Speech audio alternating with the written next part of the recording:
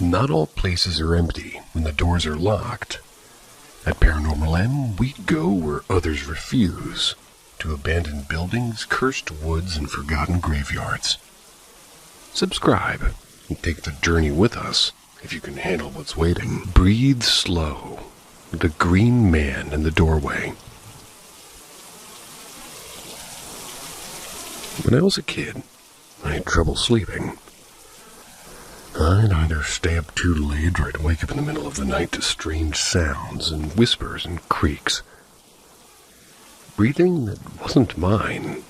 I'd be too scared to move.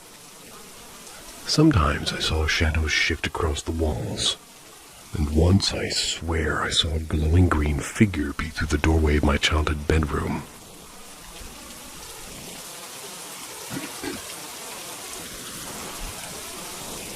I always slept with the door open, and I still remember exactly what it looked like. It glowed the same green as those plastic stars you stick to the ceiling, only brighter and unnatural. The shape was tall, vaguely human, but off somehow and wrong. My instinct was always the same. Stay completely still and breathe as quietly as possible. Pretend I was asleep. But that night something felt different. The fear didn't stain my chest. It exploded outwards. I screamed. I screamed so hard and for so long it felt like I'd run out of air. I was screaming for help and for my grandma and for anything that could save me. But her TV was always on, loud enough to drown out my voice. It took what felt like forever, maybe 5 minutes, maybe longer, before she finally heard me. When she came down the hallway, the figure vanished like it had never been there. But I remember the way it stood, tall and watching. Too still, too human. After that, I didn't see it again that night. And eventually, I calmed down and fell asleep. But the memory stayed. Other times, the figures were children. Once, there was a boy and a girl. Not real children, but shapes of them. Silhouettes. Pure black, darker than the other room around them. So dark, they looked carved out of the night itself. I froze and barely breathing, hoping they'd vanish.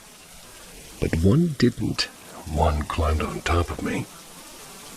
I remember the weight pressing down on my chest and my stomach. I slowly pulled a pillow over my face, trying to make it look like I did it in my sleep, trying not to react. Tears rained down my cheeks in silence, and I couldn't scream, I couldn't move, and all I could do was wait, and eventually it left. But by the time I turned 10, the shadows stopped visiting. I haven't seen them since I became an adult. But those 2 nights, they never faded. For years, I thought they were vivid nightmares. Maybe some kind of night terror. I thought maybe I was just scared or imaginative kid. But recently, I experienced sleep paralysis as an adult, and this time, there were no glowing figures. No shadow children, just silence. I woke up paralyzed, staring into the darkness, completely alert. I felt something in the room watching me and waiting. But there was nothing there. I remembered how I used to breathe slow and quietly, and did the same now, just like I used to. Only now I realized something that shook me even more. All those years I thought I could move, but I could have. I wasn't physically trapped, I just believed I had to stay frozen. That stillness, that paralyzing fear, I'd choose it every time. That's because I thought it would protect me. Now looking back, it's oddly comforting to know it was real, that I wasn't crazy, that what I saw and what I felt, it wasn't just my imagination, it was sleep paralysis. And knowing that now somehow makes it worse. Because it means the fear was never just a dream. It was me lying awake in the dark, waiting for something that might never leave.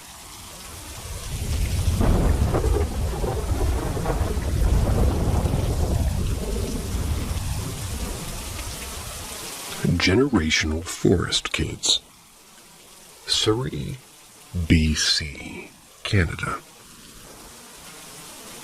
What does BC stand for?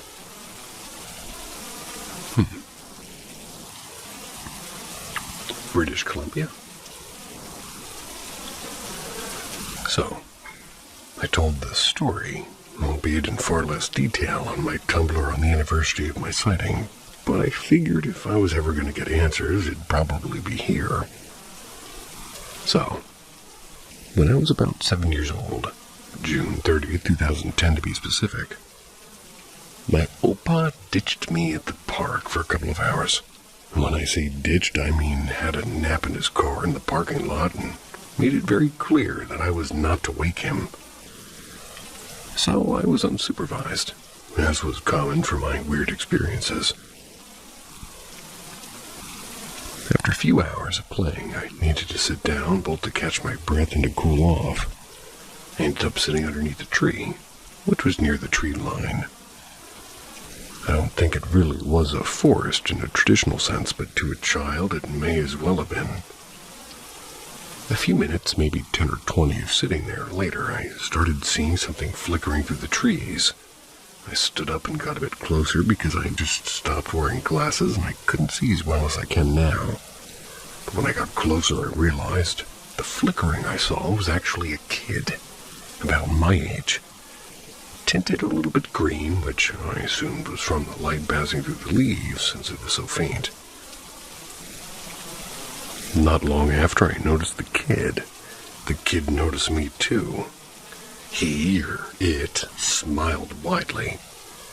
But something just felt off. It felt like, well, how I'd smile at a friend and more like how I'd smile at an ice cream bar, if that makes sense.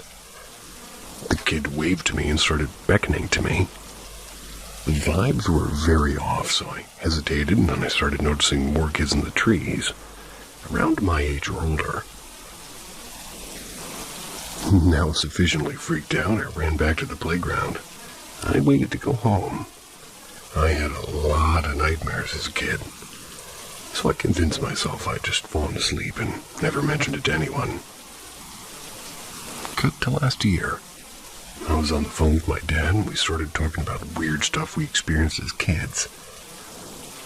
My opa was his stepdad, so we had fairly similar childhoods.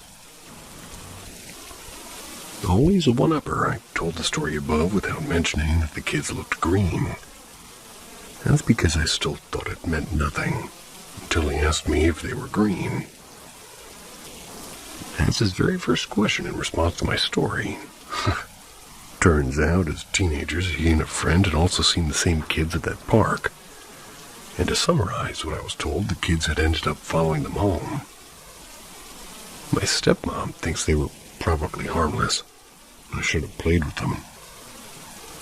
I very sincerely disagree, but I still don't really know what they were, and all I know for sure is that they weren't a dream. So, any theories?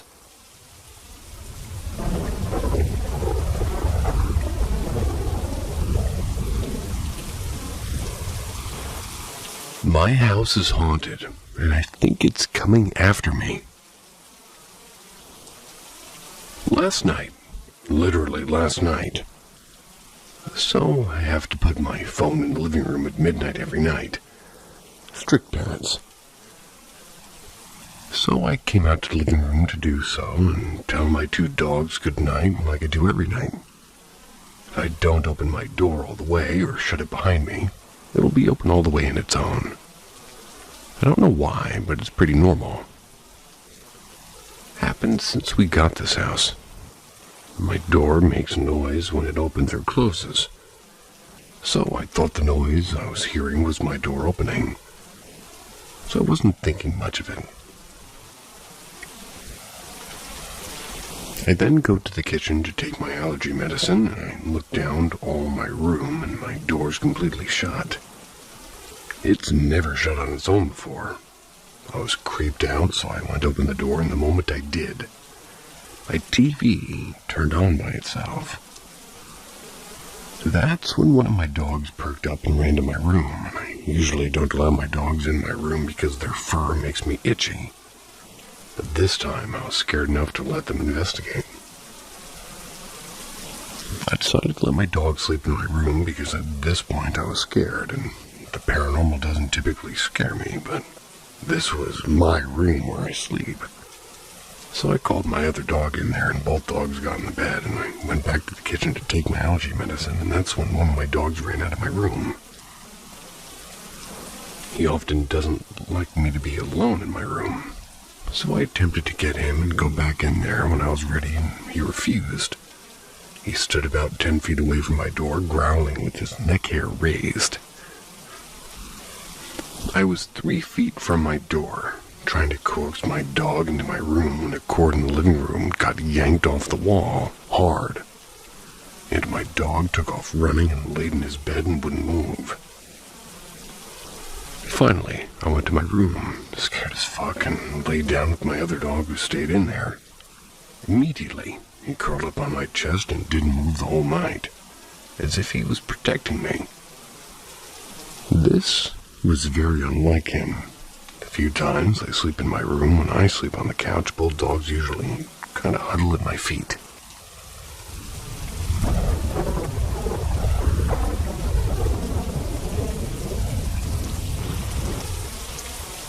Shit is getting weird. Recently, my house has gotten scary. You can see in my previous posts in the Reddit I've had some crazy paranormal activity. We moved in October last year, and it was quiet. Nothing out of the ordinary. I actually felt safer in this house than I did in the previous one. It's pretty much an open floor plan, so you can see almost the entire house when you walk in the door. Save for the bedrooms, which have their own sort of hallways. After around a month in this house, we started noticing we could hear voices at night. It was when there was no TVs on or anything like that. Our previous house was haunted with similar occurrences, so it didn't really bother us much. And in a weird way, it made us feel more like at home. Things took a turn just a couple of weeks ago. I want to explain everything because it's in a post, but a long story short, things got ripped off walls and my door shut on its own. My dog was growling at my room door and wouldn't enter, and the other laid on my chest protecting me from something all night. Recently, I think I've been hearing or seeing a mimic, and I felt my mood change drastically. I'm always angry. Quick to anger and punching things. That's not me. It's only happened in this house. I try to chalk it up to my teenage hormones, and I'm not so sure. It happened too suddenly, too aggressively. Especially making me so angry I want to punch things. Just now, a picture fell off the wall in the kitchen, almost hitting me in the face. I don't know what to do. That picture has been there since he moved in. It's never fallen before. I didn't touch the wall or the picture, and I'm worried something's coming after me, or trying to attach to me, or honestly, I don't know what to do.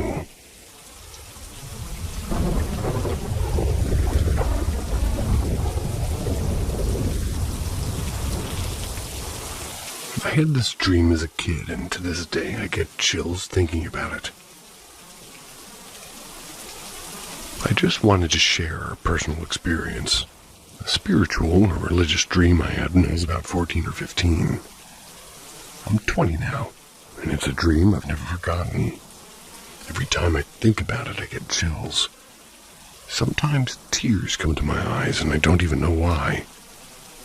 And for context, I'm Muslim, and I'm religious today. But back then, I wasn't really thinking about faith or anything spiritual. I was just living my life. And this dream hit me so hard I didn't understand it then. I still don't fully understand why this dream and not another.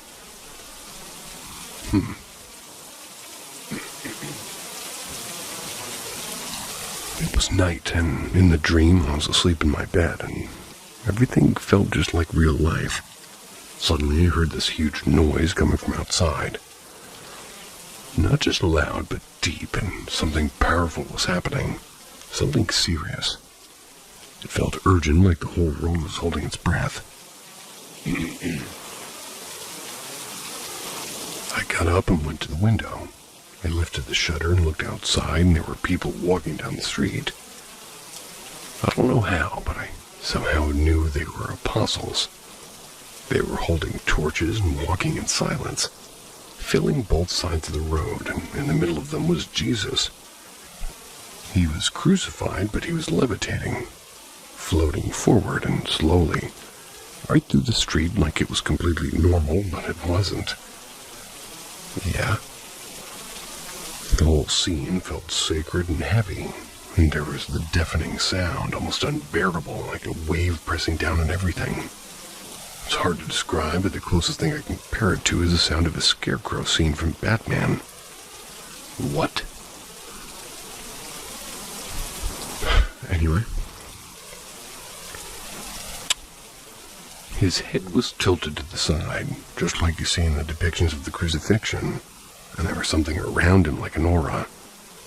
I don't know how to explain it, but I felt it was apocalyptic, like the end of the world was unfolding right in front of me. The atmosphere was so heavy it felt like time had stopped. I just stood there watching. I don't remember waking up or anything else, and that was it. But that dream has stayed with me all these years. Still don't know what it meant, and I wasn't even focused on religion back then. Left a mark on me. I still feel something when I think about it.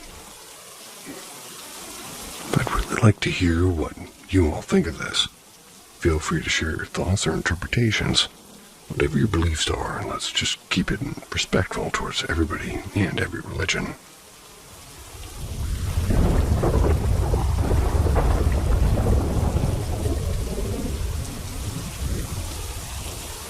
This happened to me. I don't know what it was. Hello, I'm here to share something that has haunted me since I was 5 years old. It's a true story that followed me across 3 homes and nearly a decade of my childhood.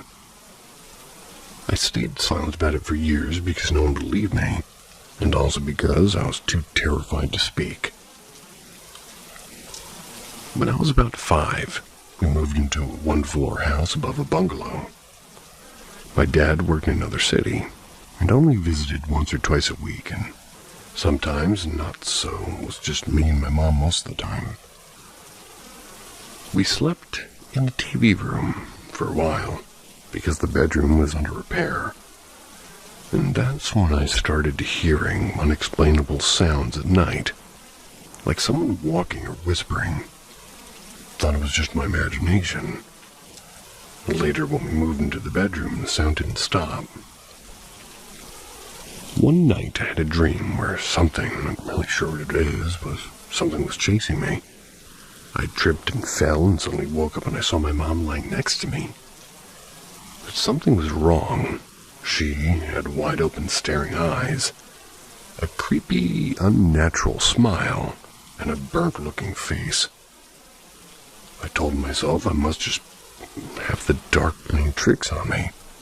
But I was terrified, and I reached over to hug her in my sleep, and she pushed my legs away over and over. The next morning, I asked my mom why she was smiling like that. She looked confused, and she hadn't done anything. She said that she was talking to the guard's wife that morning, like everything was normal. That's when I started wondering, was that really my mom beside me? Fear becomes my routine.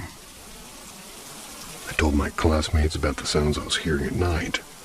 They just laughed, and I never mentioned the ghost or the burned face. I figured that if they didn't believe the sounds, how would they believe this? And from then on, I grew distant from my mom, and I became quiet and angry and paranoid.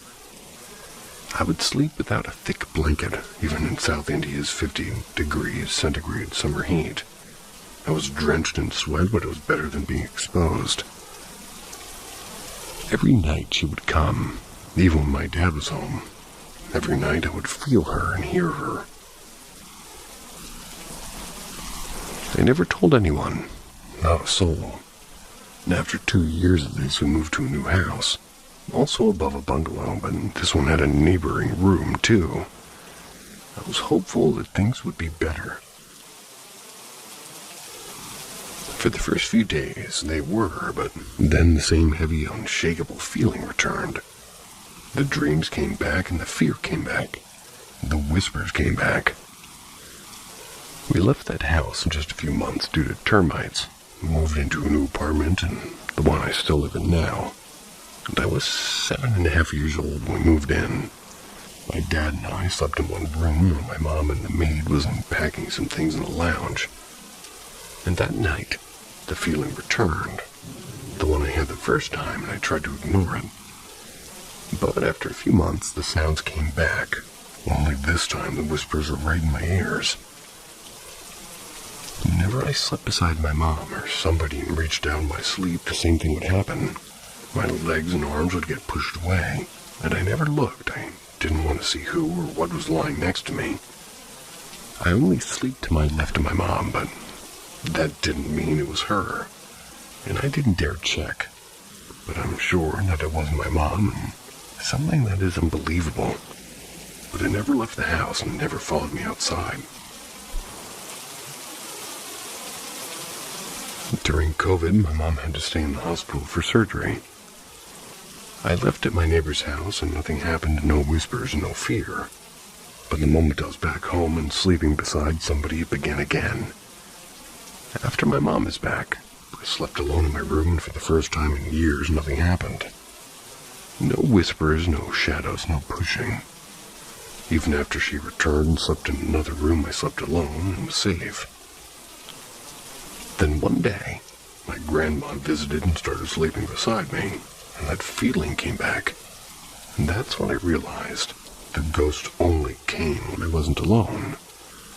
I stopped reacting. I never opened my eyes. I just let it happen. Then one night, after my cousin moved in with us for school, maybe 8th grade and she was in 12th, we slept side by side. My mom was in another room. And suddenly I woke up in the middle of the night, totally frozen. Sleep paralysis.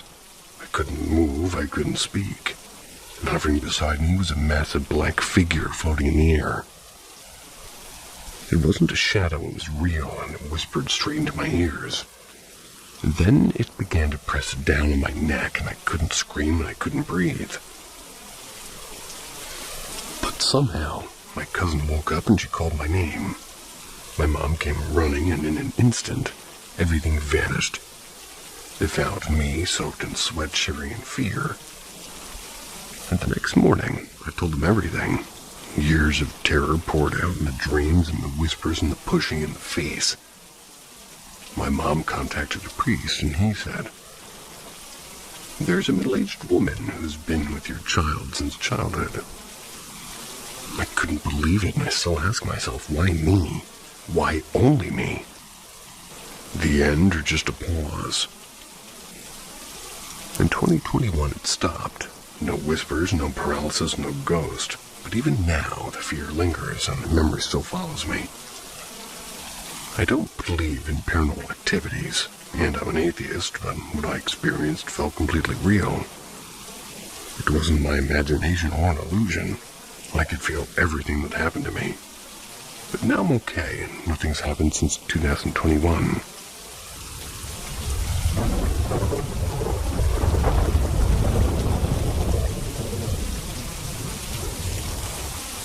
Inexplicable incident.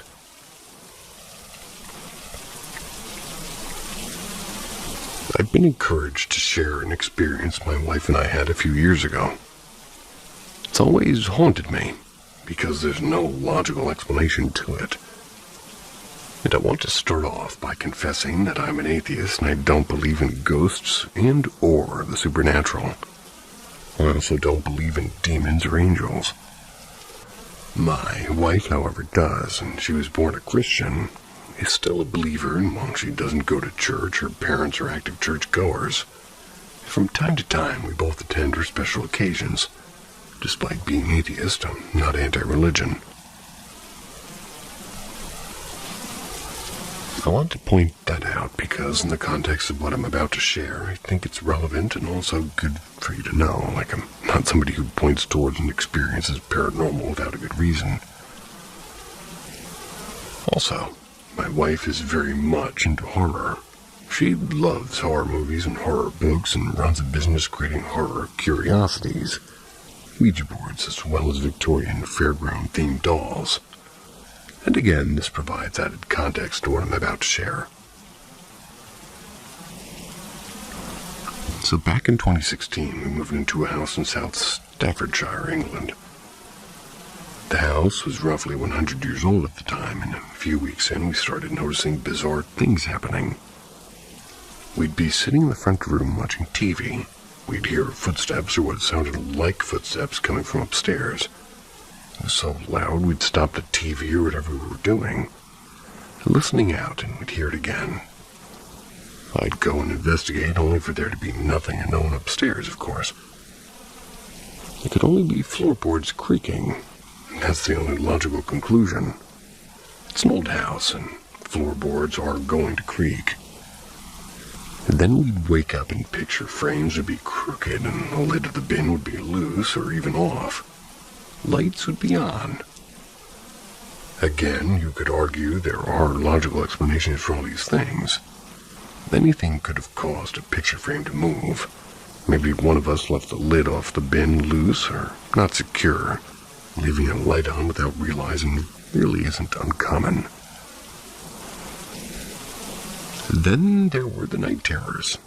My wife would wake up in the middle of the night, screaming, adamant she'd seen someone in the room or even floating above her head. But again, it could be argued she was dreaming vividly, so much she was convinced it was all real. And I could go on, but the point here is every paranormal-like activity in the house, there wasn't really always an argument to rationalize what was happening. And the likelihood is the logical explanation would be the accurate one. So, here comes the inexplicable thing. In our dining room, we had an old-fashioned bureau, and on the bureau was a sculpture of a hand. We'd put mail for one another in between the fingers, or if we received a card for a birthday or whatever, it'd go in between the fingers for a while, and to be honest, most of the time I wouldn't even notice. One evening, my wife asked if I'd seen the card I got for her, for when she got her master's degree. She said she'd had it on the hand sculpture, but it's not there anymore. And had I moved it? And like I said, I hardly noticed it, and I never even knew she'd put the card there. So we searched the entire room. I even lifted the bureau so my wife could look underneath. It was gone, nowhere to be seen. I joked because I said something along the lines of maybe a ghost took it. And this became a running joke, and whenever anything happened, we'd blame it on the ghost. But anyway, we moved on and agreed the card would have to show up at some point. Weeks passed, and nothing. The card wasn't anywhere to be seen. I'd even forgotten about it. So it's coming up to my wife's birthday, and part of her gift being the horror obsessive that she is, I've got us tickets to a ghost hunt at an old haunted pub. We've been to a few of these ghost hunts. Most of the time, it's a load of nonsense, but it's a laugh, and we meet some nice, if somewhat eccentric people there. And overall, it's a good experience. Even if we're standing in the dark for most of the time, calling out for a ghost that isn't really there. So we go to this ghost hunt, and a few things go on, and then we're all split into groups, and we have to use a Ouija board. I'm dubious, and I've done these on ghost hunts before, and because everybody wants to get spooked or experience something, it always felt like the glass was being moved on purpose, and I felt no difference this time, even when the glass came to me. When we'd asked, who does the spirit want to speak to? So I asked silly questions. can't even remember what I'd asked, but until my wife said, "Ask if our house is haunted." So I did. "Is our house haunted?" The glass moved to yes. "Is it a friendly ghost?" The glass moved to yes. Then I had an idea. Did this ghost steal my wife's card? The glass moved to yes. "Can I have the card back, please?" The glass moved to yes. "Can I have it back tonight, please?" The glass moved to yes yet again. And I swear on my mother's life, we came home and a few hours later, in the middle of the dining room on the floor was my wife's card. And this is weeks and weeks after it was lost. So the floor had been swept and hoovered, and despite that, we searched so thoroughly for it that we would have noticed, or my wife would have definitely noticed for sure. This was about 7 or 8 years ago now, and we've moved and we bought a cottage that's over 150 years old. But there's been zero activity, thankfully. But I can't explain or find a logical or rational explanation for what happened that night. It was really bizarre. I'm sharing this here because I'm curious as to what others think, or if anybody has had a similar experience.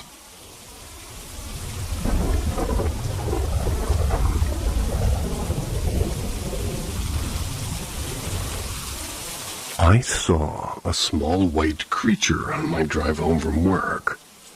Can somebody help me pinpoint it?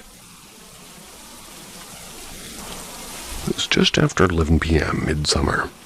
I have a long commute home, and I was not particularly tired that night, so I can't chalk it up to fatigue, and I was driving down a long rural side road, or I was going to say sidewalk, but side road. A rural side road, as they put it, with farm fields on both sides. And if you've seen roads in northern Canada, you know that the ditches and the sides are real deep. I had my high beams on because the stretch of road has no lights, so at night it's extremely dark. I've had deer jump out and cross the road before, but I saw something that was 100% without a doubt not a deer. Far up ahead on the right side, I saw a short white figure standing at the top of the ditch like deer do when they're about to jump, so I slowed down. And as I approached, I realized this thing was way skinnier than it should be, like starved skinny. It stood like a baby deer with the same body shape except its ribs were popping out. Its stomach was very thin. Like if you've ever seen a starving dog and had no tail and its head was almost totally round unlike a deer. And it didn't have any ears that I could see. This thing was pale white like a sheet of paper. Its eyes didn't glow. It wasn't the high beam reflection making it so white because, well, as I passed by, my headlights were no longer on it, and it was still white as snow. The scariest part was, I swear to God, I think like a human hand, like instead of a hoof or feet or deer. It stared at my car as I passed by, and at first I gunned it, because the sight of it freaked me out so bad. And then I thought I should turn around to look for it, so I pulled a U-turn and drove back a ways, but definitely gone. So then I just continued on home, which was about another 20-minute drive, and this encounter bothered me the whole time. When I got home, my wife and sister-in-law and my brother were all standing in the front porch chatting, and I immediately told them what I saw and started Googling.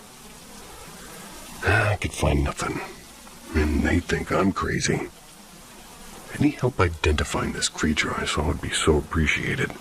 I still drive that road twice a day. I always scan that section of the road now, but I haven't seen it again.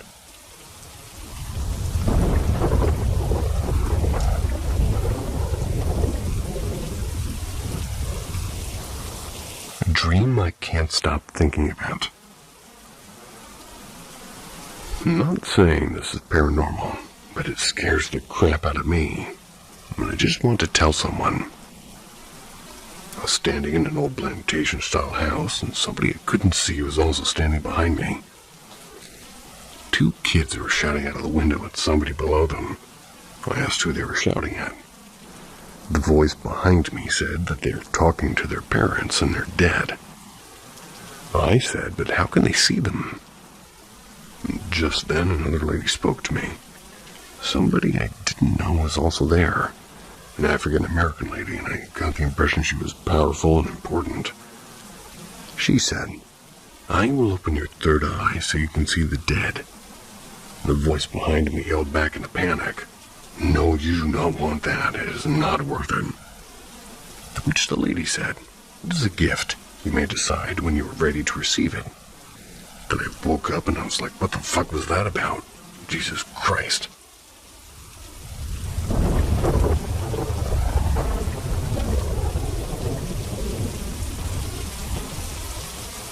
Skeptical, but I love the intriguing part of it.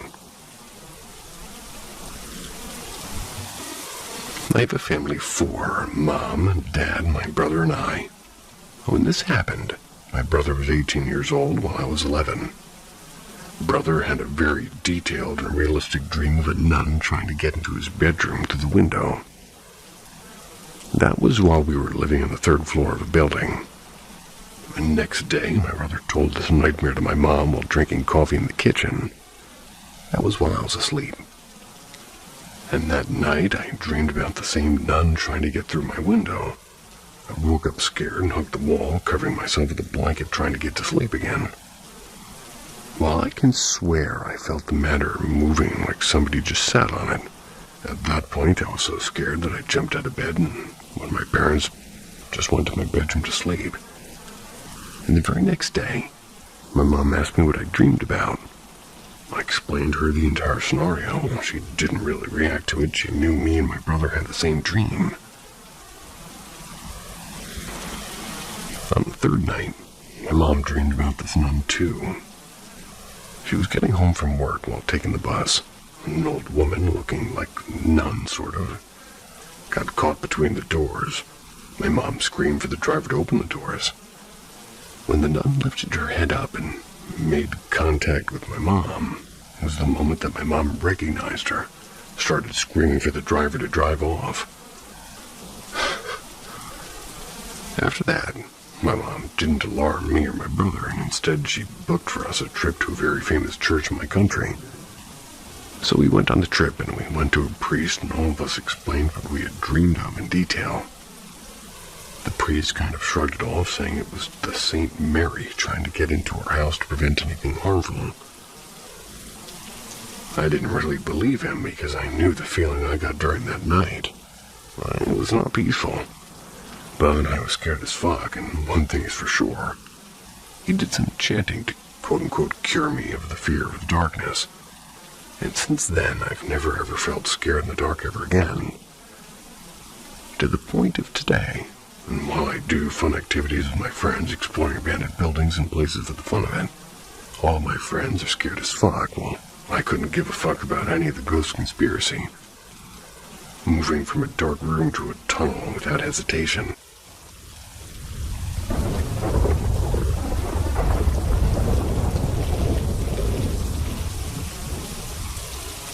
Skeptic, please convince me otherwise.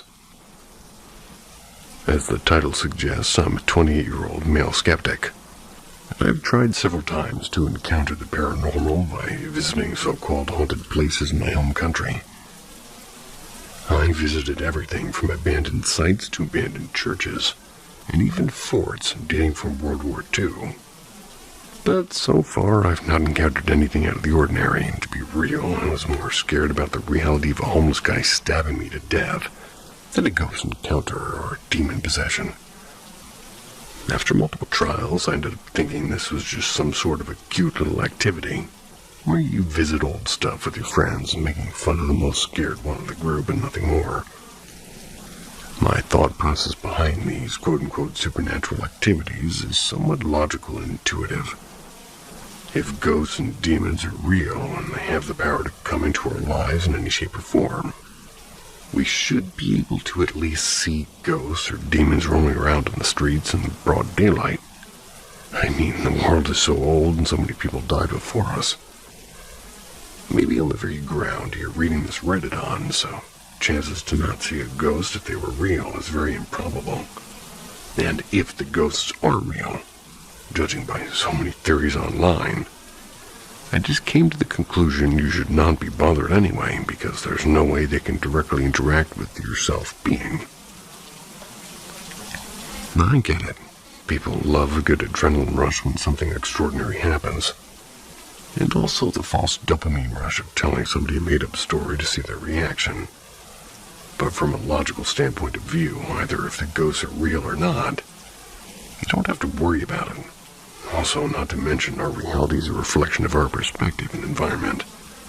And if you consistently feed your brain with theories and encounters, sooner or later your imagination will provide you with self-induced thoughts and visuals, hardly too distinct from reality or illusion. Just like consistently watching horror movies and then dreaming about horror stuff. I also take into consideration the fear of unknown. Our brain is designed to be afraid of the unknown, the risk and the uncertain. And if you go into an abandoned building, for example, it is the best environment possible for your brain to tell you, fuck off out of here as soon as possible. As a defensive survival, sort of automated instinct. And your brain is doing that by using, fear and imagination. And this is why consciously you start peeping around trying to look for the unknown in the dark, thinking there might be something lurking or watching you. But in reality, it's just your mind playing tricks on you to get you the hell out of there because of a defensive mechanism. I experienced my fair share of extraordinary cases, but everything had a logical explanation to some degree. And if you believe in ghosts and the supernatural, tell me why and how it affects your daily life.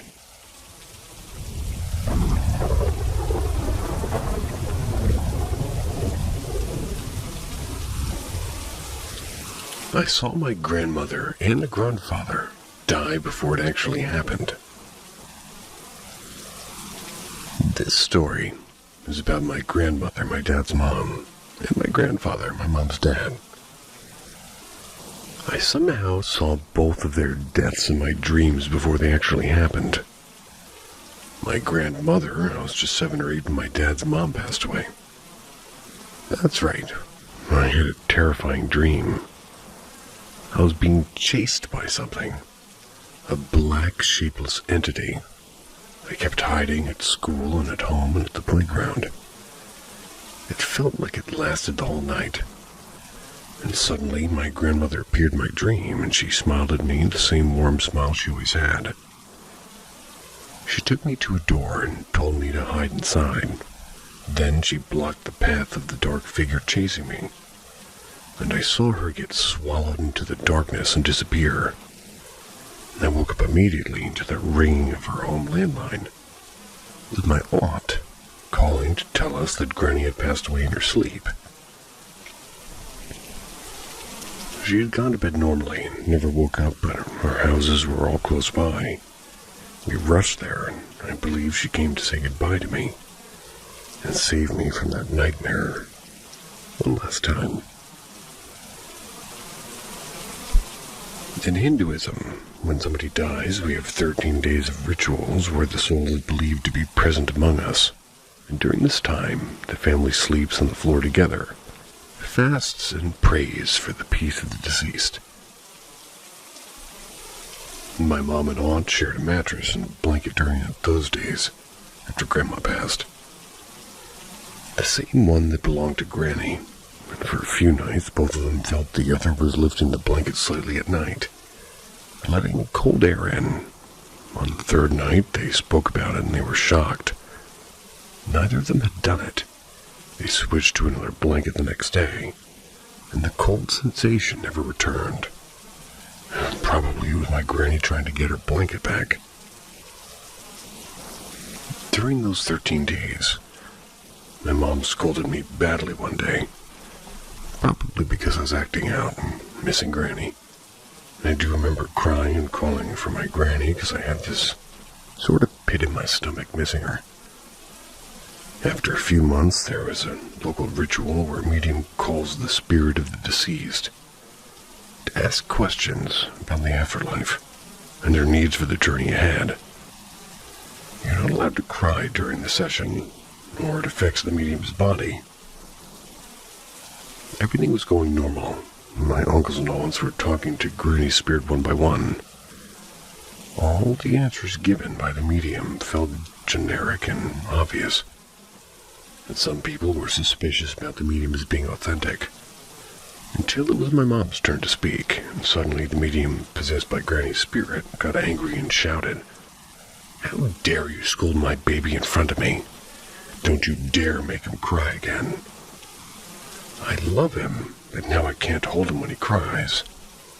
Then the medium, breathing heavily at this point, mellows down and starts explaining the same in a more polite way. And this shocked everyone. No one knew about the scolding except my mom and me. People who thought the medium was fake changed their minds. And the spirit also mentioned the exact time Granny passed, 3 to 3:30 a.m., and described the reapers that came to collect her. My grandfather, my mom's dad, this happened many years later, during the COVID lockdown. My mom's father was hospitalized in a COVID center. But my mom hid this from me because I was away in another city for my final university exams. And a few days before his death, I had a dream that felt like I was living life after his passing. People mourning him and his family struggling financially. And the emptiness of his home, and I felt it so real, I woke up with a headache and couldn't tell it was real for 10 minutes.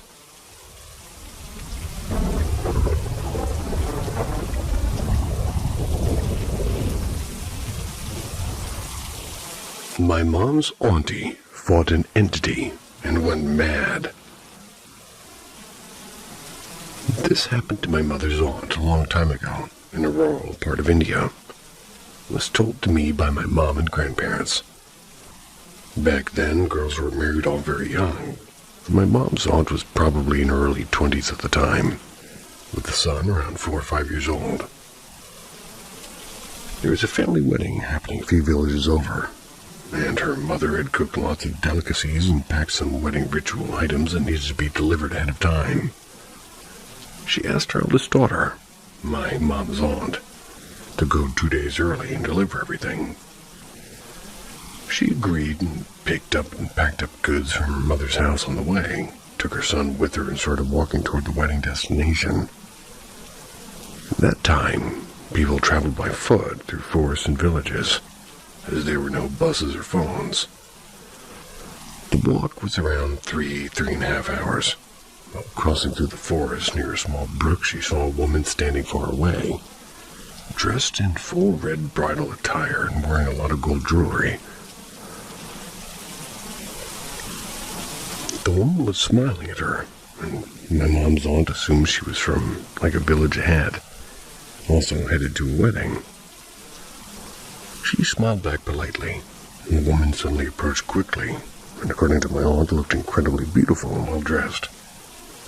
She came near and said, "I am barren. Give me this boy. I'll raise him as my own." My aunt laughed it off and continued walking.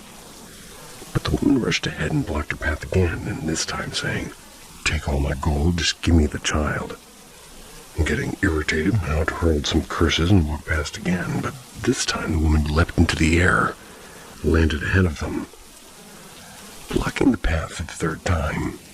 And this is when my aunt realized something was wrong. The woman's breathing grew heavy, and she started growling like an animal. Her skin turned pale and rotten. Her eyes became pitch black, and there was no white in them, just black pupils.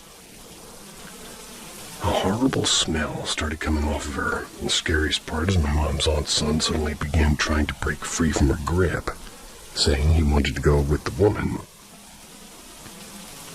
He scratched her arms, trying to pull away with all of his strength, and in her bag, which was tied to a bedsheet like a backpack, she remembered she had carried a chimta, an iron tong used to make music at weddings and religious functions. Desperately, she pulled it out and began attacking the entity with it, and to her surprise, it burned her. The creature growled and stepped back, kept blocking the path and crying and shouting for help, and my auntie just dragged her son with one hand and kept hitting the entity with the other, till she reached the end of the forest.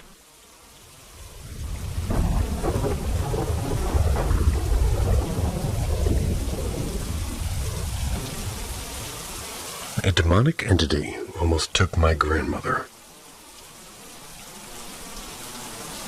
This one's about my maternal grandmother, and honestly, it's probably the most intense story I've heard, firsthand from my family.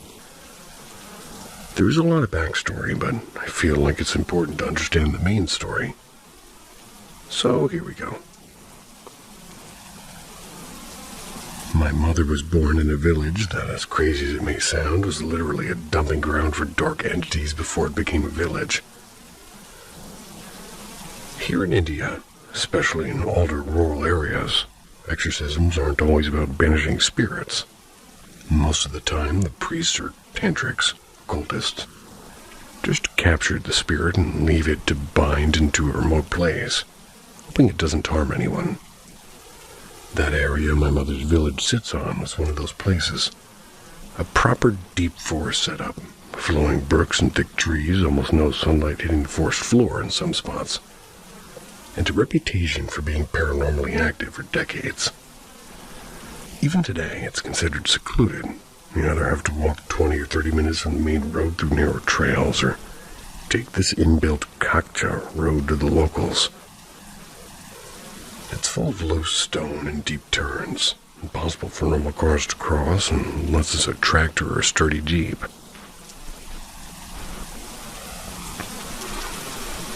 Now, my grandfather's mom, or my mom's dad's family, was one of the first 3 families that decided to settle in that region. And they were farmers, and they owned a chunk of unused forest land nearby. It was earlier used for wood collection or to gather grass for cattle. Their old home was falling apart and would have eventually led to property disputes. So the siblings split the land and built new houses there to avoid future issues. Once people saw someone settling, a few more families came too, but soon after then really aggressive.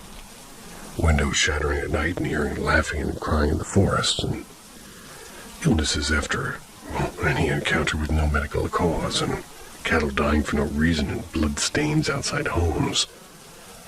Random dead animal meat dumped near the doorstep or something. And something knocking on their door past midnight asking for food or screaming or crying or pleading, and all the families were terrified. They reached out to priests and spiritual people, but most of them backed out as soon as they learned the scale of it. It wasn't one entity, but possibly hundreds.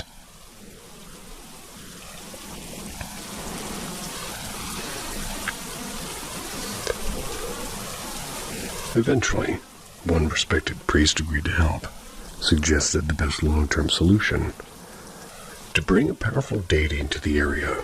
Since the resources were tight, they couldn't build a full temple. So instead they carved an idol of Lord Hanuman, and a sort of giant rock located in my grandfather's land. That same idol is still there today, and the priest and his group came and performed pran pratistha, a ritual where the energy and consciousness of a god is invoked and placed into the idol, turning it into a living deity. After the ritual was, done, things calmed down significantly. The darker forces were suppressed, and some minor stuff still happens occasionally, but that insane level of paranormal activity stopped.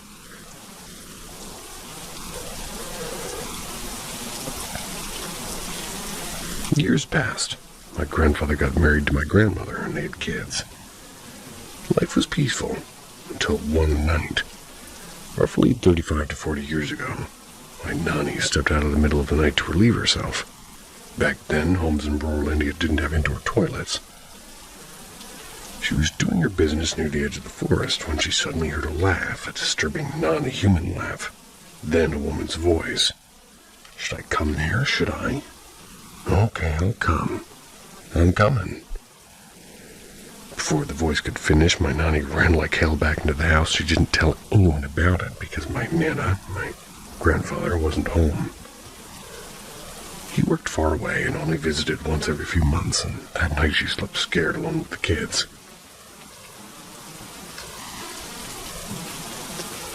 By morning, she still had a high fever. Nothing unusual showed up, but this intense fatigue, and she kept getting sicker day by day. My mom, who was the oldest kid in high school back then, ran around to call the local doctor.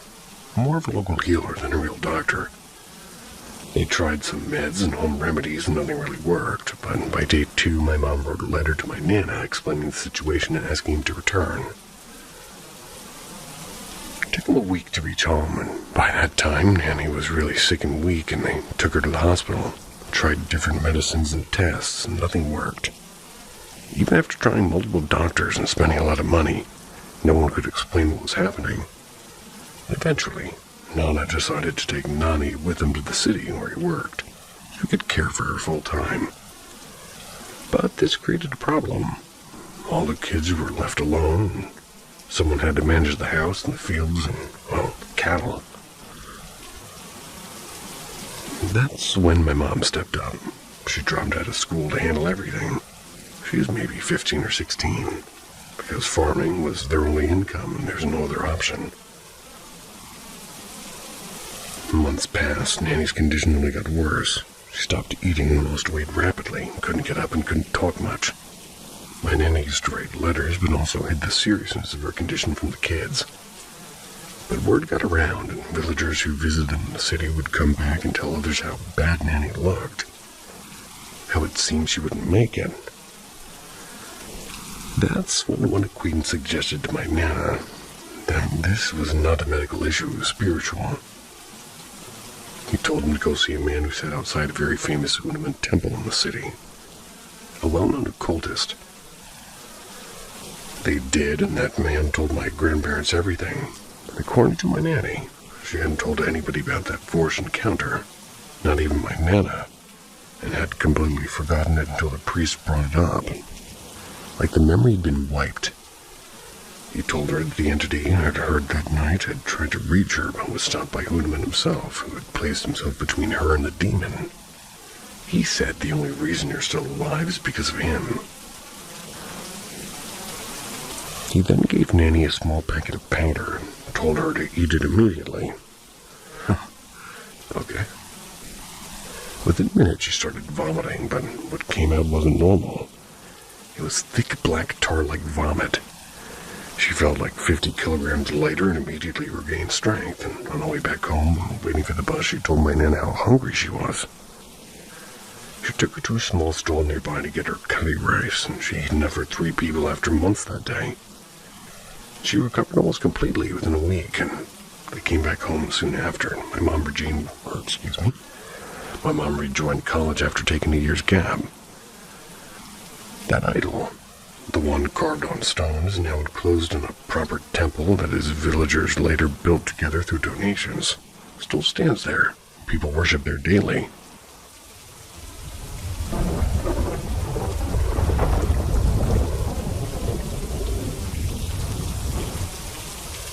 Stories of people from my family who saw the dead. This is the story of an encounter that happened with my mom's cousin's brother when he was young. If not wrong, he should still be around 45 now. And this incident happened right after he finished college, so about 23 years ago. Michael wasn't very into academics, so barely after passing college, he started working as a bus conductor. He still works in transport and owns and drives his own bus now. And this happened during his early years in the job. He was working for a long-distance bus service. One night after a shift, he was dropped off at a nearby city bus stand that was closest to his village. And this village, by the way, has a rich and terrifying history of paranormal and occult. I've described that in detail in old posts. He was dropped at the station around 1:30 or 2 a.m., and normally he'd be sleeping on the bench at the station, wait for the next day's bus. But that night, he wasn't sleepy and decided to just walk home.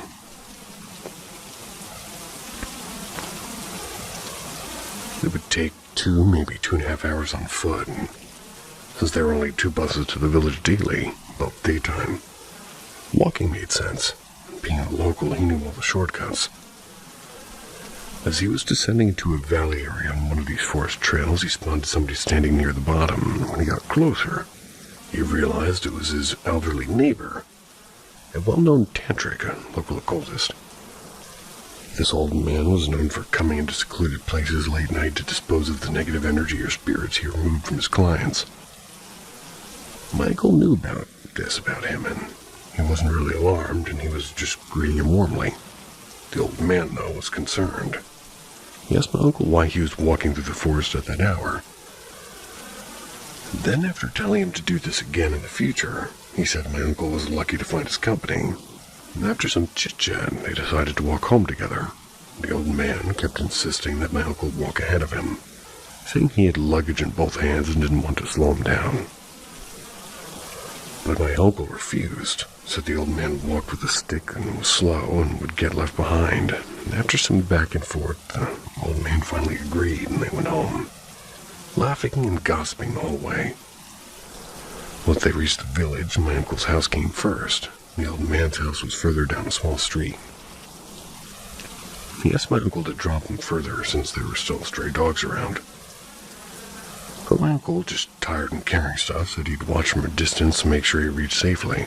And he also pointed out the light in the man's house was still on, so his wife must be awake waiting for him. The old man seemed to be a little bit unhappy, but said okay and walked on. My uncle stood and watched him enter the house boundary and then left.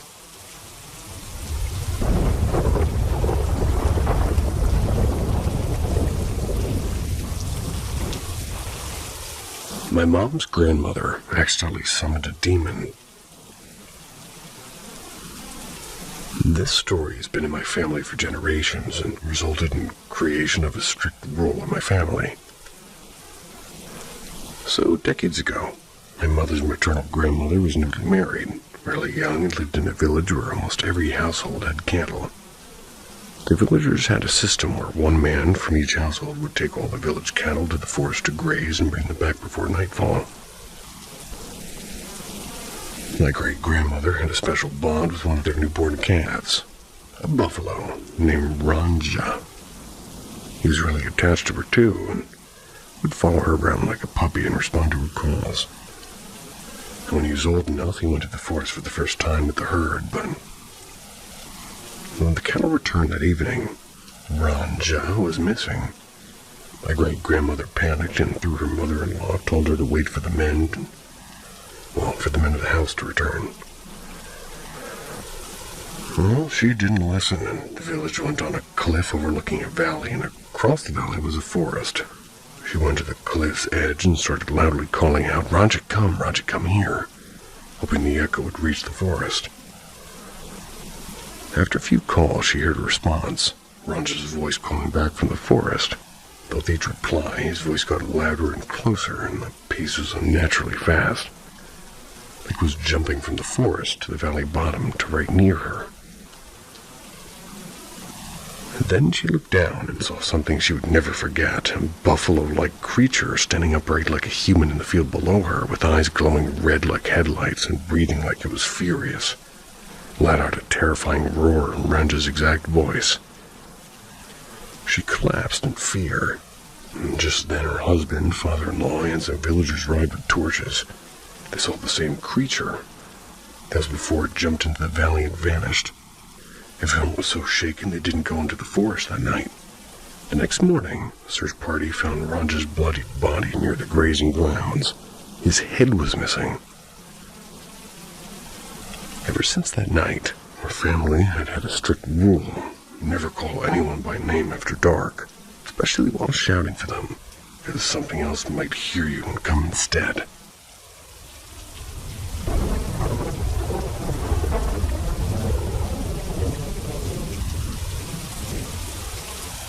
They told us to stay away, but we didn't listen. At Paranormal M, we chase the unexplained. And what we found will change the way you see the world. Subscribe now. A dream that stays forever. When I was 15, I had a dream that still comes across my mind 14 years later. I always felt lost, alone, and trapped, and hoping for some hidden message or special secret to manifest. to give my life meaning and validate my hope of, life being worthwhile. Abusive father and teenage hormones. The dream starts with me riding a bike with 4 other randoms. We're in the middle of nowhere in like the Midwest or something, and there's fields of corn or wheat, I don't know. The kids speed off, leaving me behind, and it's gone from sunset to evening now, and I'm lost. I see 2 classic cars, like lowriders with some cholos. I approached them, asking for directions, and there was a leader. He wore like a light purple zoot suit. He just nodded his head at me upon my request for guidance. One of his subordinates came up behind me and kind of pushed me onto my knees, but I wasn't afraid, and I accepted what I knew was coming. I was shot in the back of my head or back, and I don't know. But there was a millisecond of a loud shot and faded black-gray into my vision. Now, for a quick reference on the upcoming parts, I think of Kingdom Hearts with the emptiness and nothingness, the train station of brick and gas lamps and a bridge going over to the main tracks. Also, I never played Kingdom Hearts until I was an adult, so there's no way to blame it on playing video games. I woke up in a fog of sorts, faded as, my environment kind of came into focus. I was sitting on a metal bench with Victorian-style lamps. Not the round ones, the ones that were square-like and lit manually. The building was a reddish-brown brick. The green iron railing tracing the footbridge crossing the tracks. I was inside of a train station essentially, but there were tracks that led in different directions. Each exit for the tracks, departing, was a different time of day, like night, afternoon, morning, and the weather varied. I walked around and explored, and I didn't see anyone else, I think, except maybe a little girl and a mom get on a train to leave. The parts after this are fragments, unfortunately. I get on one of these trains at some point, and I'm taken to a place that's all white. The building is a skyscraper, silver and white. The floor and walls are white, and the employees are pale white with bleach blonde white hair. They had gray eyes. This lady escorts me and assigns me to another, younger lady, but older than me, I think. I'm told that she used to watch over me, I think, and we go on numerous adventures and trials all in the blink of an eye. I lived multiple lifetimes with this person. Not as my mate, but as a companion or guardian or friend or somebody who was special to me in time. She changed in age, as in got older and younger at the same time. She's telling me that she must move on and let me go, and I'm crying as she holds my face and begging her not to leave me alone. She said, "You'll never be alone again. And the light is bright and it's foggy, and we're back at the same place I met her, it seems." She crosses over into the light, leaving me alone where I stood, but no longer sad or alone. There was a confidence and lack of doubt in what I was told, but I later woke up and I can remember almost everything about this dream. I cried later telling it because it was so real and reality-shaking.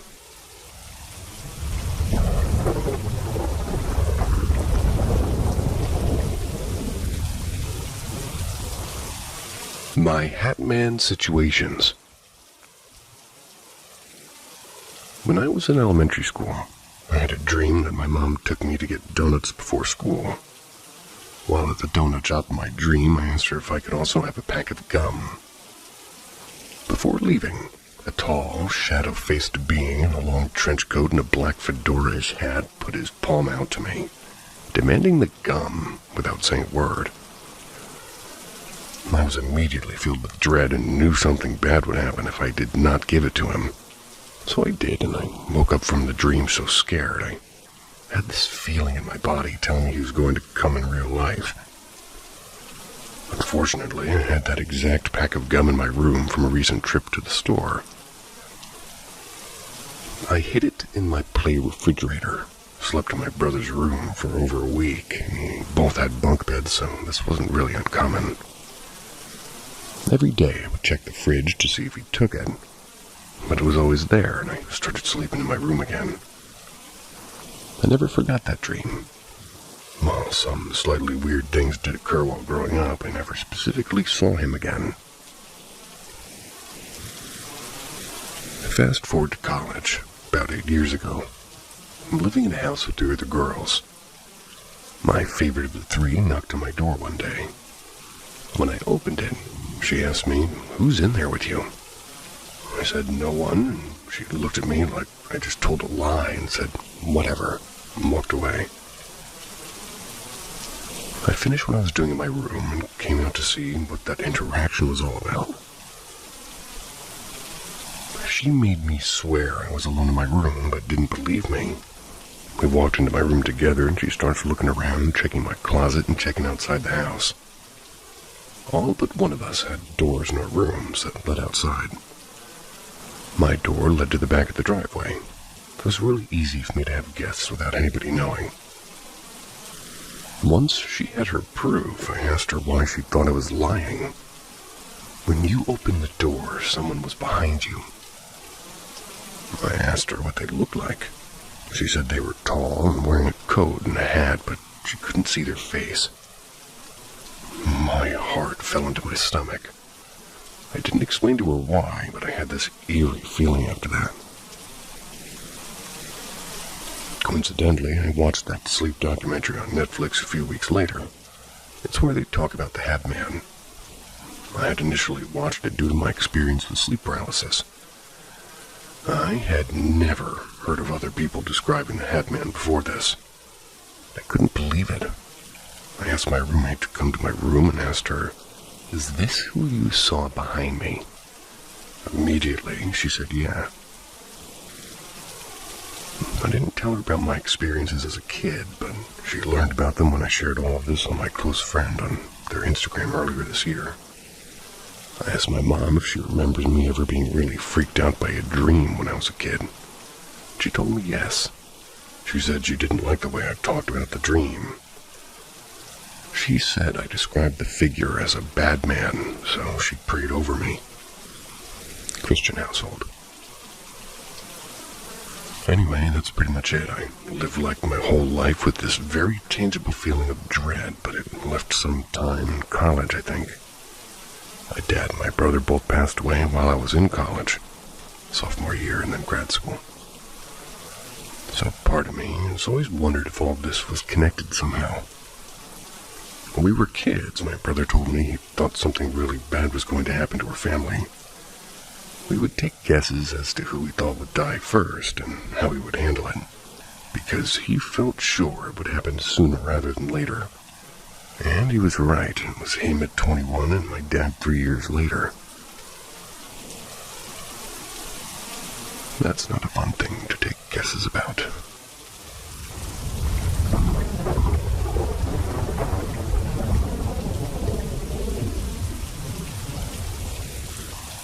Are others having, or have had, contact with shape-shifting, intelligent beings? Here's my experience.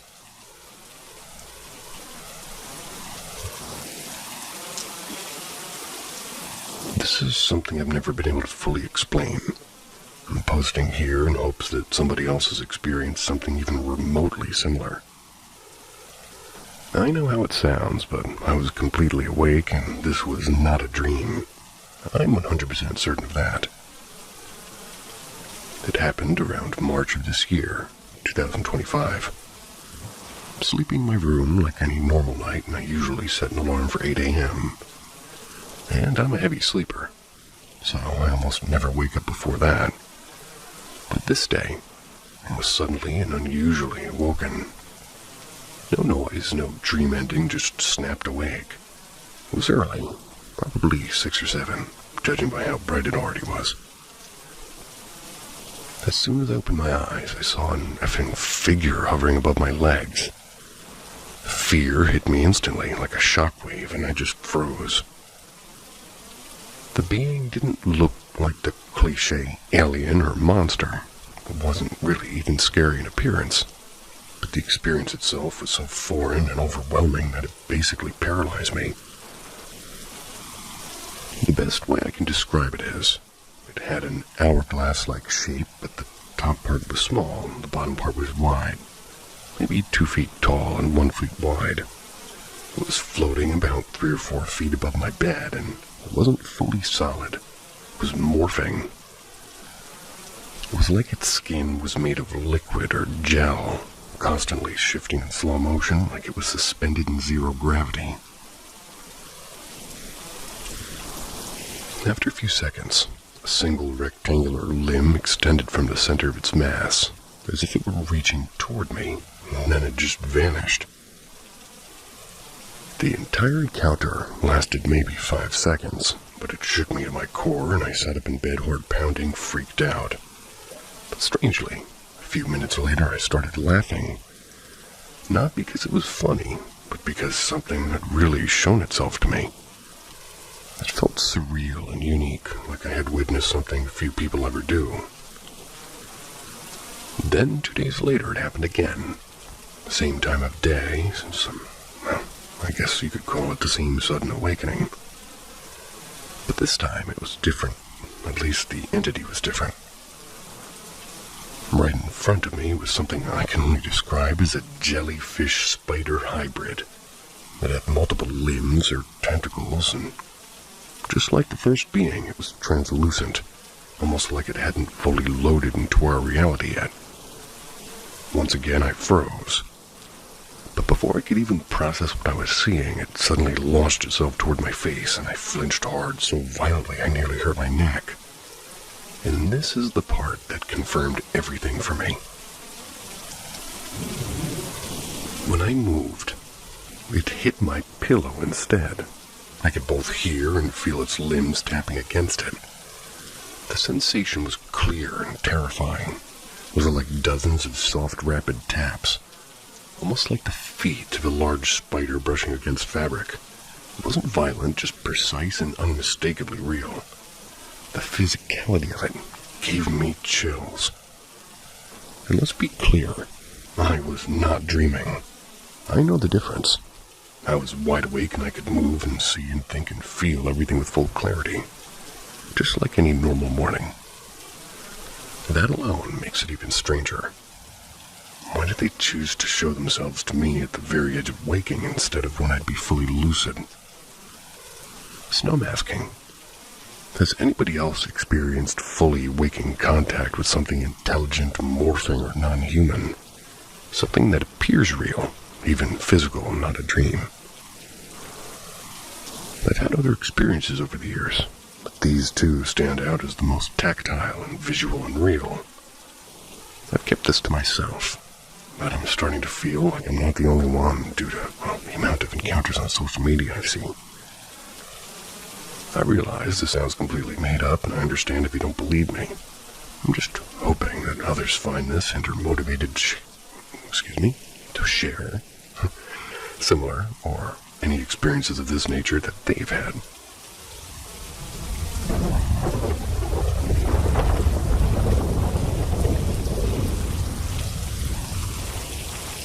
Haunted childhood in a Brazilian orphanage. Spirits, protection, and rituals.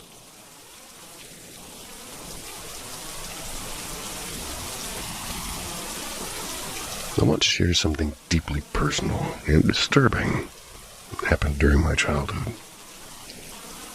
I grew up in an orphanage in Bauru, Brazil.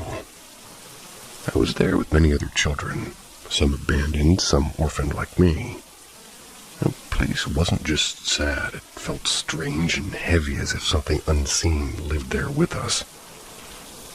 One night while lying in bed in the dorm, I noticed something sitting on the window ledge. A doll. I was sure it hadn't been there before. In the dim light, I could barely make it out, but its shape unsettled me. I got up step by step, feeling a growing tightness in my chest. The closer I got, the more terrified I became, till it was about maybe a meter away from me. Suddenly, the doll's head turned sharply toward me. I screamed and ran as fast as I could to find one of the nuns who looked after us. I was crying and terrified, and she came with me to the dorm. But when we looked, the doll was gone. There was nothing on the ledge. And that wasn't the only strange thing that happened.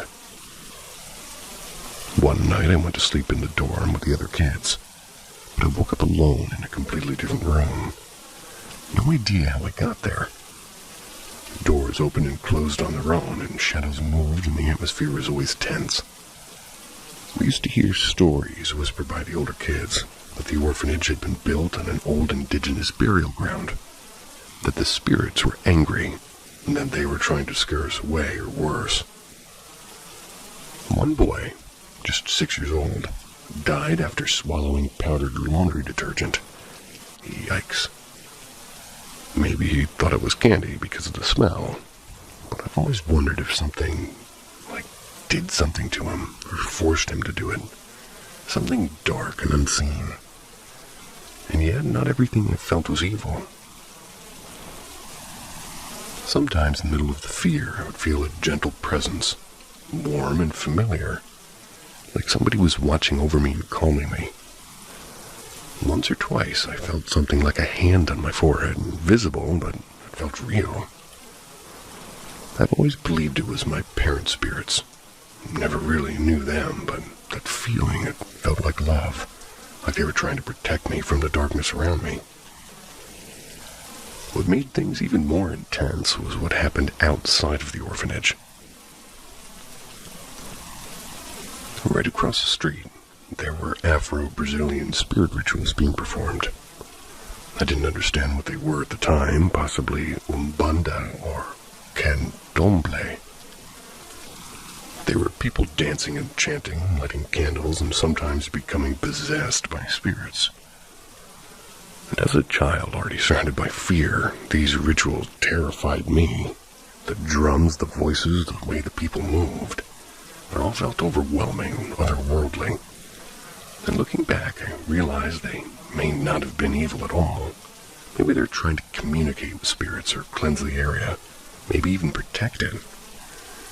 But to me back then, it felt like I was surrounded by something powerful, both good and bad. The orphanage was alive with invisible force. Some trying to harm, others trying to help, and I was just a scared child caught in the middle. To this day, I still don't fully understand what I experienced.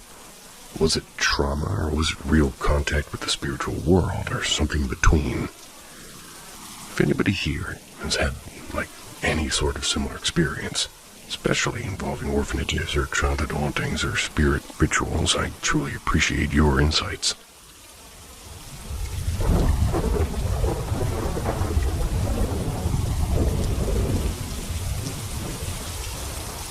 Why are things disappearing?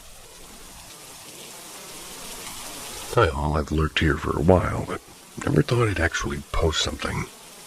I always thought the stories were fascinating, but I'm a pretty rational, logical person. Not religious, not spiritual, and don't really believe in ghosts or anything like that. But something really strange is going on in my flat. I genuinely can't explain it. I live alone in a small flat in the UK. Nothing fancy, and I work from home and I'm tidy. I know where my things are, and I don't have people coming in and out of the place. Ever since I moved in, there's been this odd, weird thing, I guess. Towels or clothes I've hung up to dry randomly ending up in different spots. Little things. I joked about it with my girlfriend who doesn't live with me, and we'd just say, "Oh, it's the ghost again," when something went missing or moved, and it was always a laugh. But recently, something happened that I just can't laugh off. Every single one of my teaspoons, and it had 6 or 7, is gone. I discovered this a couple of weeks ago when I went to make a cup of tea, and I couldn't find a single one. I've checked everywhere. I've turned the flat upside down, drawers, cupboards, under furniture, the bin, even places they'd never logically be. Nothing. It's like they were never there. And here's the thing, I never take teaspoons outside. I don't bring food or tea with me, and I live alone. No one's coming in and stealing just teaspoons. There's no evidence of a break-in and nothing else is missing. It's just gone. And this isn't the first time something disappeared without an explanation. But this is the most specific and baffling one. I know it sounds trivial. Ooh, a ghost stole your spoons. But seriously, I'm struggling to find any rational explanation. Has anyone else experienced this sort of thing? Small, specific items vanishing with no logical cause. Is there any paranormal explanation for this kind of behavior? Like I said, I don't believe in the supernatural, but I also can't really explain what's going on. Starting to feel like something genuinely weird is happening here. Would appreciate any insight, or even just hearing if anybody else has experienced anything similar. Cheers.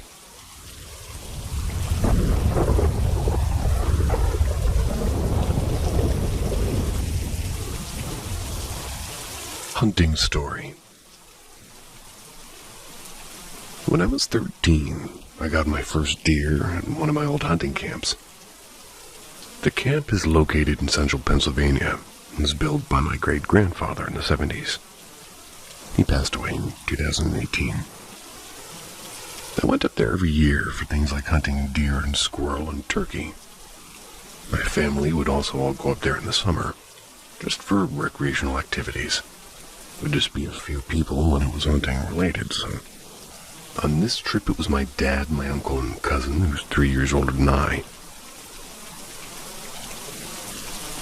I never really enjoyed hunting until the year prior, and this year I was determined to shoot any deer I saw. On the first day at 9:09 a.m., I shot my deer. It was about 15 feet away from me, but I was using a 30-06 with iron sights, so it was actually a good thing. I waited for half an hour to go find it, and my dad guts it, and we take it out of the woods and near a cabin. The place is decently secluded. There are people a few miles away, so it wasn't terrible. I go back out in the afternoon, and I see nothing. So everybody is done for the day, and myself, cousin, and uncle, we all got a doe. After dropping the deer off to be processed, we prepared for bed, and my uncle and I slept on the couches in the living room. My dad and cousin slept in 2 separate bedrooms. To paint a picture, the main door to get into the cabin opens up into a small kitchen area. It's where there's a wide table that essentially separates the 2 rooms. I was sleeping on the couches, just facing directly away from the door. My uncle was perpendicular with it. The hallway that leads to the bathroom on the left and 2 bedrooms on either side is to my left. The gun rack is also a few yards behind me. I awoke at what I think was 2 a.m. because I didn't want to check my phone. What awoke me was the sound of the wooden door opening at the main entrance. Usually you have to get through this like a very loud screen door before you enter through that door. My uncle was still sleeping, so I assumed it was my dad or cousin going outside to pee. He had to use the bathroom outside because the pipes have to be emptied in the winter or they get burst. I hear footsteps coming around the table and stopping a few yards behind my head. I know this wasn't sleep paralysis because I inchwormed my way into the armrest of the couch, turned my head around to see who it was. And what I saw was probably the most terrifying thing I've seen in my life so far. I could clearly see it, tall, like over 7 feet. It was completely black, and it was wearing a white puffer coat, with no other distinguishable features. I turned around and my heart was no longer beating. It was more closely resembling a constant sound because of how fast it was beating. I also noticed that during this time, my uncle, who was a really bad snorer, was completely devoid of any noise. I laid there debating if I should run into my dad's room and grab my knife or make a dash for the gun rack. I thought that this thing was an intruder. Eventually heard footsteps retreat back into the hallway, presumably going into one of the bedrooms, but I couldn't tell. 5 minutes after I checked my phone, I saw that it was 2:29 a.m. My uncle began to snore normally again. When he woke up to stoke the fire, he finally gave safe again and fell asleep. I woke up around 4:45 the next day. Well, my family was awake and eating breakfast, and I brought it up to them, and nobody seemed to have any problems that night. I still don't know what happened, but I do know it was real.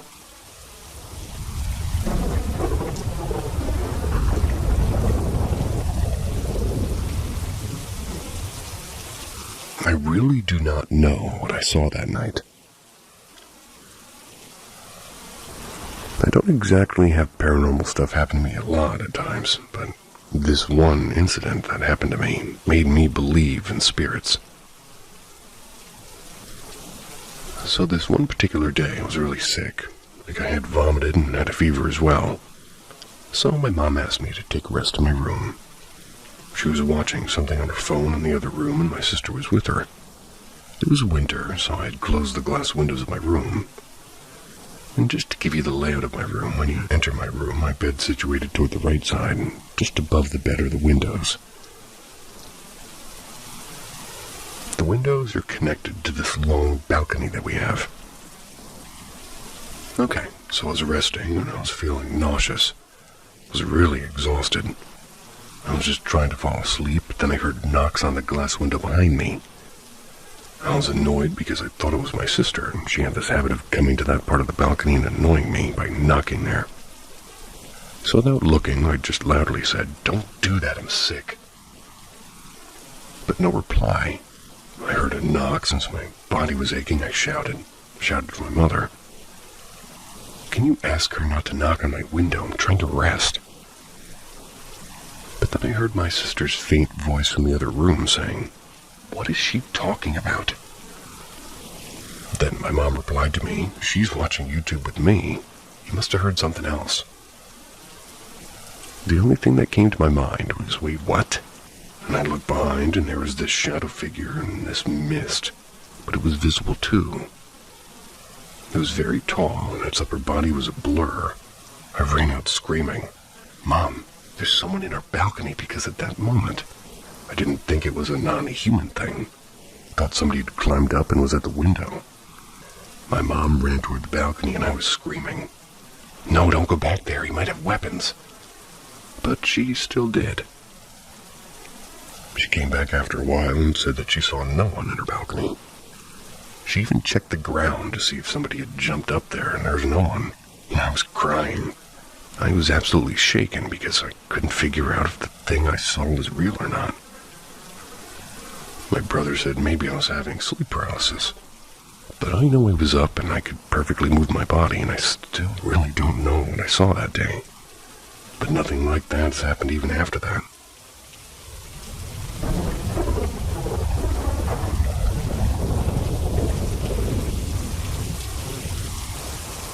House E13. My dad told us the house we lived in 15 years ago was haunted. Being a cop, well, a cop's kid in India, it comes with a fair share of creepy and scary incidents and stories. But what my dad told us a few months ago made me question my memories of our childhood home. Me and my siblings like to listen to our dad's anecdotes, how he solved impossible murders and the usual cop stories. But what he told us this one night, it was different. We might have had a drink or two after dinner, but nothing unusual. As we sat in our living space, we were questioning him about some case he'd solved several years ago. He was posted as an inspector in charge, like equivalent to a precinct captain in the U.S. It was of the national park region, and cops in India get transferred from one area to another quite frequently. Most decide to move without their families, but my father preferred to keep his family close. Well, that's weird. About 15 years ago, he was transferred to a national park, and we also moved there with him. That's the most of what I remember, given that I was only 6. I only have happy memories of the place, and me and my siblings played in the garden with our dog. us going on safaris and my time at the local school. Anyways, that night out of the blue, his tone became a little serious as he talked about the house we lived in. I remember it being like any other government-allotted residence in India. The gardens are larger than the house itself, but the space was more than enough for a family and a dog. He reminded my mom how he moved a few weeks earlier than us to make sure the place is clean and renovated. It was next to a jungle. But when he reached there, he was shocked at the sight of the place. The previous inspector chose not to live in the residence for some reason, and the place was not maintained. He described the place in grave detail. 7-foot-tall shrubs covered the entrance and the front garden. The small pathway to the front door looked like a cave. There were vines everywhere, and God, the rats were the size of small cats. Intrigued, we pressed him to give us everything that he knew about it. No, you won't be able to sleep tonight if I did. But we were not backing away now. We had a feeling he was making all this up, but we were hooked and we wanted to know more. The house number was 13. Nobody wanted to take it. My junior officers told me not to move into that place. But my ego was too big, and honestly, I don't believe in ghosts myself. I remember getting a new nameplate for our house. We lived in Lane E, so originally the house was E13. My dad got it changed to E12A. I did think it was a little bit strange, but didn't give it much thought as a kid. I got the place renovated and cleaned up, and it took a couple of weeks. 2 days before you were about to arrive, I decided to sleep in the house. The police barracks were definitely not for me. He continued. My driver and my assistant didn't want me to stay alone. They didn't want to stay in the house either. After a long conversation with them, they agreed to let me sleep in the house only if I let them sleep in the patrol car outside. I was confused and honestly a little bit pissed off, but whatever helped me get a good night's sleep in my own bed. He paused again. He was trying to kind of talk us out of this little storytelling session. But we weren't budging.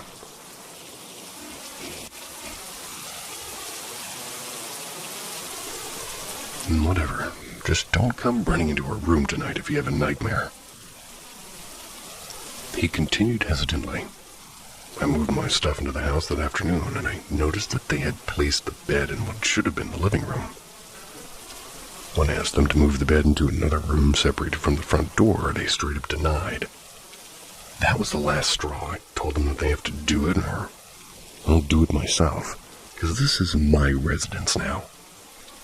And they eventually complied. He took another sip of his whiskey. In the evening, the movers left and I decided to go and check in at the station before calling it a day. Something came up at the station, so I asked a constable to go and switch on the lights of the house. It was like 50 meters away from the station. 2 hours went by and he didn't come back. We decided to go back and check on him. My mom was not enjoying this conversation at all. Why didn't you tell me this before? She scolded him mockingly. Didn't think much of it, honestly. At this point, we couldn't tell if he was just joking or if it was true. But we didn't care.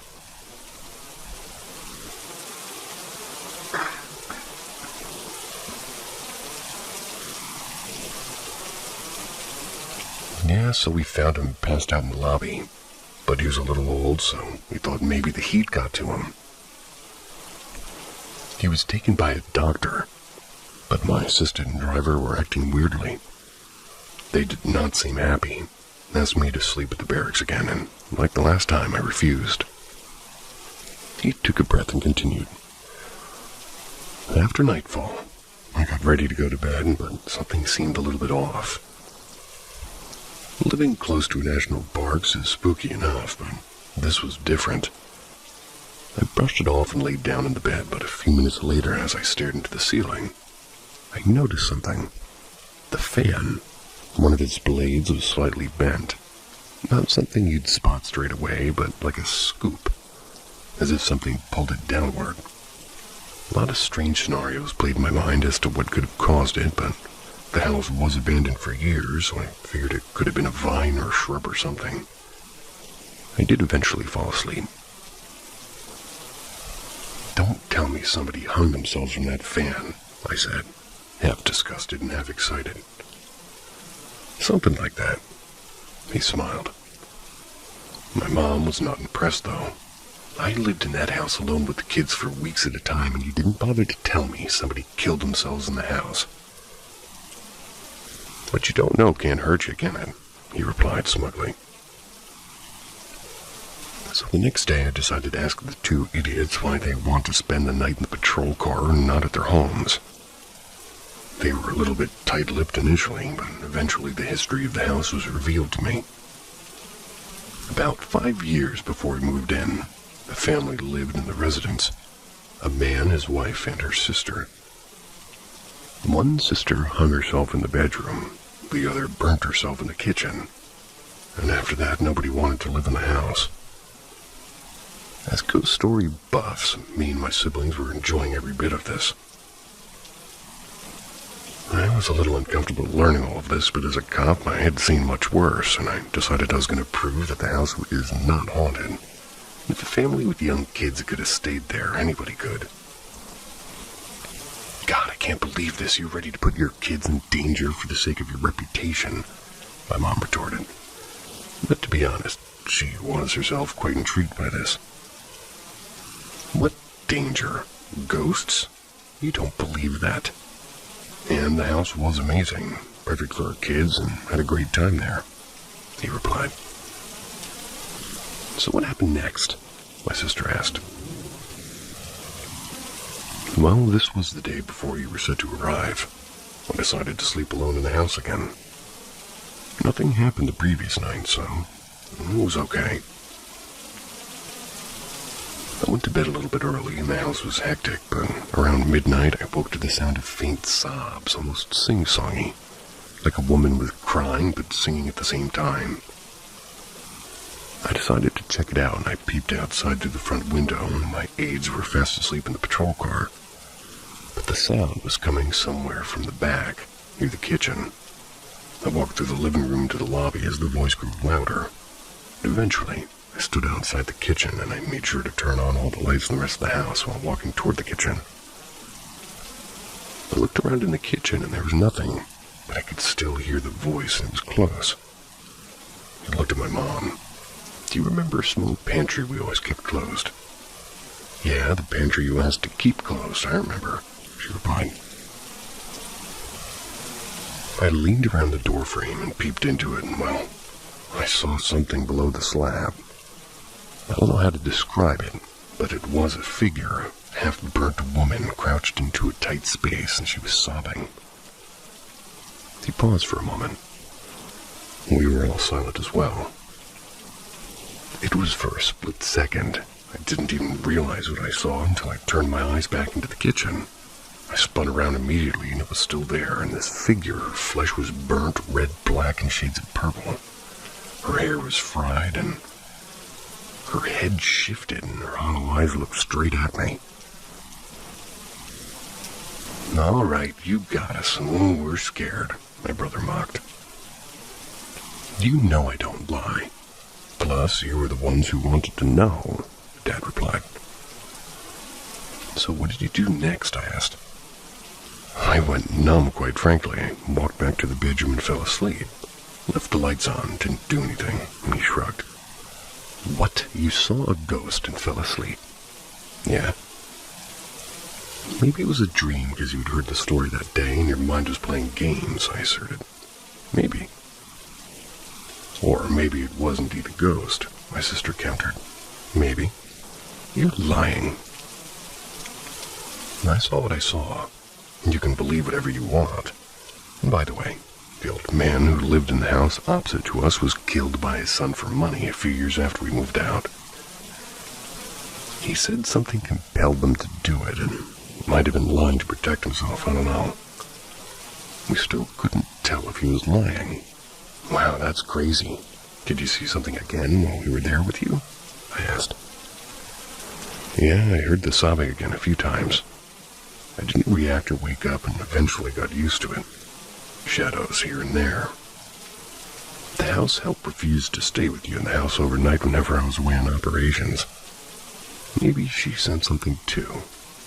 That's why I got Buddy. Someone suggested I get a black dog to ward off the spirits. A dog with 3 small kids was difficult to handle, but it was necessary. I looked back at Mom and she was a little bit pissed, but not enough. You seriously had no idea about this? I did, she replied. Do you remember Monica? The neighbor who tutored you in the evening. Months after we moved out, she called me and told me everything. Your dad asked them not to tell us anything because it could have spooked me out. She looked at Dad accusingly. Worked out well, didn't it? I hate it when he's smug. Of course, I'm pretty sure these kids were enough to spook the ghosts out themselves. Now I'm done with this ghost talk, I'm gonna go to sleep. Mom walked out of the bedroom. Anything else you want to tell us? My sister asked. Yeah. Remember the house we lived in during quarantine? Well, an inspector died in the kitchen due to cardiac arrest in 2018, I think. He took the last sip of his drink and walked away. Ugh. We all grunted almost in unison. So that was the craziest story my dad ever told us. I believe him, and I don't know if what he experienced was real. But I do know that his experience was something. We later asked Dad if the house still exists, and we wanted to visit it, but we found out that the house was demolished. It was unstable after years of abandonment.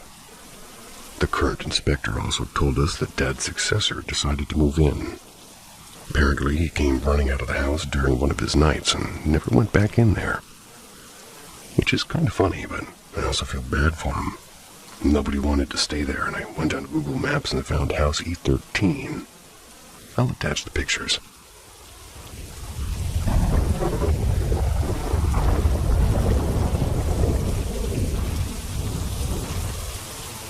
Back when I was a kid, I saw a ghost in my room. One night, back when I was a kid, I woke up to the sound of heavy breathing. So I rolled over in my bed, and the first thing I saw, a woman staring right at me, looking horrified and breathing incredibly heavily. I still remember her dark hair and blue eyes.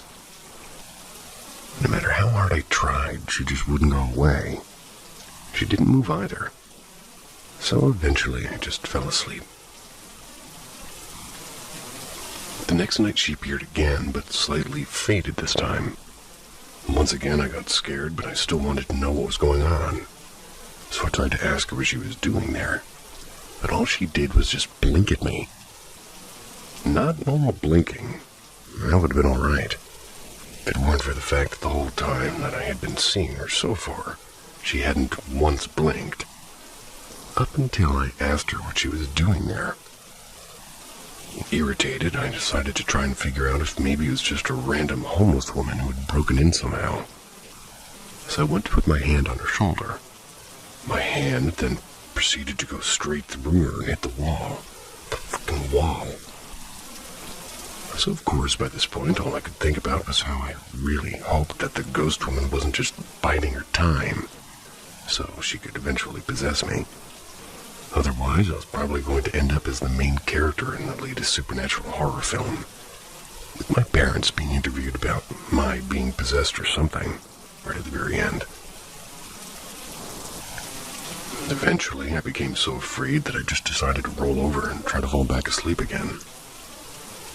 Now, the night after that, I saw the ghost woman once again, but this time she was significantly more faded away than before.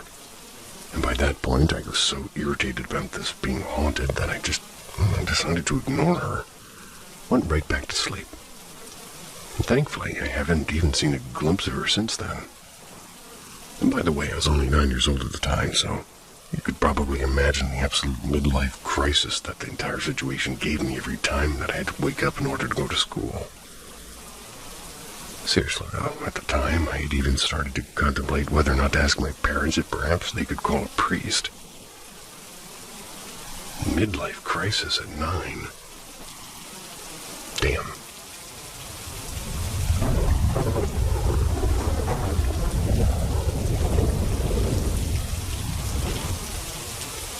The party that never was. I've only ever had one experience happen to me. Though my mother tells me that she and my uncle used to live in a haunted house when she was younger. My uncle would be taunted by eyes watching him from the darkness in his bedroom. When I was in my late teens, my grandfather lived on his own, and because he was in bad health, I stayed with him and slept on his couch. We'd walk to college in the morning or get the bus if he gave me money to get a weekly ticket, which he almost always did. One night he was away and I was alone in his place, and I was woken up by noise upstairs. It wasn't a malevolent noise, but rather like a gathering of people that were having a party. It went on for about 15 minutes, and the noise got louder as more people joined the party.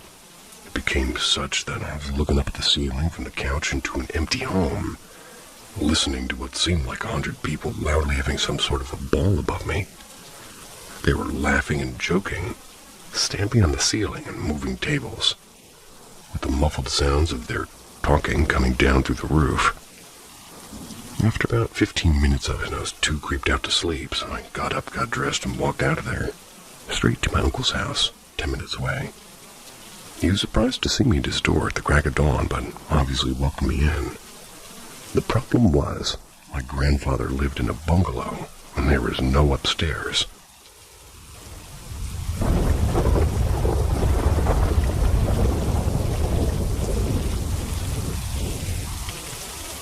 Living in a haunted house that wasn't always haunted. During a good portion of my teens, the house I used to live in was haunted. Not by one, but several different entities, and not all of them were nice. I wouldn't blame you for thinking that our houses in Ealing and London had a long history with people dying in the home, and not wanting to move to the other side. Yet, this was not the case. As far as I know, nobody who lived in that house ever died there. Instead, the entities can be said to have been invited in. This was done by my brother, who was only a few years older. I thought it would be fun to dabble with the Ouija board, and of course this was done in private, away from the eyes of myself or my parents.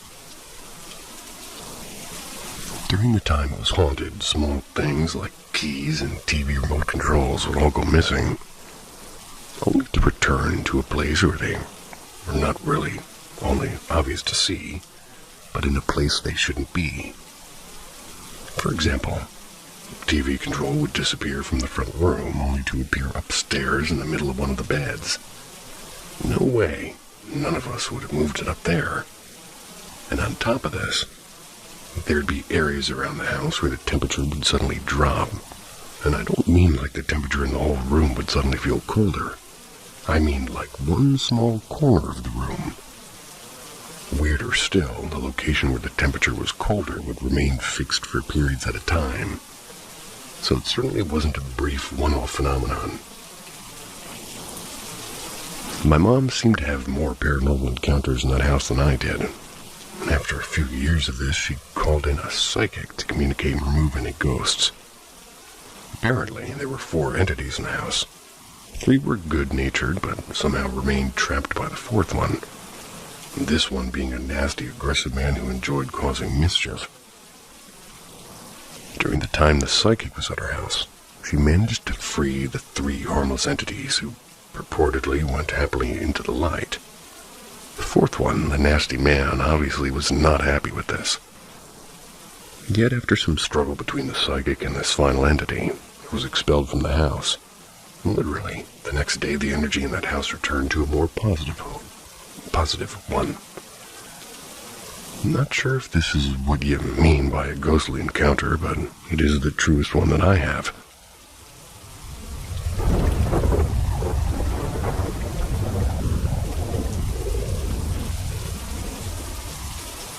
A friend's paranormal experience.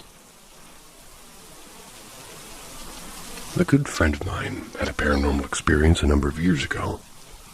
He was driving back home late at night along the country lane. Like me, he lives in the UK. Anyhow, as he's driving along, he saw up ahead in his headlights what looked to be a teenage girl dressed in 1980s clothing. She was sitting by the side of the road, curled up into a ball with her head in her arms. As my friend approached, he mentioned how he got a feeling of despair and depression washing over him. Parts of him was naturally concerned as to why this girl was out in the middle of nowhere at this time of night. Yet the really weird thing was to happen as his car approached alongside her. For she seemed to just fade away, like disappearing into the surroundings.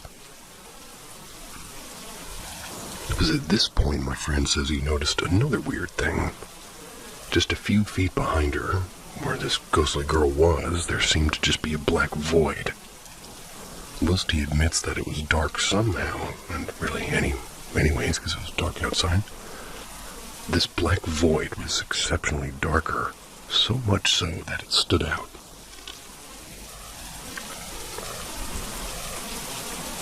As he saw this void, the feeling of despair and depression quickly changed to a sense of fear and despair. Like it was really dark and unpleasant, and he had the sense to get away as quickly as possible. A few moments later, and his vehicle had passed by where both this girl and the void thing were. Yet looking in his side mirror, he couldn't see either of them. Plucking up the courage a few hundred feet down the road, he turned the vehicle around and headed back, only to find neither the girl nor the void were there. He swears that at the time this happened, he was wide awake and never felt so concerned by the whole experience.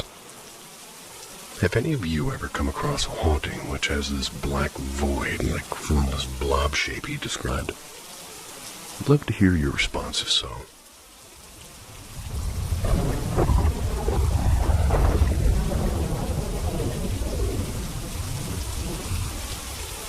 I saw my first ghost when I was just 11 years old. Since I was born, I've lived in a house where strange things happen. It's a house over 100 years old, one that was hit by a bomb during the Spanish Civil War, and where people have been born and have died, all from my family. I'm somebody who strongly believes in the paranormal.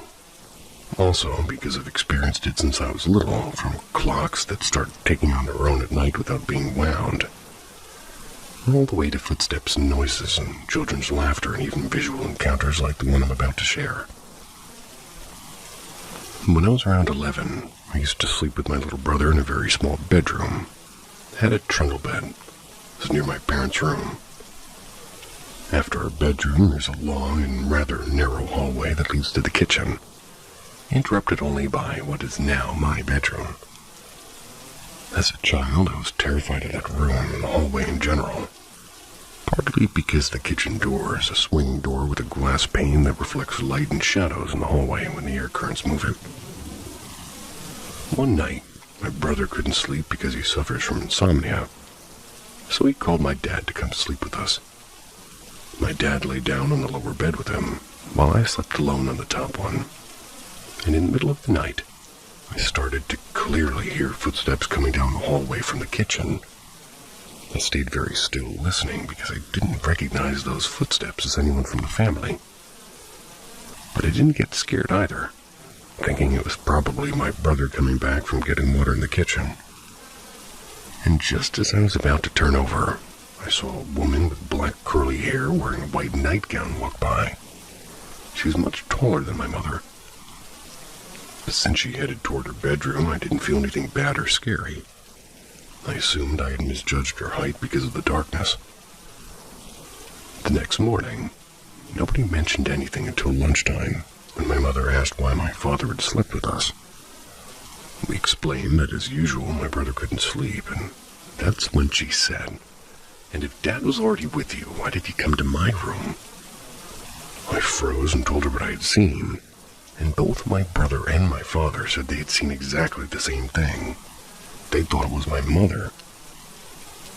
She replied she hadn't seen anything, just heard somebody open her door to check if she was awake. And then they didn't close it again, so she assumed it was my brother. The good part is that no one of us felt afraid, not like the other times.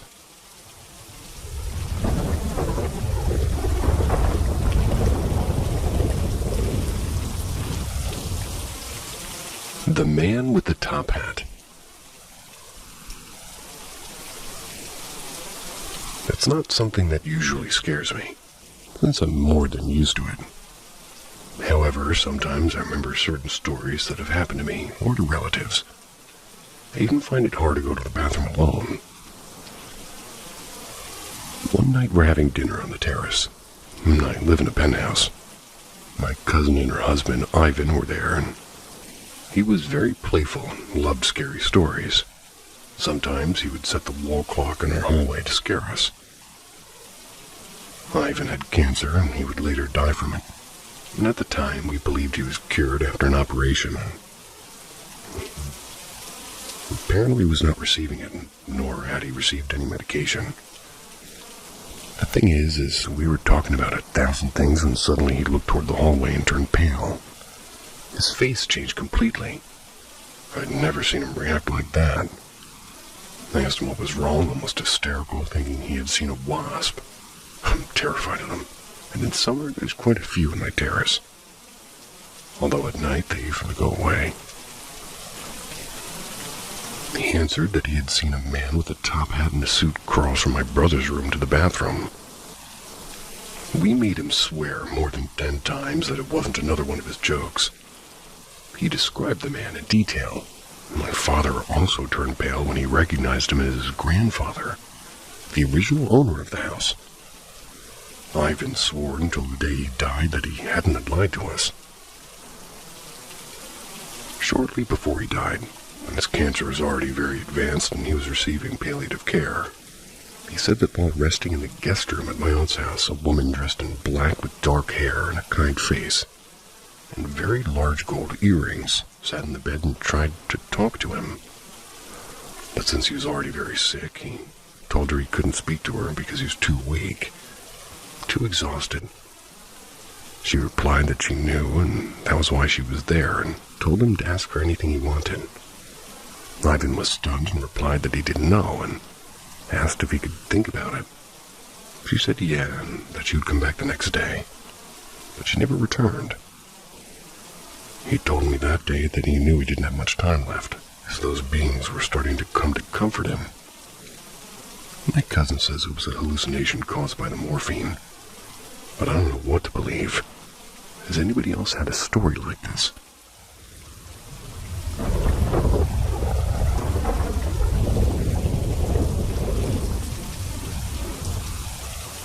The man of the house. Real experience. Now that he's gone, I can say I never thought I would miss living in a haunted house. To be perfectly cliche, it all began one assuming October evening. I was carving pumpkins with my mother and had set the top of mine back on the counter with mindful precision to prevent it from rolling into the floor. I set off to the sink to rinse my hands, and as soon as I did, I heard like a loud thud from behind me. The pumpkin top was no longer where I'd left it. It was now sitting smugly on the floor in front of the refrigerator. According to my mother's report, the second I turned my back to it, the top of the pumpkin skidded across the counter on its own and slammed forcefully against the refrigerator door. That's the night we met Clark. Clark was a private sort of spirit. My mother and I never felt threatened by him, but he didn't care much for us making his presence known. We talked about recent episodes with friends and family, but mostly excitedly relaying them between ourselves. After years of learning to live with him and his quirks, I headed to the library one afternoon to find a slice of solace. By pure serendipity, I met a friend of a friend amongst the stacks who invited me to her first meeting of her local paranormal investigation team. All I had to do was accept and just pop on into study room number 2 in a few minutes. Excitedly, I began to tell her when I'd actually lived down the road with an active spirit. His name is, just a second, I need to step out. I blanked. Distressed by this sudden amnesia, my face began to heat to boiling as I threw on my coat, pushed in the chair, and rushed past the help desk, down the stairs and out the front door. All the while, I tried over and over to remember his name. And as the cool winter air hit my face, my memory returned in an instant. Clark, his name is Clark. I didn't go to the meeting. I never called the acquaintance. I didn't feel stifled by Clark's possessiveness, but rather protected. One day, I had to be driven to work because despite turning the house upside down, my keys could not be found anywhere. Eventually, they were located in the further corner of the hall closet on the floor. Perhaps Clark knew something that we didn't and was keeping me safe from an untimely fate. Once, when I was reading a book of ghost stories, right next to my head I heard what sounded like fingernails dancing along the wall almost playfully.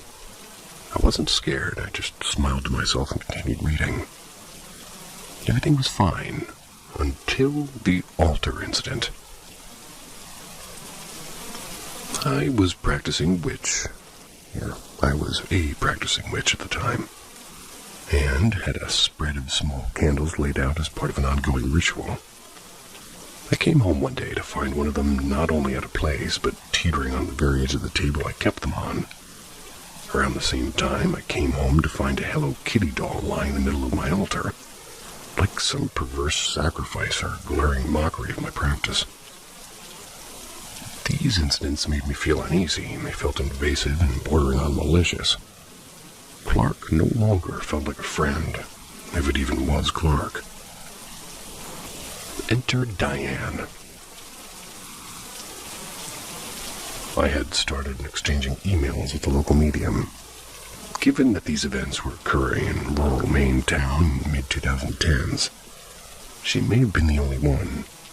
Diane agreed to come visit her apartment to tell us what she had sensed, and whether it warranted a return visit for a proper investigation with the bells and whistles. She described a hunched-over elderly woman with a tight knot of hair on the top of her head. My mother and I exchanged a look, and Diane, of course, was describing Bees, the former landowner. They had lived on a ground-floor apartment and who had passed away a few years ago. We were taken aback by this assessment because we were so confident it was always her husband Clark that we were contending with. Diane continued to make her way through the house as we exchanged stories for insight. Nothing really stands out from the visit as I look back, except one occurrence after Diane's departure. The toilet seat was up and neither of us had used the bathroom since Diane had arrived. It was just the two of us in the house. To us, the message was clear. I'm not Bess. So our spirit was a man. What made us so certain it was Clark in particular? A very easy question to answer. Shortly before the inaugural incident in October, the attic space in the adjacent apartment began intensive renovations. The attic space belonged to the ground floor apartment where Bess had lived. Oh, I thought they called her Bees. Bess makes more sense. It's where she used to live with Clark, and the attic space is also where Clark killed himself. And I've always been rather skeptical of anything that can't be proven, so the theory that ghosts will act out when the physical space they spent their last moments in is disturbed was nothing more than just that to me. A theory. In this case, it makes sense. A man of staunch Catholic faith when he was living. It's understandable that he would do things like smack pumpkin tops off tables and place toys into pagan altars. Once we even watched as a stack of books toppled themselves off the coffee table. Amongst those that went flying was one about ghosts, one about aliens. But the one that remained perfectly placed was one called Conversations with God. Clark's shenanigans continued to brighten the monotony of basically every day living, as having him around became pretty normal as a dirty dish in a sink, or floor that needed sweeping. The only thing that changed after Diane's visit was me telling him firmly and often that he was not to mess with my things. And to my relief, he stopped. Eventually we moved, but whenever I drive by that old converted farmhouse on New Bridgeton Road, I wonder whether the current residents enjoy their Halloween season.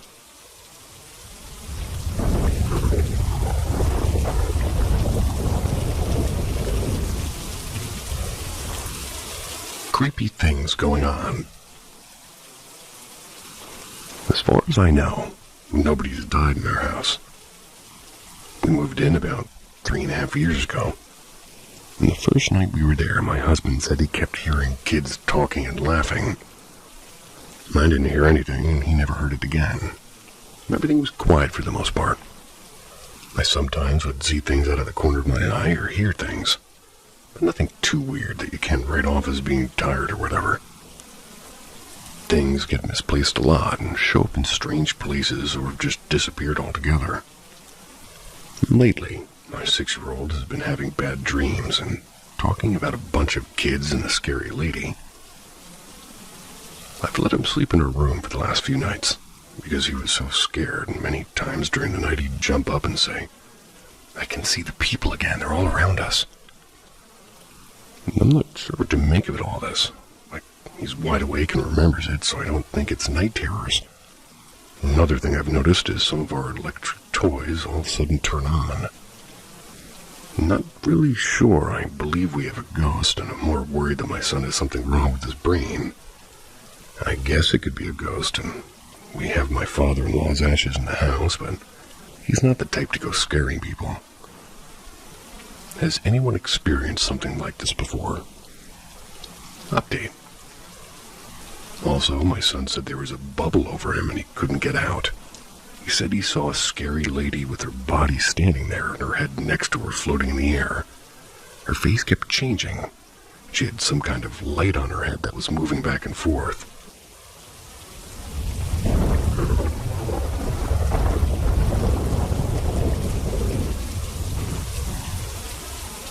I think my grandma is visiting tonight. So like about half a year ago, November of 2024, my grandma had passed away, and it was a terrible time. She didn't have anywhere to go, and she even slept with me, for crying out loud. So this information has really gotten to me. Everyone I've heard talk about her was, well, apparently visited by her via a dream at night. Like I legit mean everybody except for me. Not even like a weird dream, like background character, nothing, I just never ever saw her. However, today as I was watching a YouTube video on my phone, when out of nowhere I heard my name called out from somewhere in her voice, I thought, hey, it's probably my brain playing tricks on me. So I reversed the video 10 seconds back to listen to the sounds very carefully if I could hear anything that would sound similar to that. And I heard absolutely nothing. After that, I brushed it off as me hearing things, and decided to finish watching the video and have a drink in the kitchen, go to sleep. However, when I went to the kitchen, I saw a weird light coming from the living room. When I went to check it out, it was an electronic candle that turned on next to a picture of Grandma. And I swear to God, like 2 hours ago, when I went into that bathroom, that candle was not on. But again, I could just be imagining stuff. I just walked out, drank my water, and now I'm sitting in my room with LED lights on very brightly because I'm actually kind of scared of this. As much as I smiled seeing the candle on, this stuff still scares me. So that's not me really getting any sleep tonight. But this might still be debunked because I'll ask my mom if she turned the candle on before going to sleep, and I just didn't notice at first. But this feels too weirdly convenient. So yeah, anyway, that's my story. Thanks for listening. See ya.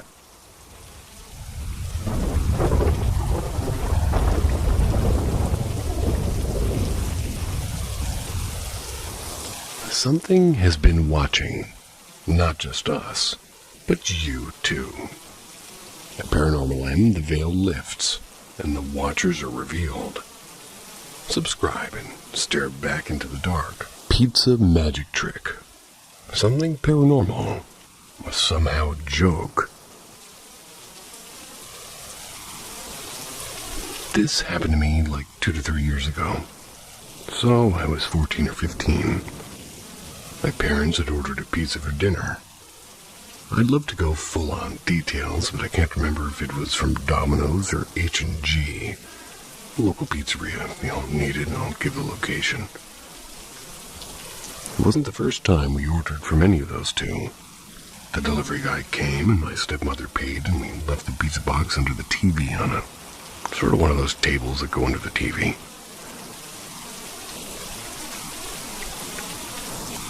When we had the table ready, we proceeded to open the pizza box, which turned out to be empty. Naturally, my stepmother called the pizza place complaining about it, which was obviously a huge mistake from them. The thing is they told us the pizza was indeed there, and it had 100% been delivered. And the strangest thing of them all is we should check again, which is not a thing you'd say in this situation. Usually a pizza is a thing you can't mistake for the bottom of a box easily. After telling us that last sentence like 3 times, each one in an angrier tone, my stepmother opened the box again. The pizza was there. And to this day, I'm 100% that this wasn't a joke by my parents, because I didn't leave the room, and I was looking at the TV the whole time. So of course, looking at the same direction the pizza box was, and it also didn't have a double floor or something, because the box was standard sized. My parents also started nervously laughing and saying the delivery guy must have done a magic trick. But we were not in a situation in which we felt comfortable enough to be making jokes. I've only told this story like twice to real-life friends, and I still haven't gotten anything more than you're lying and making it up. I swear I'm not.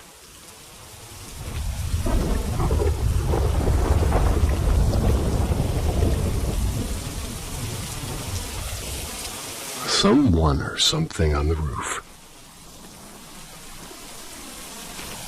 I think it was 1997.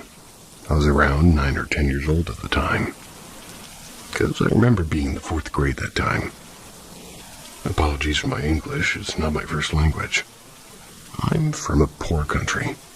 My siblings and I grew up in a small island. Our parents usually aren't around as they worked abroad and only come home once a year.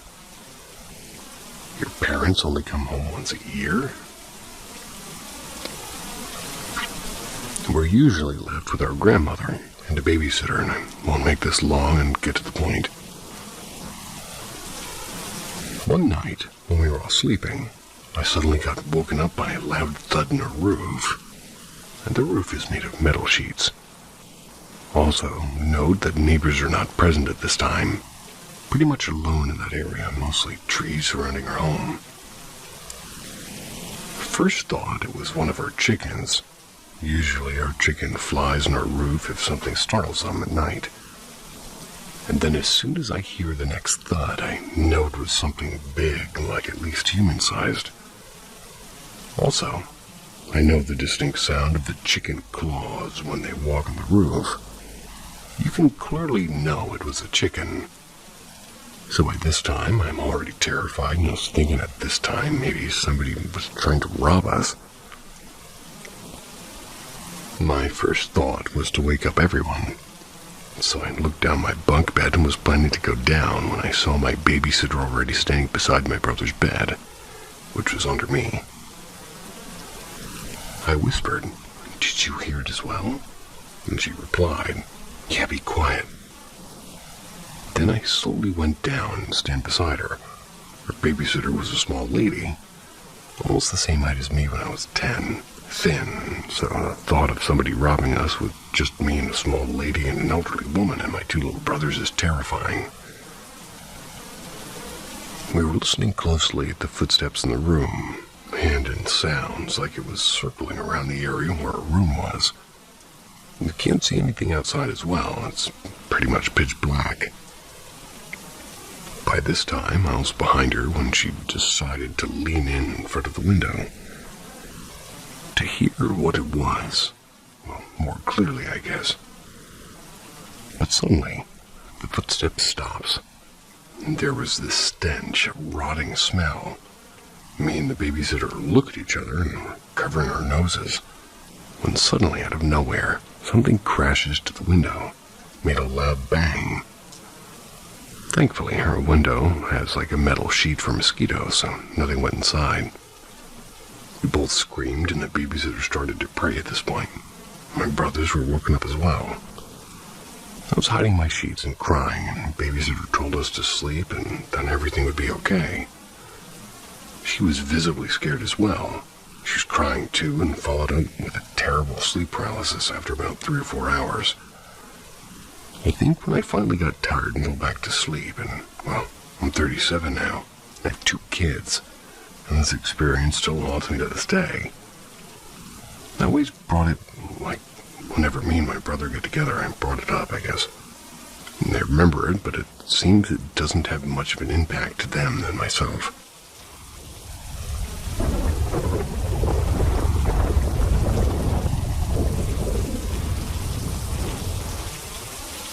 Grim Reaper. I don't even know what I saw. But let me just start by saying that I'm a man that believes in God and also the devil. And a few months ago, I was just SM*KING smacking at a spot that me and my friends go to. Alrighty then. We post up and kick it, and we even took a picture for our demo there. It's kind of a staple spot, you know. No, I don't know.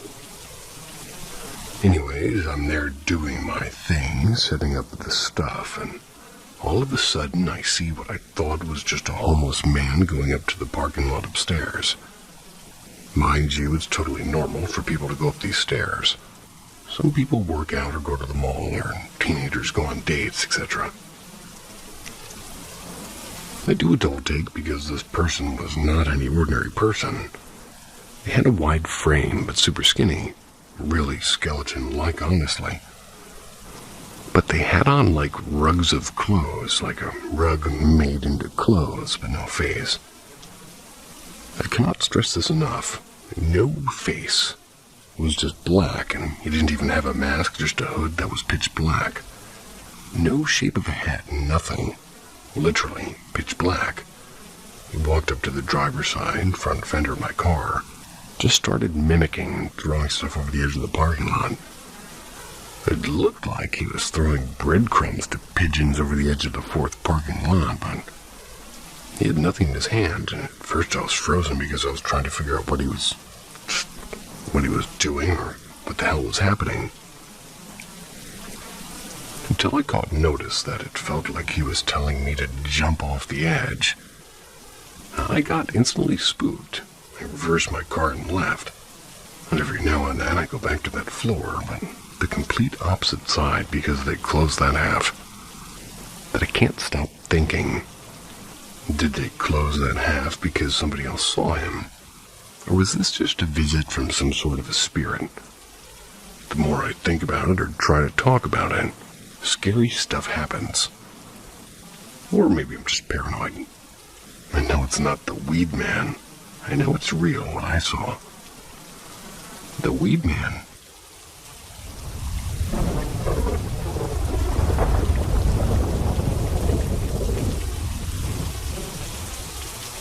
Humorous ghost story that wasn't a ghost story. I had a good friend who lived in the local neighborhood of Victorian homes. Lots of ghost stories in the area, but she was not a believer. Until she saw something. She said she was just waking up, and she saw a smoky-looking shape near her bed. Another time, she saw something similar in her living room. She recounted this at a get-together with me and my son. He was about 8 years old at the time. He became very excited and told her, "Miss Sue, you know what you have to do is you have to talk dirty to it." What? Stunned silence from the whole group, and she very kindly told him that she would consider it.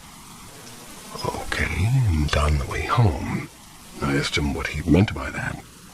He said, yeah, talk dirty to it. Tell him you're bad and to go away. I explained that talking dirty meant something entirely differently than insults, and he looked very worried and said he hoped Miss Sue didn't actually talk dirty to the ghost. And later my friend found out that one of her medications could cause visual disturbances. As the doctor explained this, she was very relieved and then told the doctor what she would have done if it was an actual ghost. Thanks to 8-year-old Joey. Talk dirty to it. Why not?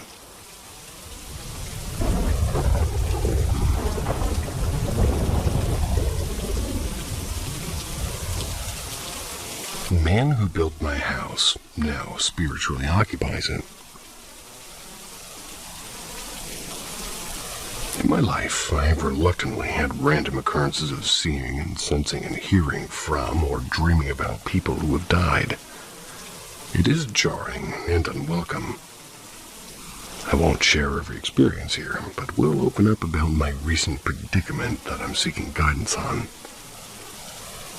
We bought a lovely home from a couple that chose us for the property because of our environmental and farming values. The man built it by hand when he was in his 20s, now into their 70s. They had to move closer to services since his dementia was progressing. He died this February, and his wife and I had written to each other over the 5 years of living here. She invited us to the funeral so that way we could learn more about the incredible person who built her house. At the service, the wife told a story that she saw her husband from the living room a few days after his death, staring at her and looking at peace. It was very heartfelt and real to her. Recently, I have seen an occasional form in her home. I often confuse it with being my husband, and I have seen a cat here since we moved in. We joked that when this man died, he'd visit this home. Well, it's clearly now the case.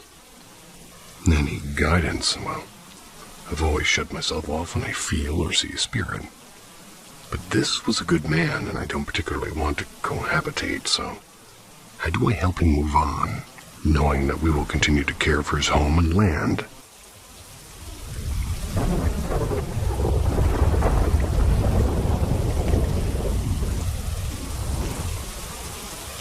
I wanted to share this story with the community. Let me know what you think.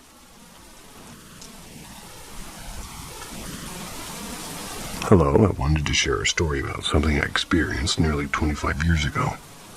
An experience I still think about to this day. I don't write often, so I apologize in advance for any mistakes.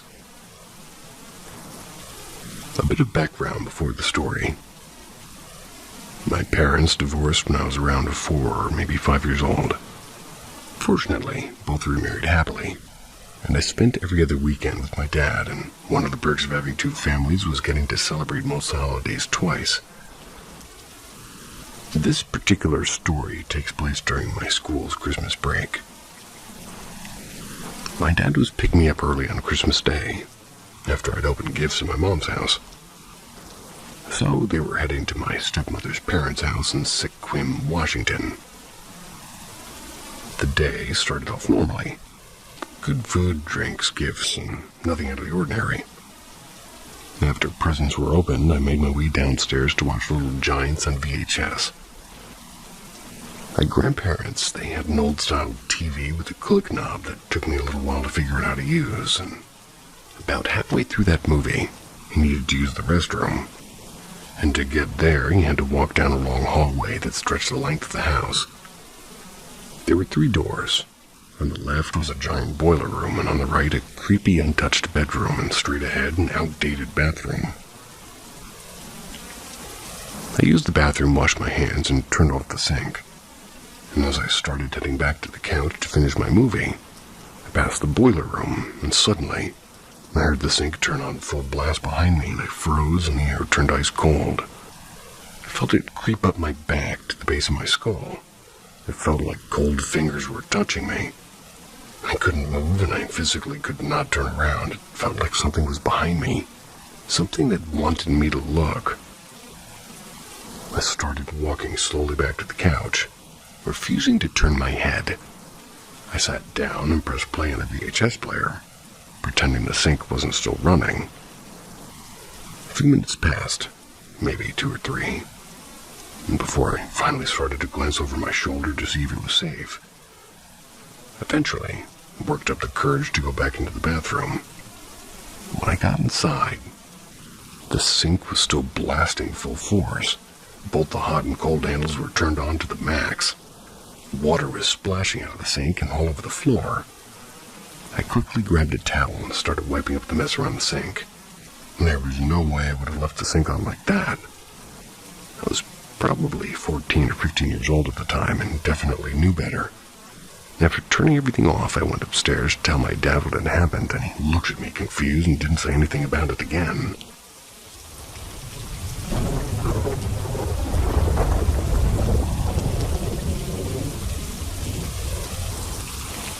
I've been seeing a white figure once a year for 11 years, and I'm not the only one.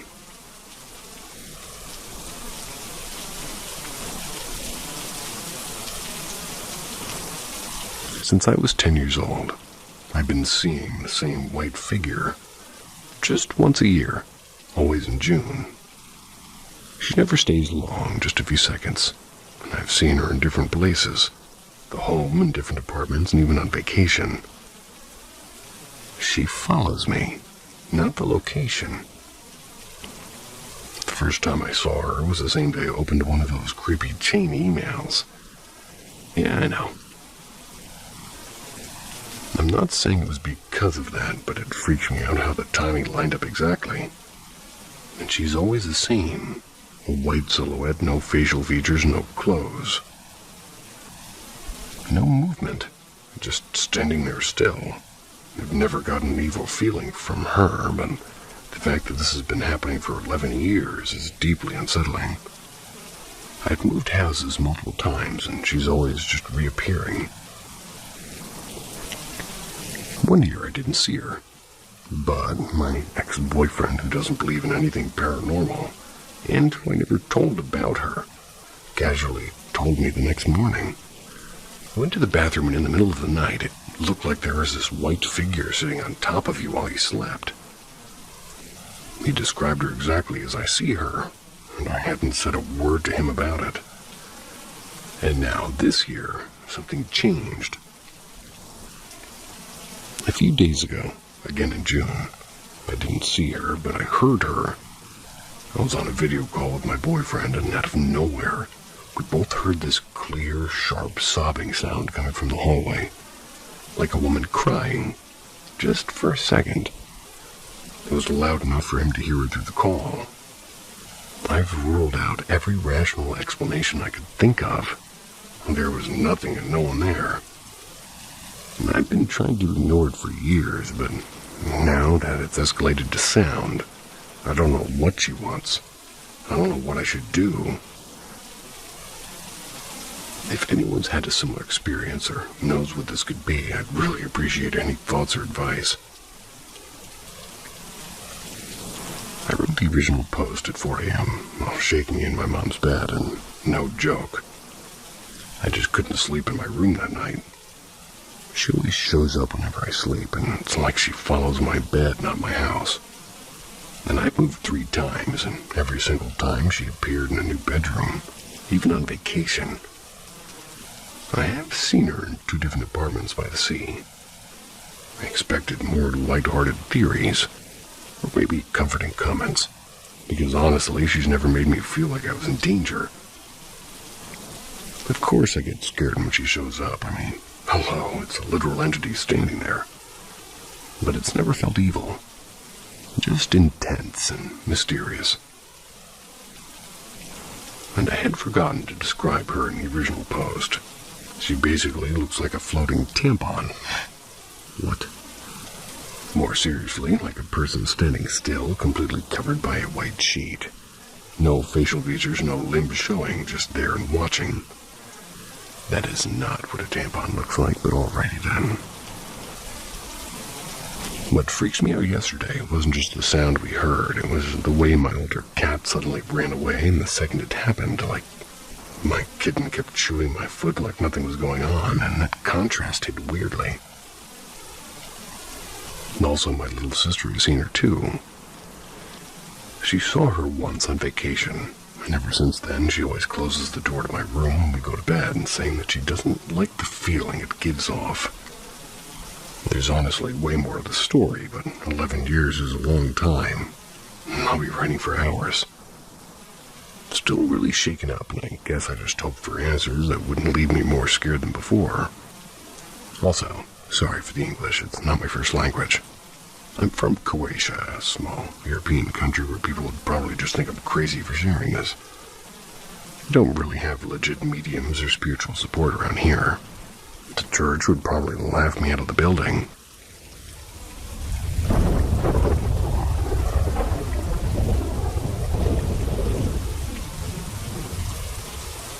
I had a weird experience, looking for others' opinions on it.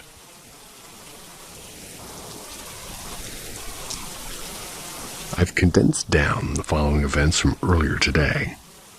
It was over the span of like an hour or more, and I have screenshots of the word history from the app. I just gotta figure out how to add them. I've recently downloaded GhostTube after doing a tiny bit of research on the best ghost hunting app. I downloaded it for shits and giggles mostly, but was like kind of aware there could be something, so I tried to be mindful when using it. Anyways, I've only had the app for 3 days. It's a terrible app, by the way. Today I was busy at the shop, but I parked in a quiet area with no one around. Boredom got me, and I opened up the app. The first thing it said was sit with me.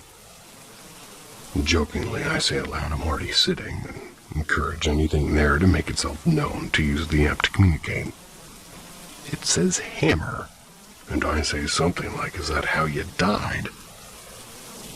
There was then currently silence for quite a bit until it said sit with me again, and as I was responding to it about how I already was seated again, I hear tapping.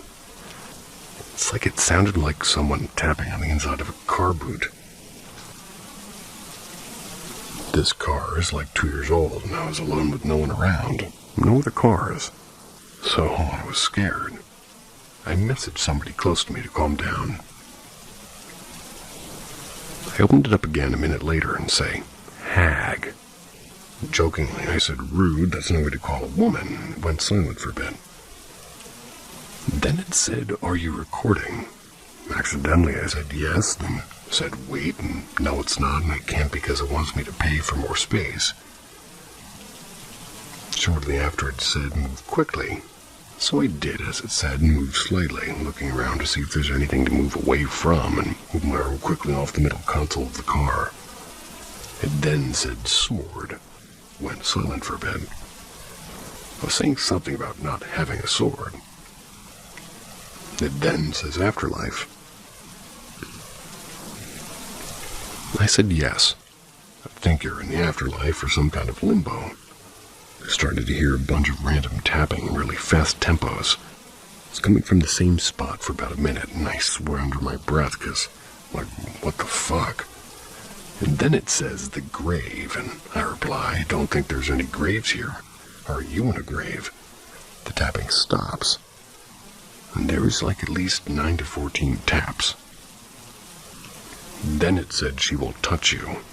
And I was thinking, what the fuck? And instantly had a weird feeling on my thigh and said loud and clear in a strong voice, do not touch me. You're not allowed to. And it stopped. Well, that's convenient. And that creeped me the fuck out, and I left the app open, and 5 minutes later it said, I live here.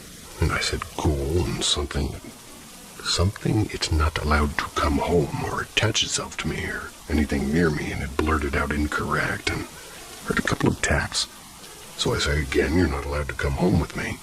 And then it says, why are you asking? To which I said, I'm not. It was silent for a bit before it said consciousness.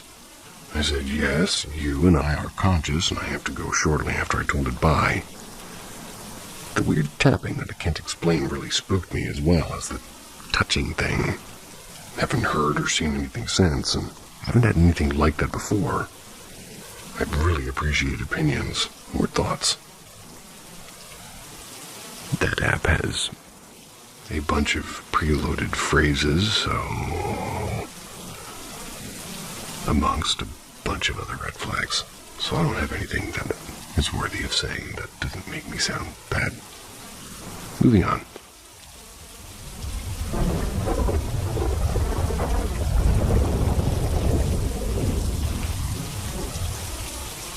Sleep paralysis and other experiences.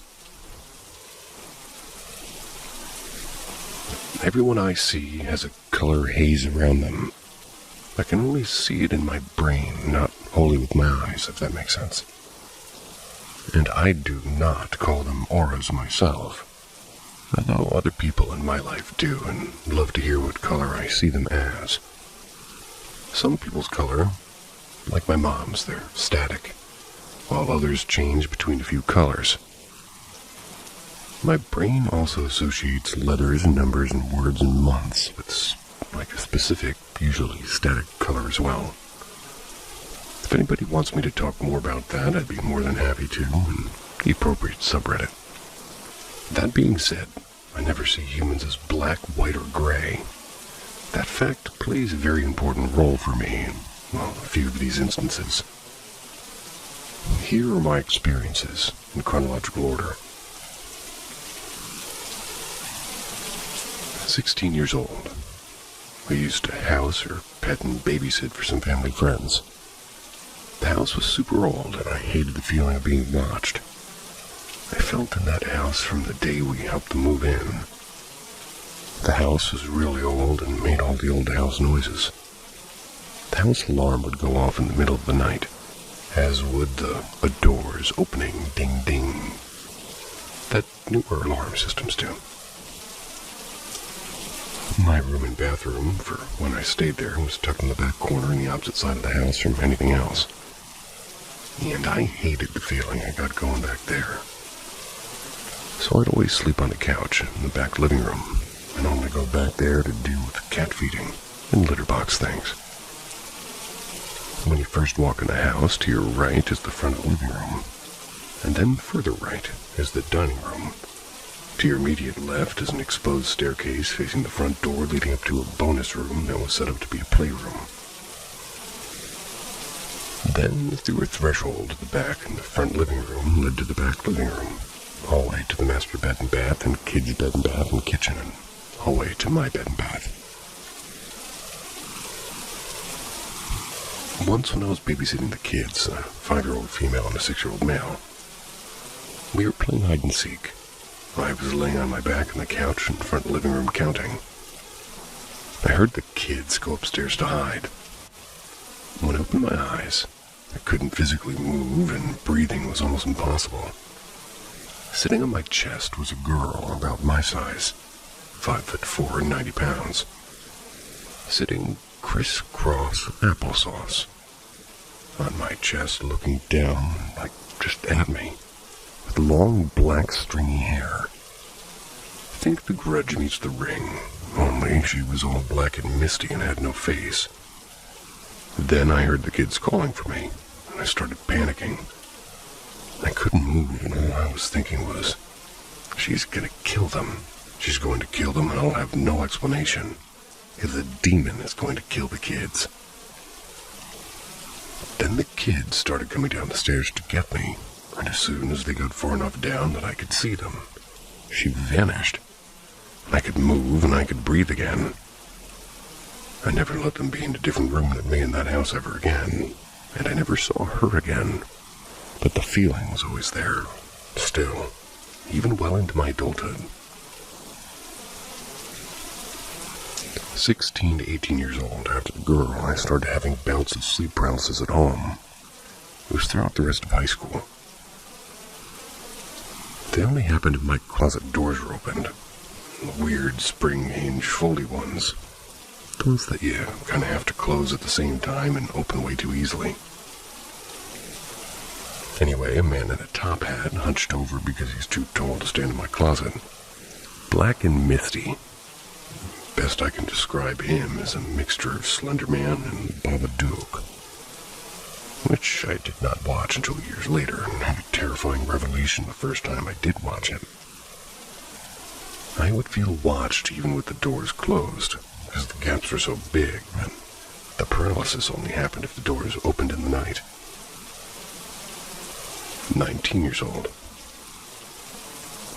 All through high school, I had this very controlling boyfriend I was head over heels in love with, and he was a year younger than me. And on track to be a Marine, I saw him all the way through that journey up to a nasty breakup. One of his biggest rules was, I'm going to be a Marine, and that means I'll be the best. The Marines aren't allowed to smoke pot, so that means you're not allowed to smoke pot. If I ever catch you smoking pot, I'll break up with you. Once again, head over heels, so once we broke up in college, I drove out to my best friend's apartment for the weekend to do all the things I was never allowed to do with him. A friend of a friend of a friend I didn't know. They brought over some pot, and quick side note, I had a small stint where I smoked cigarettes for said boyfriend, and found out that I get addicted to things very easily, and will only change them up. We sat in her bathroom, and I smoked about maybe 1.5 bowls in less than 3 minutes. It wasn't hitting, and I didn't know what I was doing. I'll go ahead and let you all know now. What I didn't find out much later is it was indeed not pot, but K2 black magic, and I tripped. I teleported to my friend's bathroom in her childhood home. I teleported to different colors, just floating in a fetal position surrounded by each color, one of which I still can't name or describe. She had this wall-sized tapestry of an owl, and it kept talking to me. So they moved me out into the living room while they played Goat Simulator.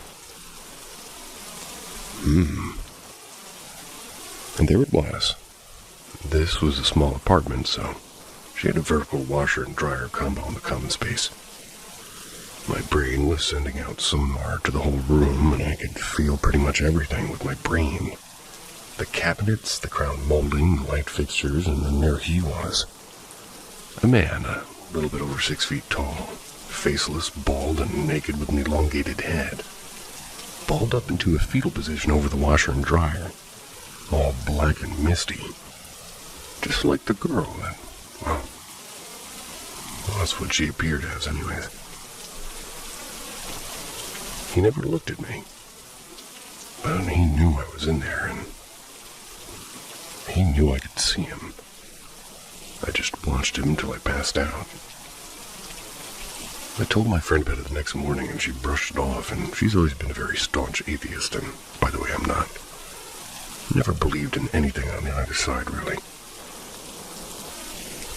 The next summer, best friend and friend number 2 and I went to the beach for our yearly weekend. Friend number 2 and I were talking about the previous year, and he started talking about how he felt a presence in her apartment near the door to her room, right beside the washer and dryer.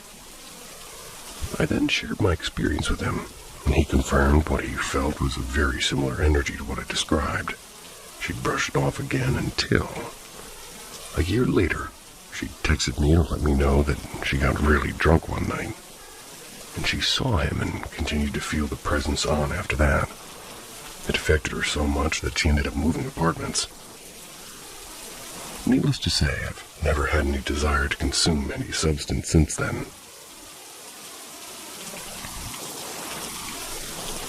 At 26 years old, I had a major break from my sleep paralysis through college and the early years of my marriage. Then one night, a little over a year ago, when I was pregnant with my son, it happened again. Our bedroom is very small and can only be set up in a certain way, because the bedroom and bathroom doors, they both open into the bedroom.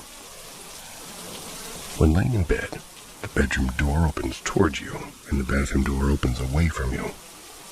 Important side note, my bathroom is built on by our landlord, and it's not insulated and has no vents. So whatever temperature it is outside, it's that in my bathroom. So I have a heater that runs in there in the winter with a red light on it.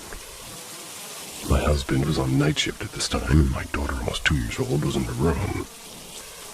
Both dogs and cats were in my room as well. And somehow, my bathroom door unlatched and opened just a crack. Almost to the top of the door appears 4 abnormally long, bony, pale fingers that wrap around the edge of the door, eerily dimly lit with the red glow from the light on the heater. Then the paralysis sets in. Every so often, the finger just taps on the door in slow succession, like somebody drumming their fingers on a table, but hauntingly slow. I watched for what I think was hours. I was able to move my eyes away once, and as soon as I did, I heard the door creaking open more.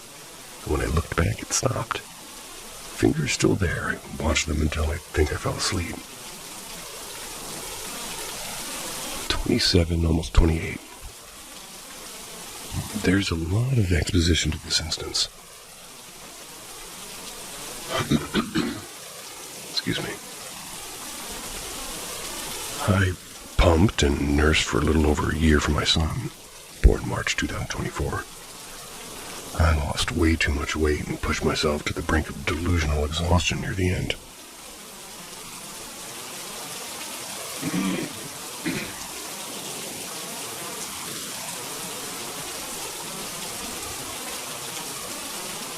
I also had this really bad habit of, when I did my final pump for the night, usually around midnight to 1 a.m., I'd prop myself up and fall asleep sitting up while I pumped. I would either set an alarm or my husband would wake me to go to bed when my pump stopped.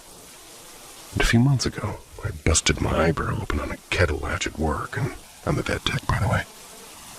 Mild concussion. Probably could have used some stitches. But I decided to let it heal by, a scab. It ached from time to time, and one night, almost 2 weeks into my eyebrow healing, I was doing my usual final pump routine, and my husband was laying on the floor in front of me watching TV. Dead asleep, I shot awake because I felt my eyebrow rupture open and I felt blood gushing. I'm panicking, I'm trying to explain to him what's going on, and he finally gets calmed down enough to explain to me that nothing's going on. I calm down enough to finish my pump and we go to bed. Later in the night, our daughter comes running into her room and I scoop her up into my lap and rock her back to sleep. Mostly asleep myself. Then all I could hear was this constant screaming. Distant, but also very close, and all I could think to myself was, why is there another little girl in my house and why is she screaming? What's going on? Who is the other little girl in my house? Except I couldn't move. I was just sitting crisscross on my bed, eyes closed, hunched over my sleeping daughter, cradled in my lap. I don't remember the screaming stopping, and I don't remember laying back down with my daughter beside me. The next night I asked my husband about it all, and he confirmed my eyebrow freakout did actually happen. I explained to him how painful and real it had felt, and that I remembered it clearly, even though I wasn't really awake. I was also fully, intelligible and having conversations with him while I'm half asleep, and I won't remember the next day. Did it to my mom growing up too, so remembering of those instances is very rare for me. I then asked him about the screaming girl. He looked at me funny and said, "You mean our son's name?" He cried for a long time when, our daughter's name woke him up. It took me forever to get him back down. And I do want to add that... Jeez. And I do want to add that because of our work schedules, me being 7 a.m. to 6 p.m. and him 2 p.m. to 10 p.m., he typically does the nighttime wakes-ups. And if it's both kids, I take our girl and he takes her boy, because our boy is a stage 10 clinger. And if he sees me, he won't go back to sleep. So my husband getting up for the kids instead of me is our norm. But I was very disoriented and put off by the fact that, one, seemed to be having an episode while my child was crying that I couldn't come out of, and two, that I was so deep in it that I couldn't even recognize my own child's cries. Bullet point. I will not go upstairs alone. Either my husband or the dog has to go up there with me during daylight hours. I'll not go up there at night, and I feel something in that staircase that I just can't describe. Like something calls me up there, but not benevolently. Because of this, our kids, now 3 and 1, share a room downstairs across the hall from us. Also, I just don't want my 3-year-old alone in a different level of the house than us. We're currently in the process of moving to a 1-story place that has enough rooms for everyone. These are all that I've experienced up to this point, and I'm hoping that with the new house and stopping nursing will allow me to get more sleep. Maybe decrease on the occurrences of sleep paralysis and exhaustion. I hope so.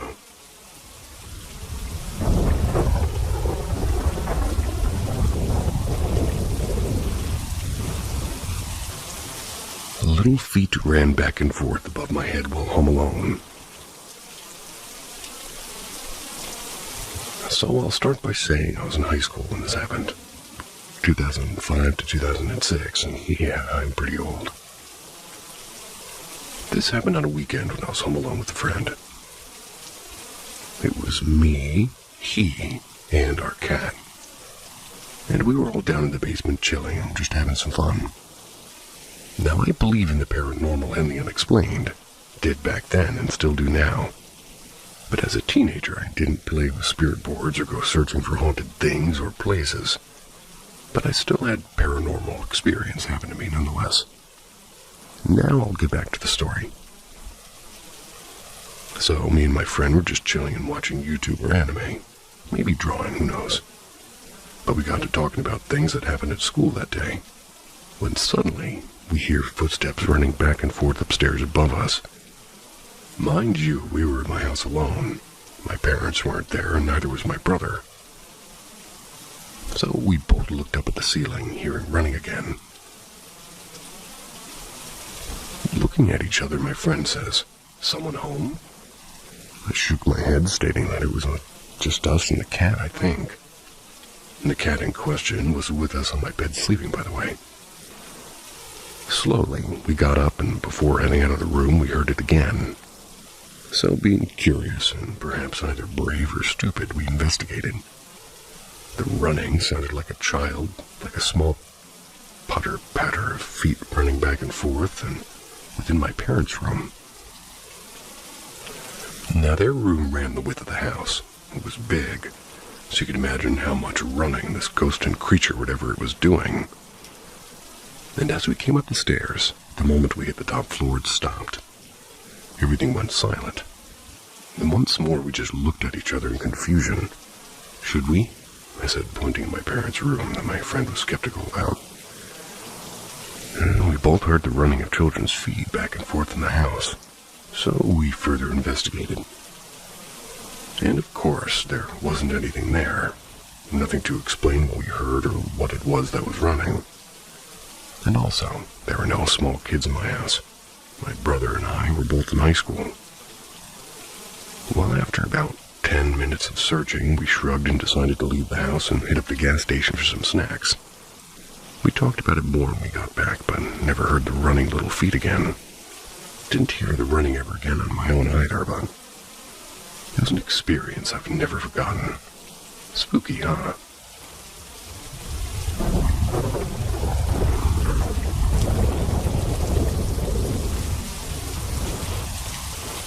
A demon passed on by telling a story.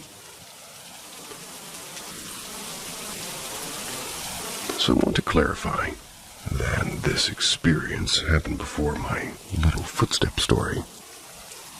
This happened when I was in middle school, so roughly 2002 to 2004. Not sure exactly when, but I was a bit younger. Also happened in the same house. This house I grew up in from grade 3 to graduation in high school. So, plenty of stories to tell. Okay, now I will tell the story that I was told. The experience my at-current middle school boyfriend crush had happened to him. He had this happen to him because his friend told him their story, and now it was his turn to tell me his. So my friend told me that this cat, or what seemed like a cat, was in his room one night. He didn't own any cats, so it was confusing. But funny enough, when he got a good look at it, it didn't have fur and definitely had red eyes. Well, last night I had an experience that I will never really think I'd have happen to me. My cat Larry was a black female cat, was in my closet and just kind of sitting there staring out. He told me the eyes were like Larry's, yellowish green. So it was getting close to bedtime, and I know she likes to cuddle with me, so I went to pick her up. Called her name, did the whole pss, pss, pss, pss, pss. But she seemed comfortable where she was. But I wanted to cuddle her, so I reached out to pick her up, and she took a swing at me. And Larry wasn't an aggressive kitty, mind you. He had taken a breather, and he was quite shook as one would be if their cat suddenly took a full clawed swing at them. But I don't think it was Larry. When she swung at me, the paw was larger than the claws. There was only 3, and they were big and jet black. Yeah, I know she is black too, but it wasn't fur I saw. Looked more like leather or hairless. Definitely not my girl. Anyways, I pulled my hand away fast, or I thought I did, but I got scratched before seeing one of the claws strike the floor. A little mad, I got up and went to bed, and honestly thought I was dreaming. Didn't feel real. Well, come morning, when I was getting ready for school, I saw the scratch in my hand, and then last night came back to me. Checked my closet, and there was a small hole in the floor. Carpet bits beside it. But Larry wasn't in the closet. Apparently, she was sleeping with my parents, so I think I now know what it was.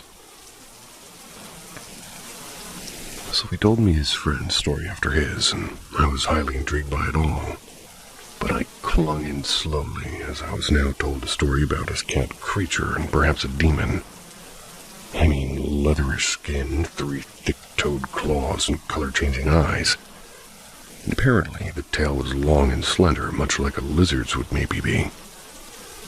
Some details are still fuzzy, but of course I remembered the story aspect. Kinda sticks with you. But hey, I've told this story many times, and so far it hasn't happened to anyone else. So now, I'll tell my part of the story for you. So after my friend told me all of this, it was a few days before I had my own experience with this creature. Now, I lived with my parents, my brother, and we had 1 cat. 1 black one who was more my parents' cat than anything. So one night I'm asleep in bed when I hear a little growl. Now, our cat didn't really growl at anything. His voice stirred a bit hearing it, but a bit louder. Slowly walking, I sat up a bit and leaned over, reaching out to try to coax our cat over. His name was Bandit. Bandit would always come when called, but this kitty, or what I thought was a kitty, didn't come. It was pitch black in the house, and all I saw was a faint outline from the outside light peeking underneath my window curtain. And this creature was larger, but not much bigger than a normal cat. Its eyes were staring at me, bright yellow with a tinge of red as it growled once more at me. Its tail thumped and then it hissed at me. I don't remember the sound it made exactly, but it definitely wasn't a normal cat's hiss. Fed up, I just told the cat to go away, as I thought I, too, was just dreaming and seeing stuff. I fell back asleep till morning, but crazy enough, this I remember. After I pulled my blanket back up and rolled over, I felt something jump onto my bed and lay down. Okay, so yeah, I know this sounds crazy and possibly made up, but no, all of it's true. When I woke up the next morning, I asked my mom if she heard the growling sounds, and she did. I asked if Bandit was with her all night, and she said yes again. I left it at that, knowing it was real and not a dream or hallucination. Well, I told a friend the same story. She then had an experience. I don't know what happened after that, so far from time to time, till this day, I'll still feel a phantom cat jumping up where I'm sleeping and lay down next to my feet. Hope you enjoyed my story. Don't worry, I don't think this demon kitty follows anyone anymore.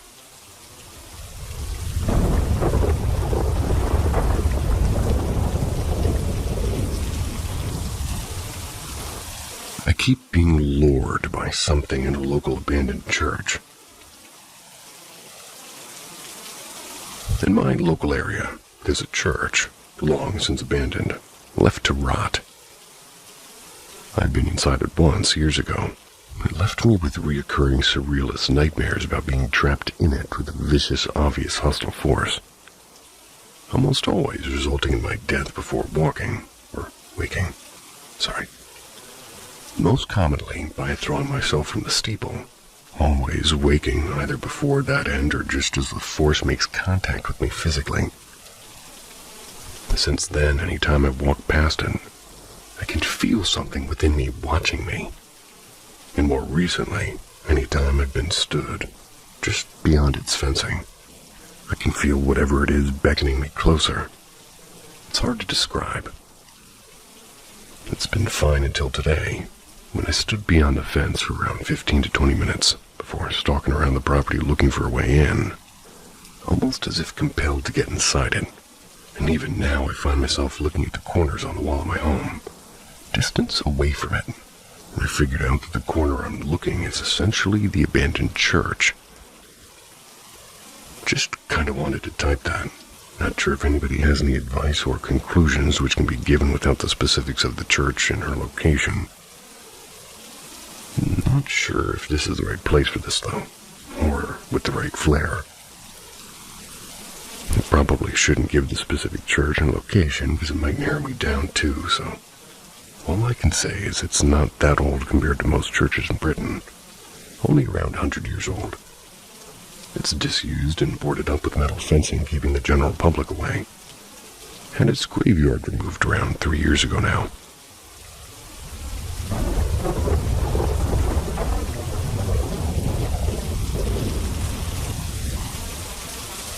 The Lost X-Files episode, and A Man in White. Paranormal encounter that shook my reality. Complete summary of my unknown X-Files episode.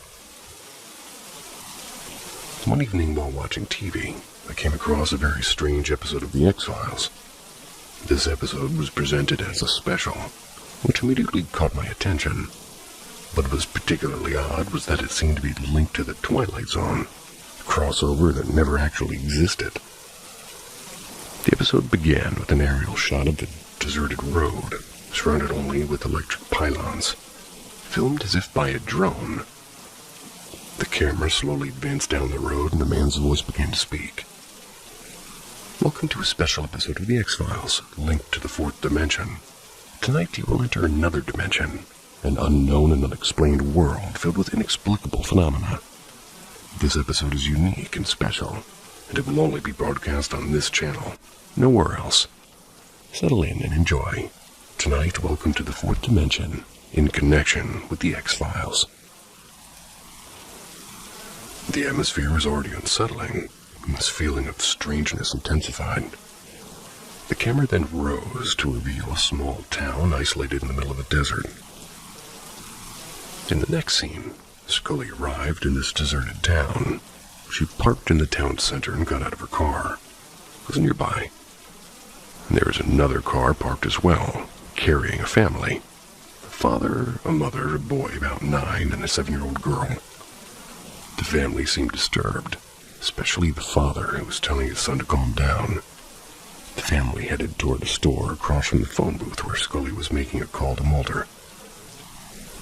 During the call, Scully explained to Mulder that she had stopped in this small town for dinner and would return late that evening. Mulder talked about a recent case that they had investigated, but Scully has always remained skeptical about the paranormal conclusions. Mulder tried to convince her to be more open-minded. While on the phone, Scully noticed something odd. The family inside the store was acting strangely. She saw the father, and then in an instant he vanished. The mother then hurriedly exited the store with her children, but without the father. Intrigued, Scully cut off her conversation with Mulder and rushed toward the mother, asking her where her husband had gone.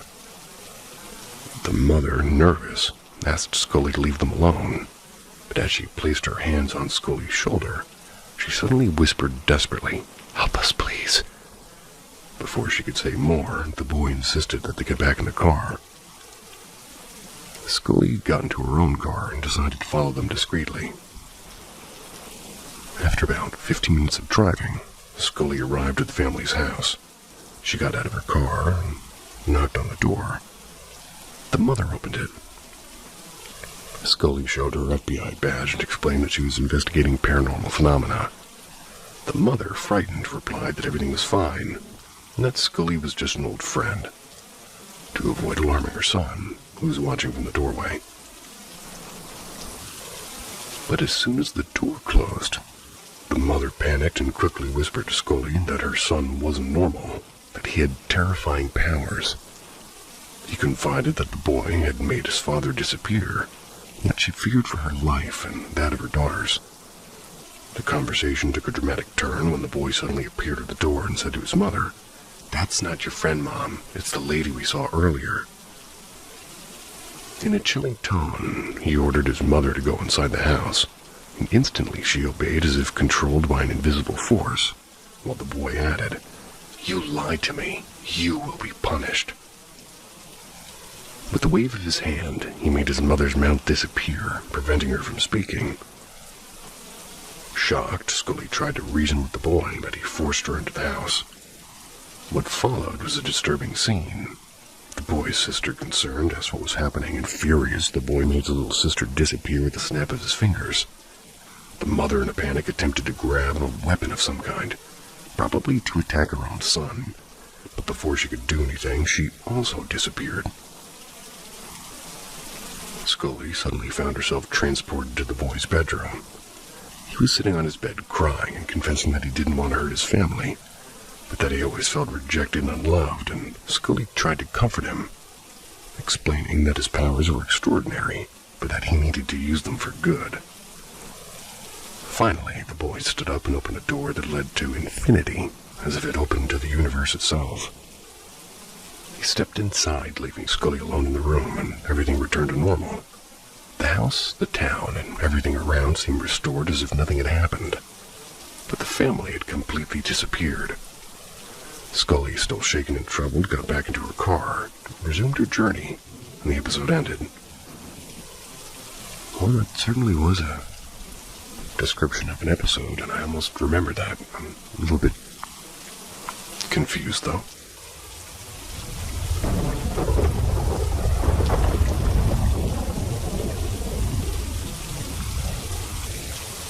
A silhouette stared at me while I was sleeping.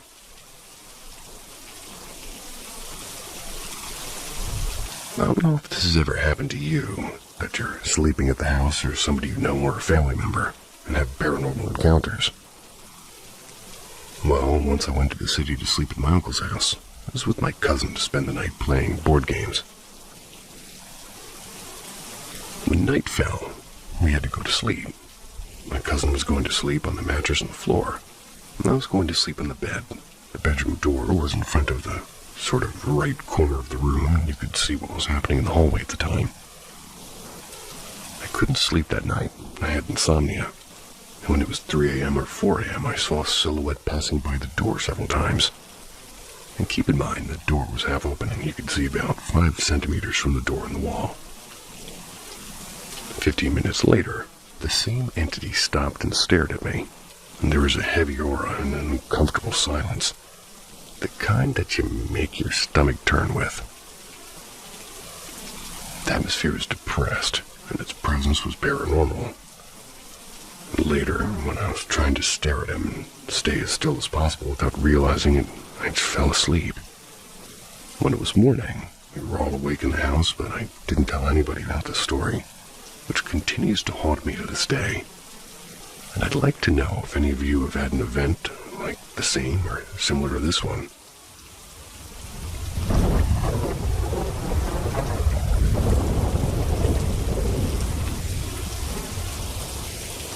Weird paranormal activity keeps happening in my house.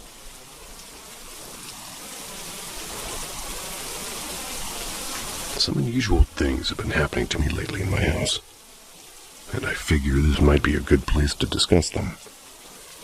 Let me give you a breakdown of everything. In August of last year, My grandmother passed away. It was devastating. And I've gotten better as time moved on. However, some creepy things keep happening in my house. I honestly have a difficult time trying to wrap my head around it.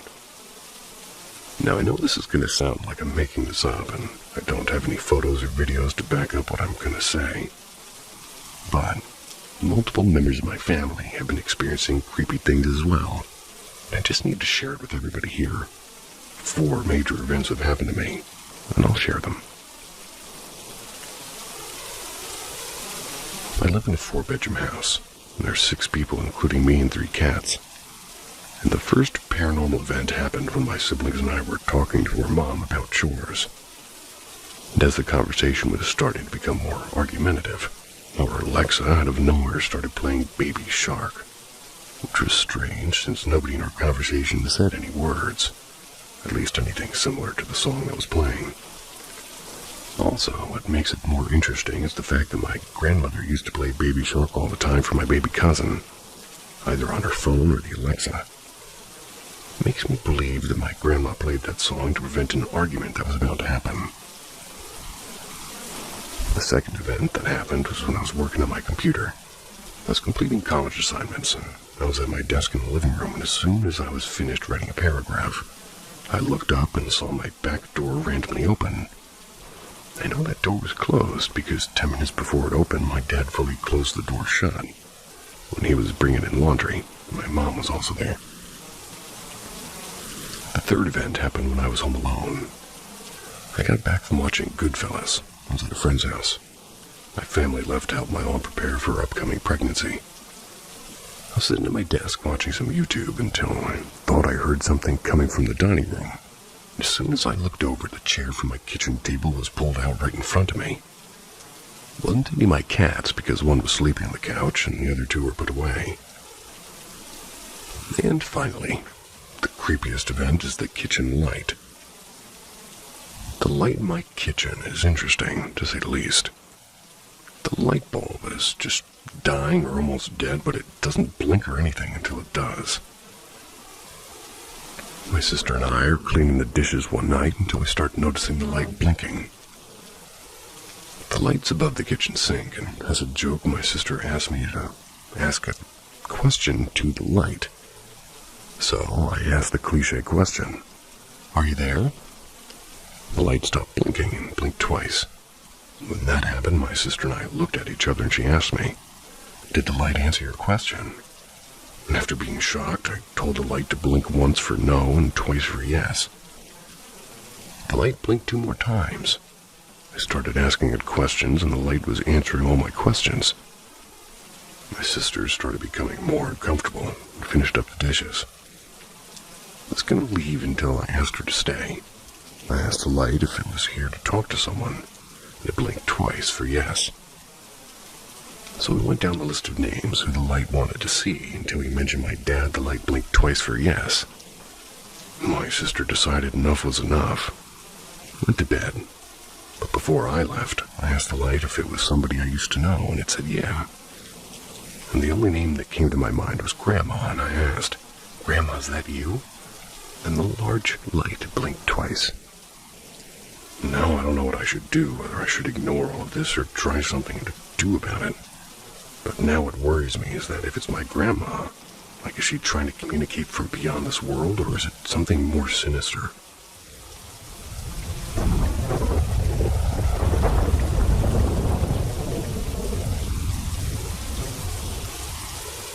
Help me make sense of the paranormal history of my late grandmother's house.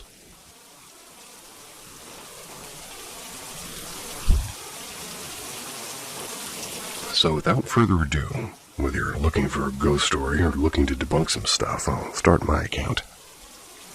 I am a 20-year-old male, and this all started before I was born. I'll do my best to state the order of events chronologically. But these stories all come from different people in my family, so it might be a bit messy. My grandma has owned a trailer in Broomfield, Colorado for nearly 40 years. My father, his 2 brothers, and his 2 sisters grew up in this house. And me and my father also lived in this house with my grandma and grandpa later down the road. I'll give each story and account a name and an approximate date, as well as say who told me the story. 1985, Three-Fingered Lady. This one comes from my grandma, and at a separate point in time, my dad as well. My eldest uncle Ryan, when he was young, was just about 10 or 11, had just got his own room, and he would tell my grandma about a three-fingered lady in his closet that would talk to him at night. And one night, my grandma heard banging on her door in the middle of the night and screaming. Opening the door, she found Ryan, who was screaming and crying with blood coming out of his leg. He told her the three-fingered lady tried to drag me into the bed, tried to take me to hell. And after that night, they never heard about her again. Well, that's good. This one, at least, is a kind of distant layer of truth to it, because after his passing in the hospital 30 years later, I saw a scar in his leg and 3 lines going down to his calf. 1990. My favorite year. Open the door. This one comes from my grandpa.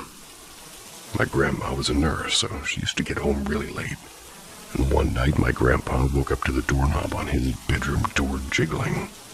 He could hear my grandma saying, "John, let me in, the door's stuck."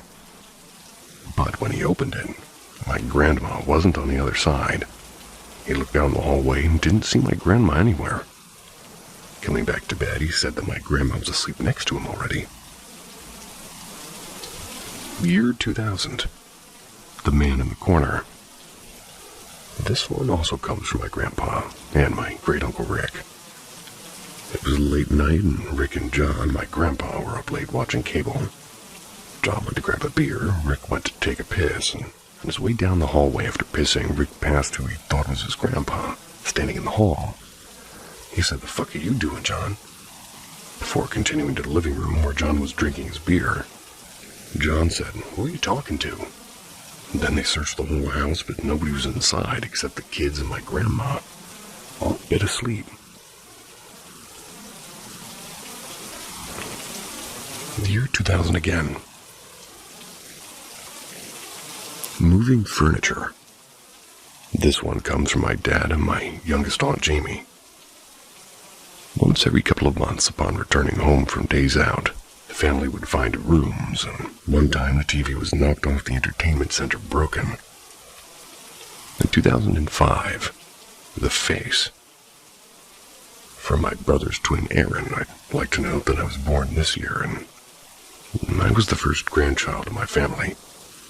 My grandma once said that I was having grandchildren made the devil angry, or having grandchildren made the devil angry, because things got worse in the house after I was born. My uncle was homeless at the time, and my grandma let him stay on the couch, and apparently kept hearing breathing. Whenever he closed his eyes, he would see a face looking at him. 2007, The Seance. I've seen a video recording of this one, actually, and I'll be honest, I have no idea what's happening in the video. The recording's on a camcorder somewhere. My whole family decided to do a seance where they read the Bible and try to get rid of the demon in the house. In the video, you can see my family reading the Bible into a dark room, and I swear to God, you can hear growling come from the video. It's really weird, but maybe one of my family members made the noise, I don't know. A plate fell off a shelf in the video and breaks as well. 2007 and onward. Crosses fall off walls, people see things out of the corner of their eyes. People feel like stuff is clinging to their backs. Things move slightly and stuff breaks randomly. And my own personal experience. I've never seen anything overtly sinister happen in this house, but something strange has happened to me, and I rarely dream, almost never. When I do, it's always good. But there has never ever been a night that I stayed in that house that I didn't have a nightmare. They started when I was about 6. From then on, they only came back when I slept in that house. Also, I fully believe that my family believes that that house is haunted. Since I was a baby, I've been taught that all honesty is a core value. And my father's number one peeve is when, well, pretty much when I lie. I can't see my family lying about this stuff and keeping the lie up for decades, even though bad fallouts and arguments and everybody agreed that house was evil. I'm making that post because my grandma passed recently, and in her final hour she told us to take her somewhere else. She didn't want to die in that house. She refused. It's strange, but I'm sure it can be explained. If you have any questions or theories, please tell me. I want everything to be finally debunked. If you have nothing, enjoy the stories, I guess. See ya.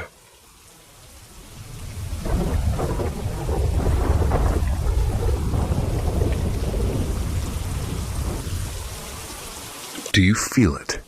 The cold air, the invisible weight, and you're not imagining it. At Paranormal M, we document what you thought wasn't real. Subscribe and see for yourself. Something strange.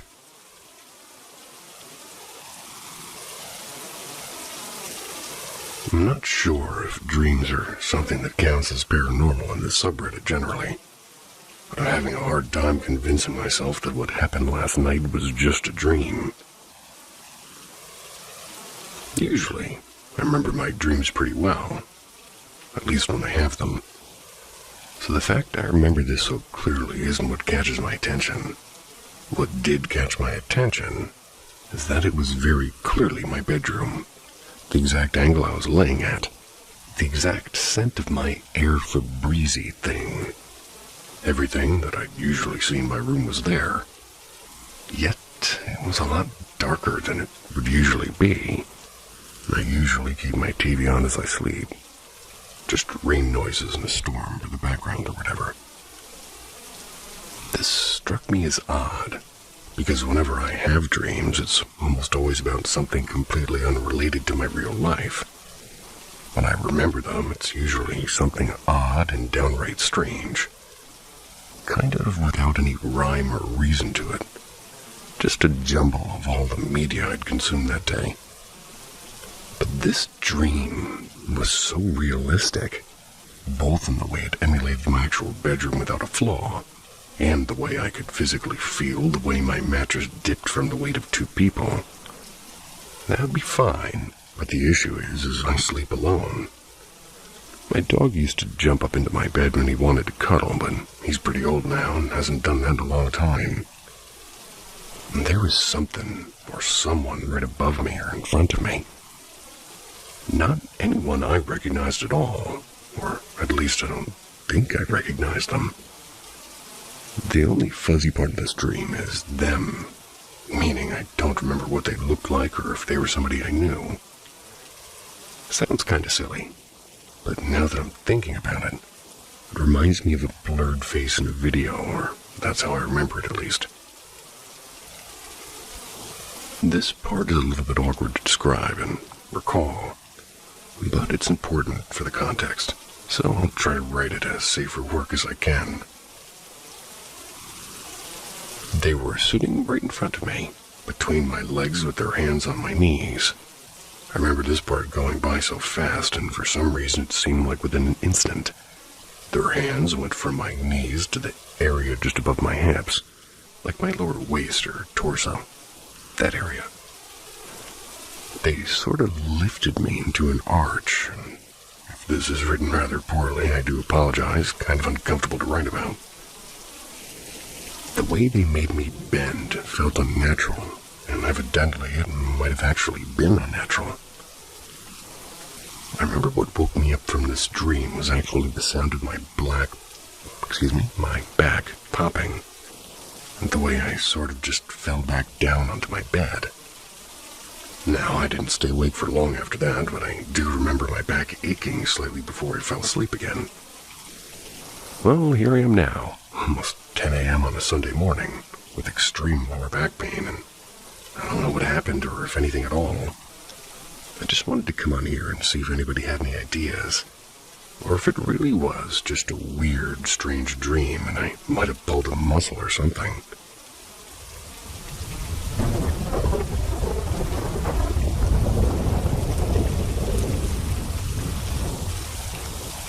Is my grandpa trying to communicate with me? A couple of months ago, I had a dream where there were 3 deer on the road in front of my house. In the dream, I was convinced one of the deer was my grandpa. The deer came into my bedroom window and sat on my bed and let me pet it. And when I woke up from that dream, I was in a state of shock and confusion. I, word for word, bar for bar, texted my friend saying, I don't know why he would visit me. Not something to be proud of. Plus, he passed away when I was 5 or so. I don't remember much about him, though I do know that I loved him, and his death really affected me, and it was the first loss I experienced. Anyway, the next night I go to bed and I have a dream where I get a letter and it says, Of course I'm proud of you. Why wouldn't I be? And it's from my grandpa. Something I found interesting is that in this dream I was aware of the dream I had the night before. Like, even in my dream, I was like freaking out. So naturally, I was in even more shock when I woke up and decided to look into it, and I found out that it was close to the anniversary of his passing. Fast forward to a couple of days ago, and I had a dream. I was in a Starbucks. I saw my grandpa, but it wasn't my grandpa. It just looked like him, so I was crying on the floor in the Starbucks. Because I saw who I wanted to be my grandpa, but I knew it wasn't him. Then, like a day or two after that, I had another dream. I was at school walking by the buses, and the new bus driver again looked like my grandpa. So in the dream, just like before, I cried and panicked. So I guess really what I'm asking here is, do you guys think my grandpa is trying to communicate with me, or is he just coming up in my dreams because he crosses my mind a lot?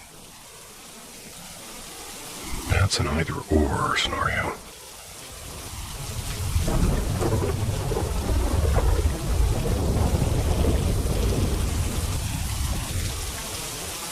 Demonic nightmare presence since I was 2 years old. I can vividly remember when this dark presence occurred. It was the night when my newborn sister was brought home. My mom would play the sound of rain and waves to help me sleep. I remember falling asleep back then, though. It was very vivid. I had nightmares of my newborn sister being stolen, murdered, and being dragged by shadows underneath her crib. I felt powerless in these nightmares, and they continued to occur until I turned about 10. But they were truly terrifying. They'd happen nearly every night, and watching my family and people that I loved get violently murdered repeatedly. Sometimes getting so formulaic that I could predict what would happen. Sometimes there'd be small creatures that would run around my home in these nightmares. They'd hide under beds and tables and bite me. And there would be shadowy but almost primate-like figures that would tap on the windows and leave nearly human handprints. There'd be this hairless, naked, pale, and sickly humanoid with a wrinkly, elongated face with black soulless eyes, large, snake-like nostrils. That would attack me the most. He doesn't have a name, but he returned in nearly every nightmare. He'd always choke me or fight me.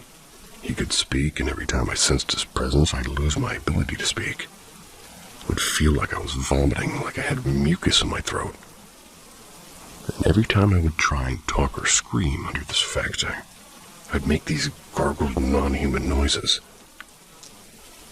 These nightmares have stopped for years, but I wonder what it may have been.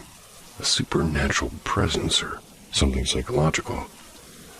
They got so bad to the point where my parents just bought me a dream catcher. But the awful nightmares would continue, and my first dream catcher broke in the middle of the night. We replaced it, but the new one didn't work either.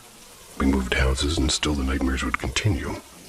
No matter where I slept, how I'd sleep, or any other factors, I'd still have those awful nightmares. Sometimes I wouldn't, but those nights I wouldn't even remember having a dream or a nightmare. I'm skeptical about paranormal stuff and activity.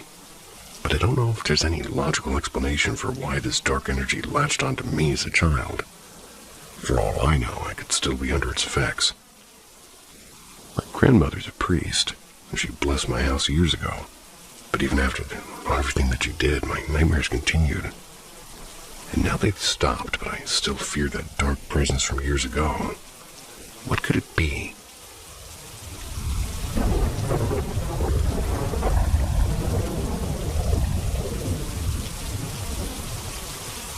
A shapeshifter slept beside me when I was a child. When I was around 6, my brother and I would spend days over at my family's friend's apartment. It was while they worked long shifts. My brother, being older than me, got to stay up and watch scary movies with the family friend. My bedtime was 9 p.m. I remember one particular night, there was a violent storm outside. I was sent to sleep alone in the dark bedroom. I could clearly hear the horror film through the wall, and combined with the thunder, I was immensely frightened. So much so, it hurt my chest. It physically pained me. The lightning casted shadows on the wall from the window, and the screams of horror from the film only worsened the situation. I was so afraid I got up and asked my brother to come stay with me till I fall asleep, which, of course, he refused. Once back alone in the dark room, I hid underneath the covers and almost began to cry. I was absolutely terrified. And suddenly I felt a movement on the other side of the bed and weight, as if something got underneath the covers. I was so relieved I started crawling under the blankets to get closer to them. Yet every time I got closer, they moved away, which left me confused. I lifted my head out of the covers and I saw someone the same size as my brother underneath the blankets. I stared at him for a while, not because of suspicion, but just letting my eyes adjust to the darkness. After a long moment, he told me to go to sleep in a very kind tone, that I can't come near him, and his voice was just like my brother's, but he sounded much kinder, very soothing. I said okay, and I laid back down. Having him with me brought my soul at ease, and without another fuss, I went straight to sleep happy. The following morning, I thanked my brother for coming to stay with me, as opposed to watching the movie. He asked what I was talking about. Confused, I told him about the previous night, him keeping me company till I fell asleep. And for some reason, this annoyed him, and he told me it wasn't him because he didn't go to bed until 2 hours later. And at the time, I didn't think much of it. Just made a note and went on with my life.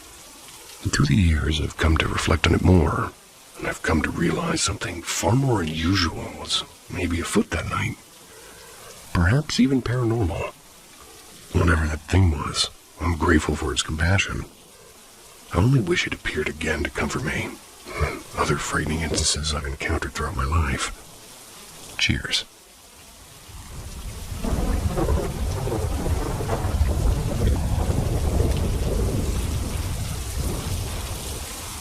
Things keep going missing daily. That my fiancée and I have acknowledged it, and given her energy. We both always thought we each had some sort of attachment.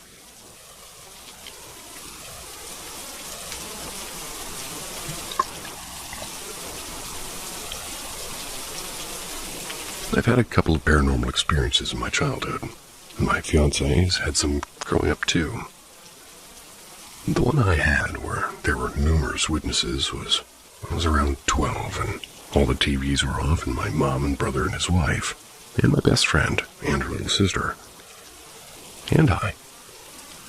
We were the only ones at my house, all standing in the kitchen talking, and out of nowhere, we hear a loud banging, like somebody pounding on a door from upstairs, and a male voice yelling something. I'm diagnosed with schizoaffective bipolar, so that's what makes this tricky.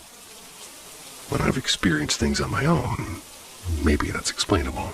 But when everybody stopped talking and looked wide-eyed at each other and we all heard it, even my adult brother and his wife and my mom were anxious to go check things. but quickly got it together and did, and found no one and found nothing. I've had other experiences, but I was alone, so those have always felt invalid to me. My fiancé growing up lived in this one house. It's a house that he and his family have said they all experienced crazy paranormal stuff in. Levitating heavy objects that his mom has even witnessed. A neighbor calling them when they were all on vacation, once asking if the old man that had been standing in the window for hours was okay, when no old man lived with them. His family used to always see my fiancé in rooms that he wasn't in, like he'd be asleep in his room and they'd see him in the living room. Couldn't have been him, I mean. I also experienced this once. I'd fallen asleep for a nap and woke up to him leaving the room to go to the kitchen, and he told me. I drifted back to sleep, and then my eyes shot open and I was paralyzed, looking at him sitting next to me on the floor, just staring straight forward. But I knew he just went to the kitchen, and I could hear him out there, and I could move, and I tried to yell for him, and I couldn't. I was terrified, and I never experienced sleep paralysis before this incident or since then. I finally gained enough motor function to shut my eyes and turn my head away.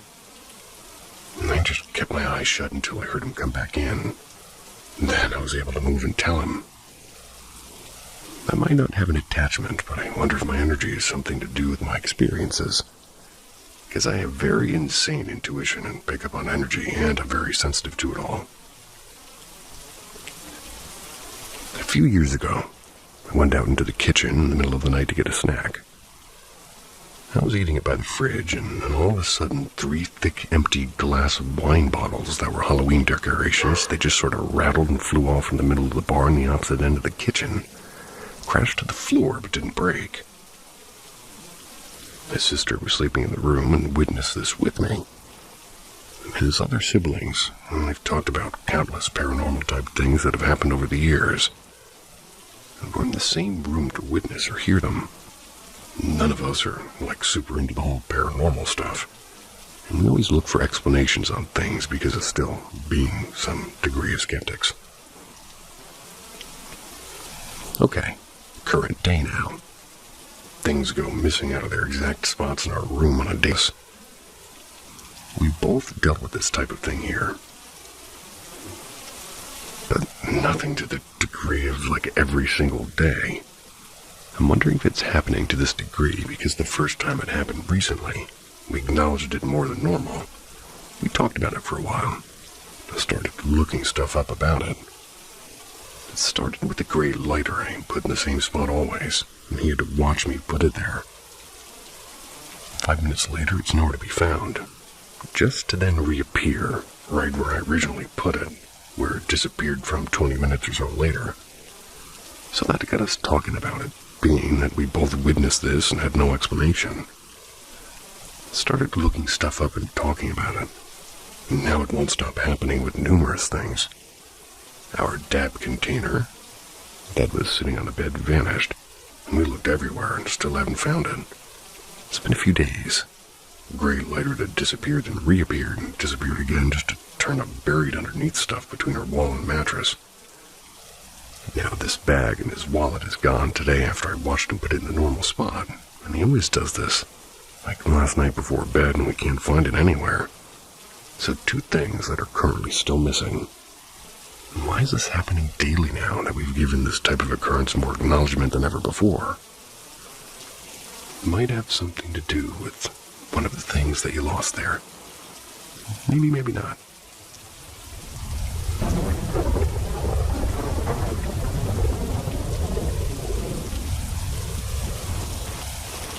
I think I made contact with aliens. So I was asleep, dreaming. The content of the dream isn't important, so I think I'll skip that. What's weird is what happened after. I woke up, but my eyes were closed. Just black, Oh, I know. But in my mind, or on my eyes, I don't know, I saw something like a sound wave or frequency. The waves were kind of dancing around, but increased in size and frequency. For some reason, I said, "Thank you for the dream, Mr. Alien Man." I think something made me think that they were involved somehow. I don't remember now, but that's what I said in my mind, and I was awake at this point. And as soon as I said that, they, as in whoever did this, zapped me with images. It's the best way I can describe it. There was an intense, very real and vivid case of sudden visuals appearing. It felt like there were images on top of other images. Well, calling them images is kind of wrong because it was more like symbols and shapes, like a coded language. The shapes, stacked sort of on top of each other, made a kind of gray alien face at the top. I mean, from my point of view. The face moved and made facial expressions as the data below moved or changed. The face laughed. When I was zapped with images, I got scared and woke up fully. I mean, I was awake, but my body woke up too, reacting in a knee-jerk way. But my whole body.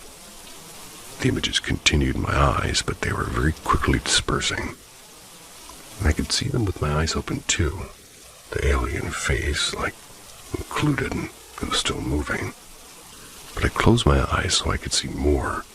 But within moments they were completely gone, and I was fine. At least until this happened. But as the image zapping occurred, I had a massive headache struck on my forehead. Then it went to the back of my head, but it was very bad, so I had to take a painkiller. Headaches on that level, well, sometimes last days for me. A single painkiller is never enough. But within half an hour I was fine, and sure, the painkiller helped too, but I think it was the sudden hit that gave me the headache. Then it was kind of less of a burden for my brain, I think. I mean, whatever the symbols or shapes or the code meant, I don't remember what the symbols were at all. Just the face on top they made. I think they gave me information that I didn't process or understand at the time. I think it's stored in my brain now. Like right now. And this happened 2 nights ago. Also, I had this understanding after the event that the frequency was in my mind. I did gateway tapes and meditation before for various reasons. One of being trying to contact non-human intelligences. I think the frequency in my mind kind of synced up with them, or something that belongs to them and would kind of be for a very brief moment. So they had to zap me with the information within that brief moment, and it wasn't pleasant for me. They couldn't contact me before my frequency synced up, or not at that level anyway, I think. Also, something I just knew somehow after or during the event. I think they can't or won't talk, like us. They communicated in images and symbols, very complex. I think they were doing what they were doing without me being aware of it. But when I gained consciousness and became aware of the signal, then when I said, "Thank you for the dream, Mr. Alien Man," instead of being afraid, I think they found it funny and maybe took my response as a form of acceptance and just dumped the rest of the information all at once. Not to hurt me, but the channel was closing, so they had to do it.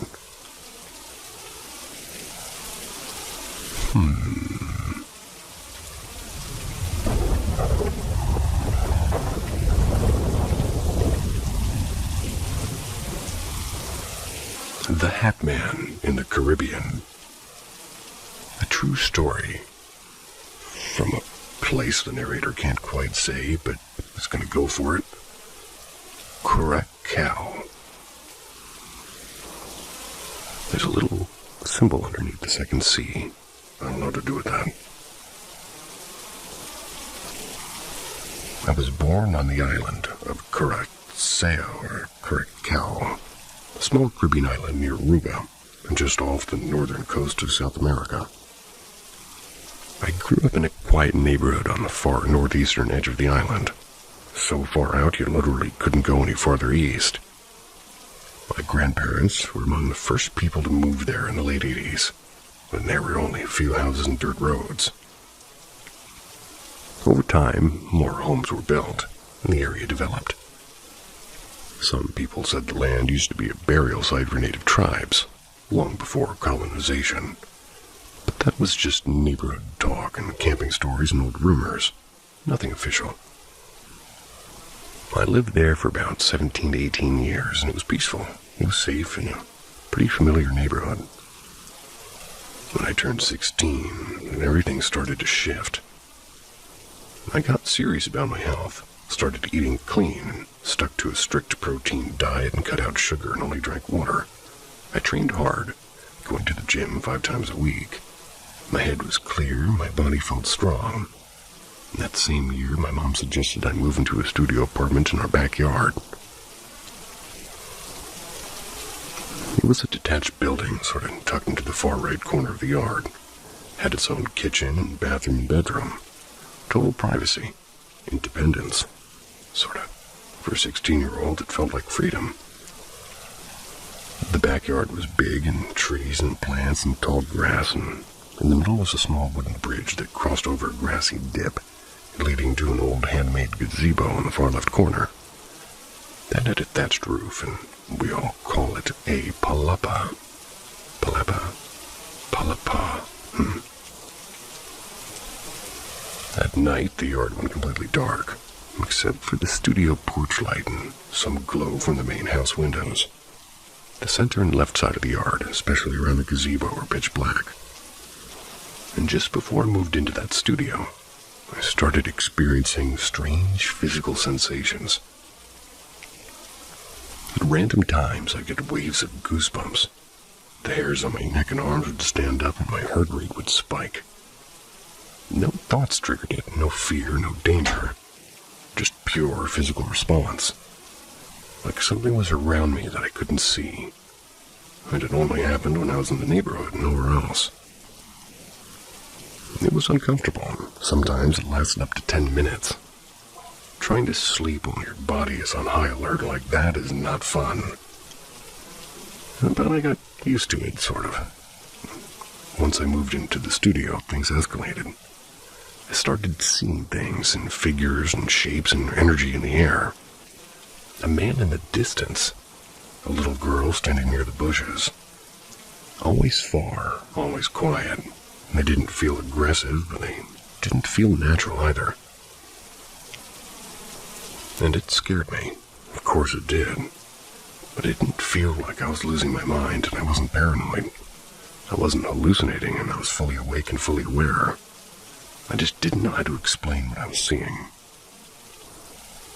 My family isn't religious, but they're spiritual. My grandmother especially. They meditate and read spiritual books and talk about energy and intuition. I grew up all around that, but I always kept my distance from it. I'd never seen a spirit or had a paranormal experience. Until then. Then something happened that hit different. It was a regular weekday. I came home from school around 2:30. Said hi to my mom. As I passed her in the hallway, we bumped into each other lightly. And in that exact moment, I got a mental flash. An image in my head, uninvited and instantaneous. A toilet bowl full of blood. And it lasted less than a second. No reason, no trigger. I didn't say anything. Figured it was just some random thought. At 7 p.m., I went to the gym. Midway through my session, my phone rang, and it was my aunt. She never calls me, and we lived in the same neighborhood like most of her family. But we weren't close, and I didn't even call her auntie. Called her by her full name, because she didn't want to be called Aunt anything. So her calling me was weird, and she said, "Don't panic, everything's okay, but your mom's going to the hospital." I stopped mid-set. Wait, what happened? She went to pee, and the toilet was full of blood, and it was completely red. That image from earlier punched its way back into my brain. I wrapped up the workout quickly and rushed home. I felt guilty, like maybe I could have warned her. Maybe I could have said something, even if it sounded crazy.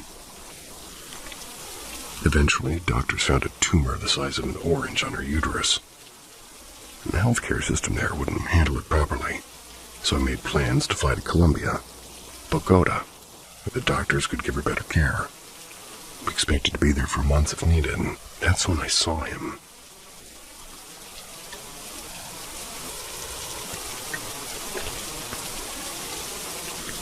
The first encounter. It was late at night and I stepped out of the studio with the joint lit. I sat down on the wooden bench on the porch, facing toward the gazebo. That's when I saw a figure standing dead center in the dark inside the gazebo. Tall, very tall. It wore a long cloak and a wide-brimmed hat, like a top hat or something similar. Couldn't see any arms or legs and no face, just the outline of a person completely blacked out like a void. But not just shadowy. This thing was darker than the night. I could still make out the vases or vases and wooden shelves behind inside the gazebo. But I couldn't see through this figure. It absorbed the space around it and I froze, full-body goosebumps and heart pounding. I didn't know if it was looking at me or the main house where my mom was, but I could feel its presence. It wasn't moving, it wasn't speaking, it was just standing there, watching. And it scared me. I didn't panic though. I just did what I always did. I ignored it and smoked my joint, went back inside and played some video games. But this time, couldn't stop thinking about what I saw. Didn't feel like the other sightings. Those felt like spirits and human ones. This one didn't. The second encounter. A few days later, I just left a friend's house nearby and I was walking home. It was already night. When I got to the backyard, it was completely dark. The porch lights weren't on and the switch on the far end of the studio against the right wall. And that's where I saw him again. The Hat Man. Same height, same shape, same hat. Still no face, just a tall black void standing right next to the light switch. I froze and I just stood there staring. My skin lit up with goosebumps again. I looked away and then back and he was still there. Thought about going to go get my mom, but I stopped myself. I was 16, I didn't want to run.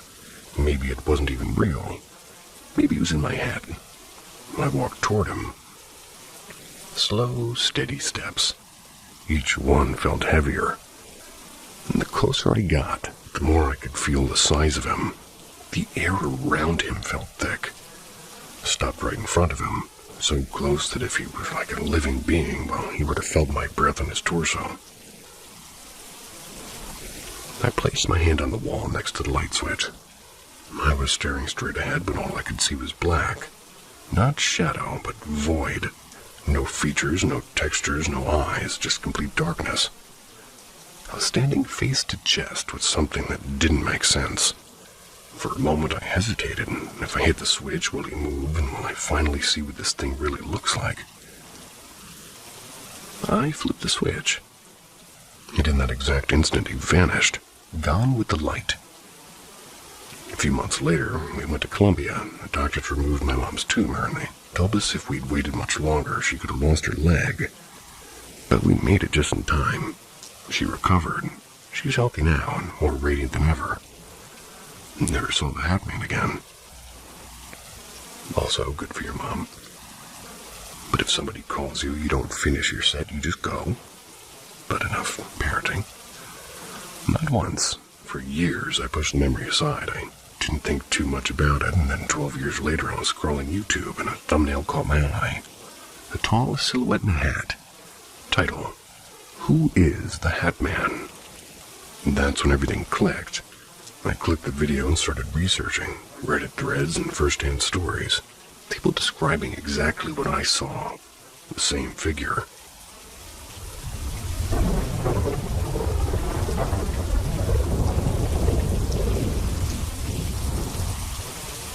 This is why I'll never go back to Buck's Palace.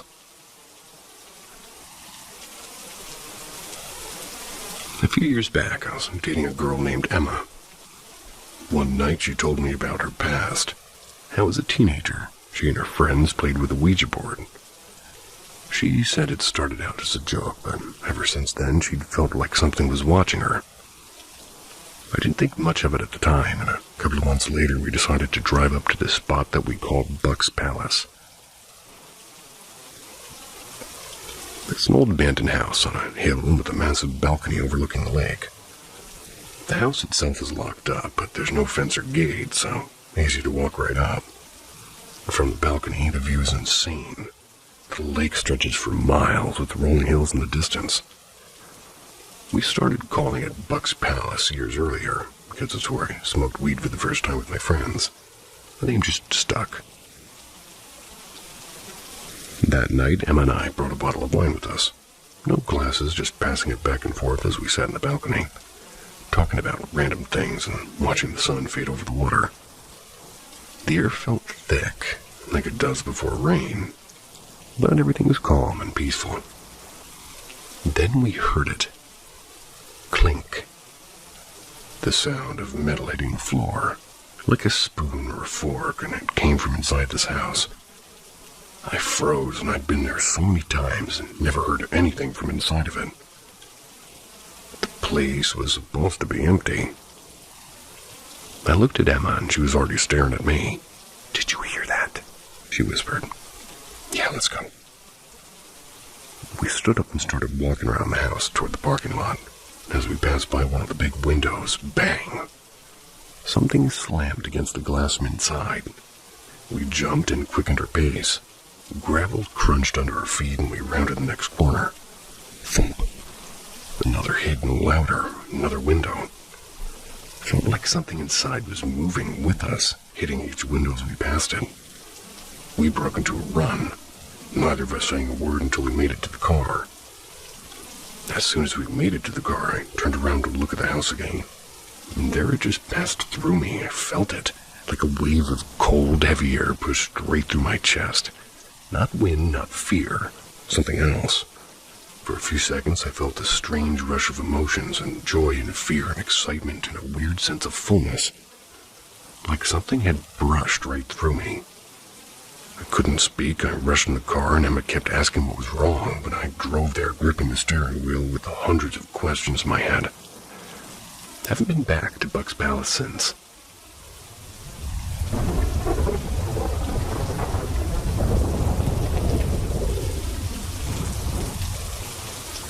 Adventure in a haunted abandoned park. Help me understand if it's a known form or spirit or something. 2 summers ago, a friend of mine invited me to go with her, and I guess some of her friends, to an abandoned park in our city. We agreed, and we made our way there, entering through a hole in the gate. Once inside, we saw him. Well, nature had completely taken over the structure and the pathways. We walked along a dark, narrow path surrounded by overgrown plants. Eventually, we reached a sort of amphitheater, where we decided to stop for a few minutes. The path there had already made us feel uneasy and a bit anxious. Some of us, including me, felt like turning back and leaving the park, while others wanted to keep going.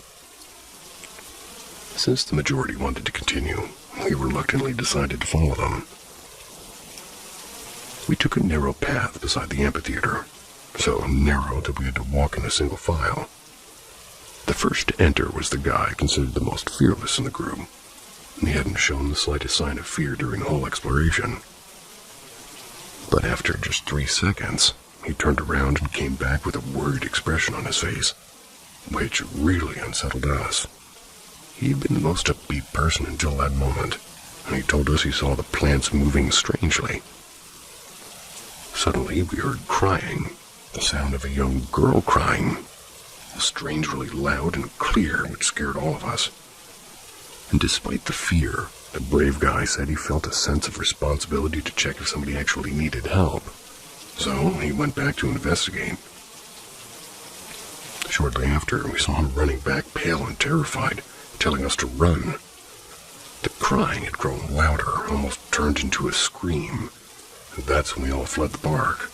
Jumped on my scooter, which was parked nearby, while the others got into their car and we left. Once we were quote-unquote safe, the brave guy told us what scared him the most was after pushing aside the plants and looking in the direction the crying was coming from. He saw absolutely nothing. And that's what truly terrified him.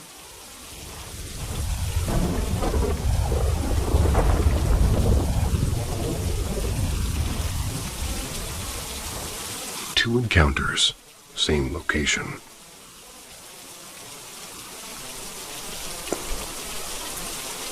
In the summer of '91, I was a young Air Force officer who'd recently returned from Desert Storm. Finally had a chance to get back home to visit my parents. They wanted it to be a special occasion, so they rented a cabin on a lake nearby. It was an old place with a sort of saddle-back roof, but it was perfect for our reunion. All my aunts and uncles were going to drop by at that point, and we're all just kind of enjoying the lake time. One night near the end of my stay, my brother's friends were all over and were sitting around the kitchen table telling stories of our lives growing up out in that farming area. We all grew up in old houses and had tales of weird noises and other spooky events, most easily explainable. One of my brother's friends was sitting to my left. He had a pack of cigarettes sitting at the table with a big lighter sitting on top of the pack. This was common for smokers at that time. The cigarettes and lighter were in my field of view the whole time, but just a little bit to my left. All of a sudden, the big lighter shot across the room right past him. It was as if somebody had flicked it. He was staring at me, and I was staring at him, and both of us wondering how the other had done that trick when the lighter was clearly in everyone's sight. About 4 seconds elapsed. There was a clicking of a latch on an old china hutch up against the wall at the end of the table, and the door of the hutch just slowly opened up. The atmosphere in that cabin completely changed. It was almost electric for the rest of the night. None of us staying there could really sleep well after that. Flash forward nearly 10 years, and I'm now married with 2 young kids of my own, and still in the Air Force. My father had passed away a few years earlier. My mom was living in a small apartment near the lake, where we were planning to go visit. I didn't want to crowd my mom in her small apartment, so I decided to rent a cabin at the lake, and wouldn't you know it, the only one for rent was the same one from before. I told my wife about the events of my last visit, but neither of us were intimidated by it, so we rented it and had everyone over. Nothing happened until the last night we were there. We had put our kids to bed next door in the living room, with the nightlight on, kind of gone to bed ourselves. As I was drifting off to sleep in that cozy light sleep you get into sometimes, I heard something softly hit the floor near the end of the bed, and I figured it was my shorts that I had laid on the end of the bed. Maybe they were getting kicked off, and, I tried to drift back to sleep when I felt the end of the bed dip down. It was like somebody sat on it. My wife startled awake and saying, "Honey, what is it?" To what we thought was maybe one of our kids coming in, my wife says she felt something like a hand come up the side of the bed touching her as it went, so she thought it was one of the kids. I turned on the light at her exclamation so we could take care of our child, but the room was empty. We went to check on the kids and they were all out cold. And on the way back in, I saw my shorts in the middle of the room. Told my wife what I thought had happened, and she said she had moved them on the chair in the corner some 4 feet away. That was before she went to bed. Something had tossed them into the middle of the room before waking us up. These are the only paranormal experiences I've ever had, and they were both in the same cottage with other witnesses. If I get another chance to rent it, I'm definitely going back. Never felt scared or threatened, just spooked because something we could never see was interacting with us. Seriously, a weird sensation. Yeah, you could say that.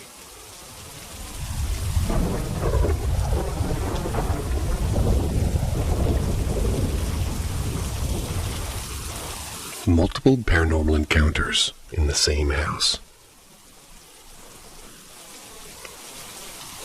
Experience 1. It all started when my sibling had come over and my family and I were eating lunch. We were eating, and then we stopped by the doorbell. It rang a couple of times, and my dad walks over to check it out. He opens the door, nothing. We let it go as just a ding-dong ditch. Then a few minutes later, it rings again. This time, the ring got faster by the second. It started out slow, but then sped up and got faster and faster. It kept ringing as my dad was walking toward the door, and at this point, there was no time for the ding-dong ditcher to leave. And as soon as my dad opened the door, it stopped. We all thought this was so bizarre, and my sister even mentioned how could he have let a ghost in. But we all wrote it off as maybe the doorbell going bad or the house being old. Experience 2.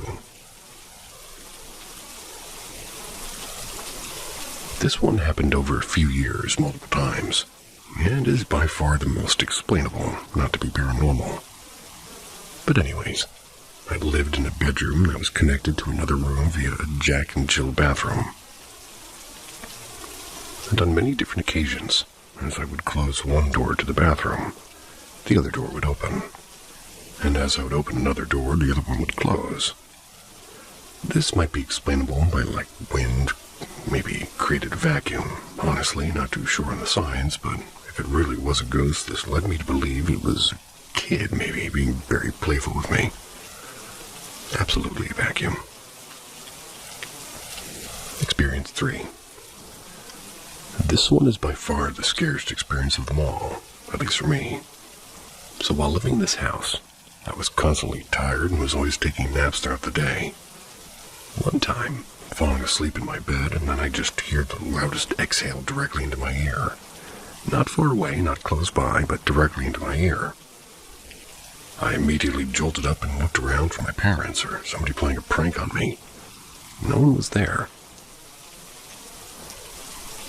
Experience 4. This one happened another time when I was falling asleep.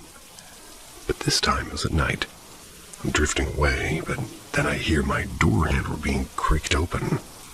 So I'm thinking maybe someone's just coming into my room. So I lay there waiting for them to just, tell me something. Then I partially sit up and see the door handle kind of wobbling, like somebody was playing with it, and I still hear the sound. Then I sat up all the way, and then it immediately stopped, which is weird. Then I saw the motion light in the balcony outside my room go off right after the handle stopped. This was truly creepy to me, and I have no idea why, but this really felt like a little kid. It was almost just like a gut feeling. Experience 5. This experience is another reason why I thought this kid was always trying to play with me. I had this graduation balloon for a couple of months in one room connected to my bedroom, and it just sat there deflating for a while. I didn't do anything about it. Then it got to the point where it was not really all the way down, but definitely a foot or two above the ground. Now I was in the bathroom with the 2 connecting doors open. There was this other small shower and toilet room in the bathroom, and that's where I was. So this balloon that was in the connecting room turned the corner into the bathroom, traveled 2 rooms to where I was in. I kept pushing it into the sink room. It just kept coming back to me. And then after 5 minutes of this, I realized this might have been this kid. So I said, "Please stop with this. I don't want to be bothered right now," or something to that effect. Then I pushed it away a couple more times and it stopped, and there was no AC happening at the time because I just checked as to what could be moving the balloon, and it was nothing. Experience 6. This one is the most convincing that I wasn't going crazy. So it was just around 11 p.m. I was downstairs getting a glass of water, and then all of a sudden I hear footsteps running down the stairs like it's an emergency. I was shocked, and I had waited a few seconds for my dad to come out and tell me something horrible happened or something was wrong. I waited another 5 seconds and nothing. I walk over, look up the stairs, and no one's there. Both my dogs were sleeping, so it couldn't be them. Everyone in my house was asleep except my dad, so I go to his room and I say, "Did you just run downstairs?" He replied that he didn't, but he had heard the running too. This was the most convincing to me that I wasn't crazy, because my dad had heard it as well.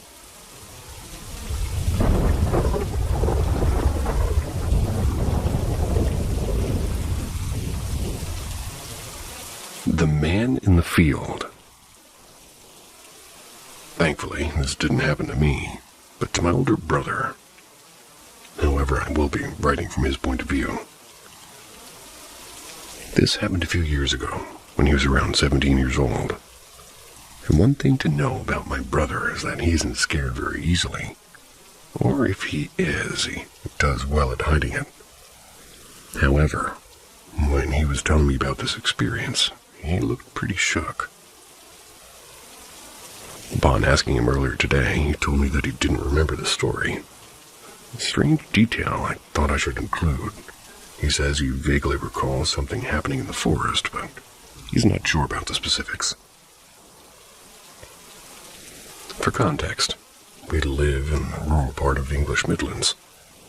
In some areas, there's fields that stretch out as far as the eye can see, with many dense forests sitting right next to them, sometimes separated by a thin road. There's many dog walkers and families and gun-smoking teenagers who visit them during the day, but at night they're usually entirely abandoned. And so, this is where the story begins.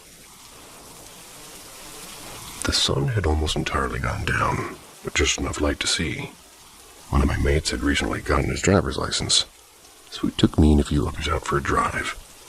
We decided to go to a local forest, which looked very creepy at this early stage of night. However, most of us, me included, we'd grown up living near this forest and knew it like the back of our hands. Because of this, we were not frightened. We got out of the car and began walking around the forest, looking for a place to sit down, and kids often build dens out of sticks and moss. Well, usually pretty sturdy, so we started searching for one of those. There were usually more dotted around, so I probably wouldn't have this taking too long. Halfway through our trek deep into the woods, one of my friends paused. We asked him what was wrong, and he shushed us, motioning for us to listen. We all stood impatiently, suspecting that he'd heard a twig snap as a result of an animal stepping on it. A common occurrence. How wrong we were. A low hum vibrated through the air. It sounded like it couldn't be more than a few meters away. It was a man's voice, but cracked and damaged, like that of an elderly person. The hair stood up on the back of my neck, and there had been no cars other than that of our own. And that's at the entrance to the site. The sense of imminent danger filled my gut. Must have done so to my friends as well. We wasted no time and ran, not stopping until we got back to the car. Still gasping and sputtering for breath, my mate leapt into the driver's seat and we sped off. We stopped in a nearby lay-by. We stopped in a nearby lay-by. A lay-by. Once the panic had worn off, got out of the car for some fresh air after the shock and talked about who or what the voice could have belonged to. Somebody said it could have been a homeless person, and this was plausible, as they sometimes did reside in tents deep in forests in the area. However, they usually kept to themselves to avoid being reported. We looked out on the forest's edge, which was now in the distance, and in the field that surrounded it, the sky was dark blue. It was getting progressively harder to see. Suddenly, a friend alerted the rest of us that he saw something, pointing to the middle of this field. Although hard to make out, it was unmistakable. A figure. Humanoid in appearance, but it was too dark and far away to see any features such as clothing or face. But we did notice one thing that was different about this person. They seemed to be very tall, almost alarmingly so. Their torso and limbs seemed stretched, almost distorted, and silently they walked through the field, not seeming to notice or us just staring at it, I guess. The feeling of unease returned as we watched, along with the strong desire to look away, but the inability to do so. After this, we collectively decided we'd had enough, scrambling to the car for a second time in 10 minutes. My friend drove us back to our respective houses. We never spoke of the incident again.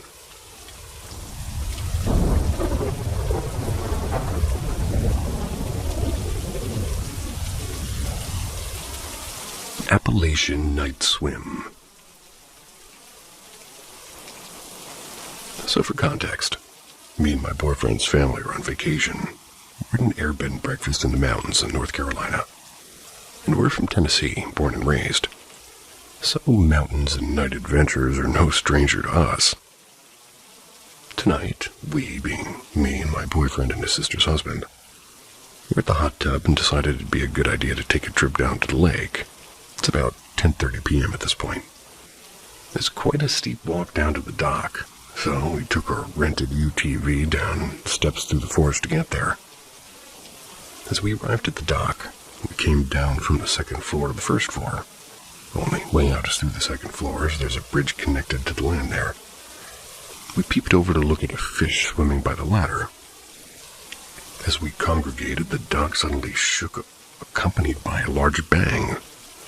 Of course, we broke into somewhat of a frenzy trying to figure out what the noise was, trying to rule out any possible explanations like weird earthquake or big fish hitting the bottom of the dock.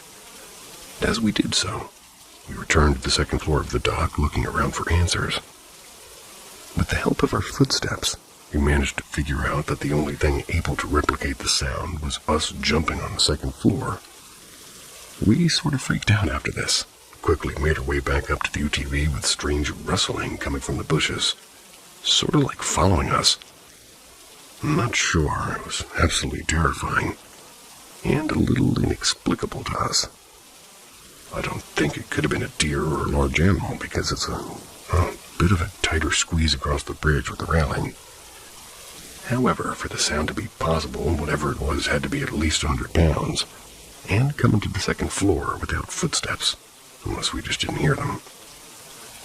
On top of this, we arrived at the top and parked the UTV, completely silent and in shock. We walked through the front door to be greeted with an extreme concern as everybody heard screaming coming from outside. What? I don't know, it's just very confusing. And I was worried that we were about to get ate up by a skinwalker or something. But I'm also wondering if there's any kind of paranormal side to it or not. Never experienced anything like this. Still so shaken up, but does anybody have any ideas?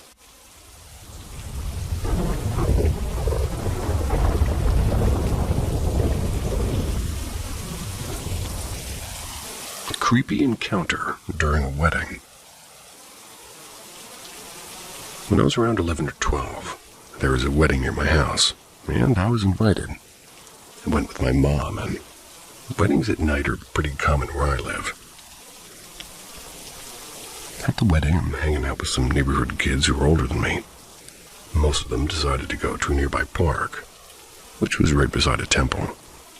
The scary part was that both the park and the temple were located inside a forest. It wasn't a huge forest, but it was still creepy at night. There was another kid. Let's call him Max. They were about 14, a couple of years older than me. Max and I also wanted to go, but when we asked our moms, they said no. And obviously, we were disappointed, especially since the others had already gone ahead. After a while, we started feeling bored and kept bugging our moms to let us go. Eventually, they gave in. All right, we were finally excited and we were heading out. The path we took was dimly lit, with the occasional street lamp flickering above us. On the right side of the road, there were houses, but on the left side was swallowed in darkness. It was all forest. As we walked, I started feeling strange. Couldn't explain it, but something in the air felt heavy. I suddenly had this cold sensation running down my spine, like someone was watching me from the trees. I didn't say anything to Max at the time, but I kept glancing toward the woods, half expecting to see something or someone peering out. As we were walking, we passed by a house on the right. It looked completely normal, nothing strange. We had seen that house plenty of times before since we lived nearby, but this time we saw a woman near the main gate of the house, next to a water tap and a few buckets. She was washing clothes. We thought it was weird, like who the fuck washes clothes around 8:30 p.m.? Don't remember the exact time, but it was late. And still, we ignored it and we kept walking. Suddenly, the woman stood up and started walking toward us and fast. She was speaking in an aggressive tone. It felt like she had been waiting for us. At first, we thought she was somebody to someone else, but she kept coming closer. We couldn't understand a word she was saying.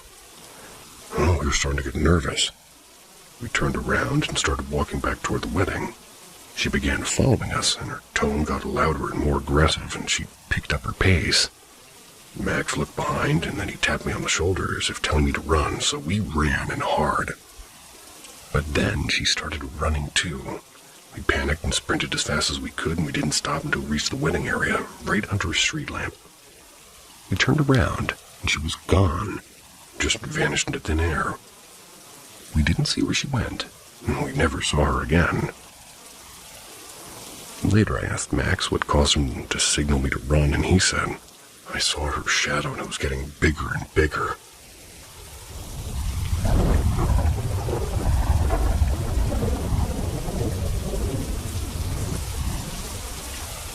My experience of paranormal activity.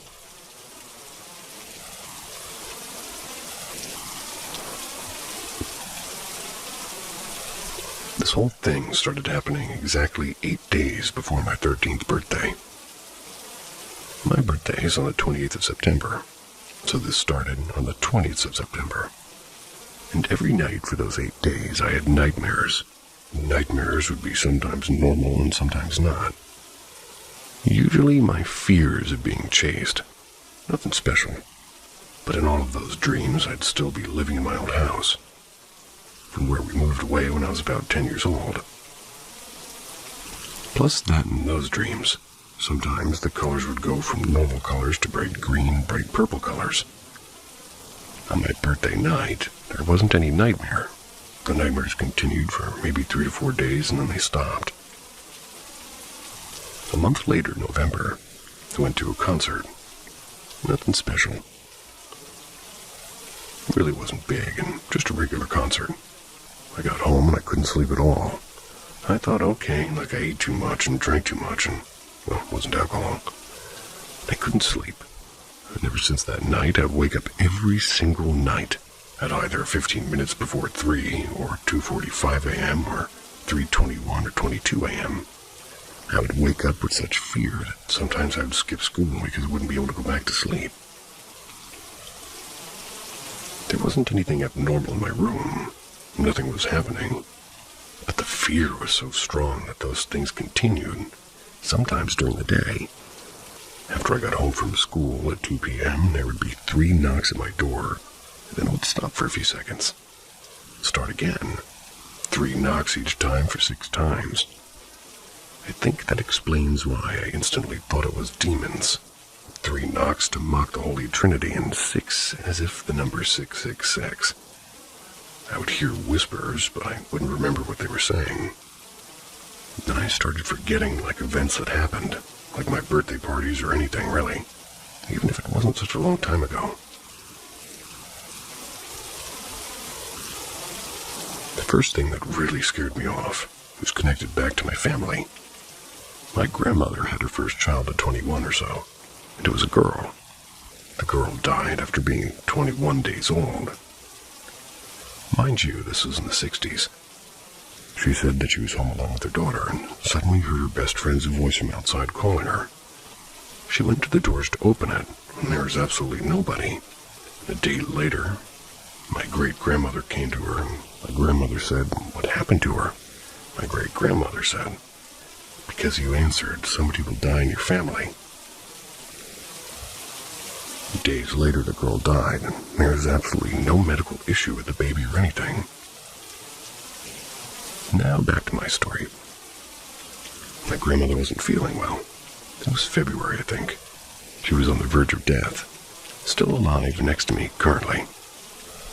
Anyway, I'm in my room and I suddenly heard her yell my name from her room. I remembered her story and I didn't want to answer.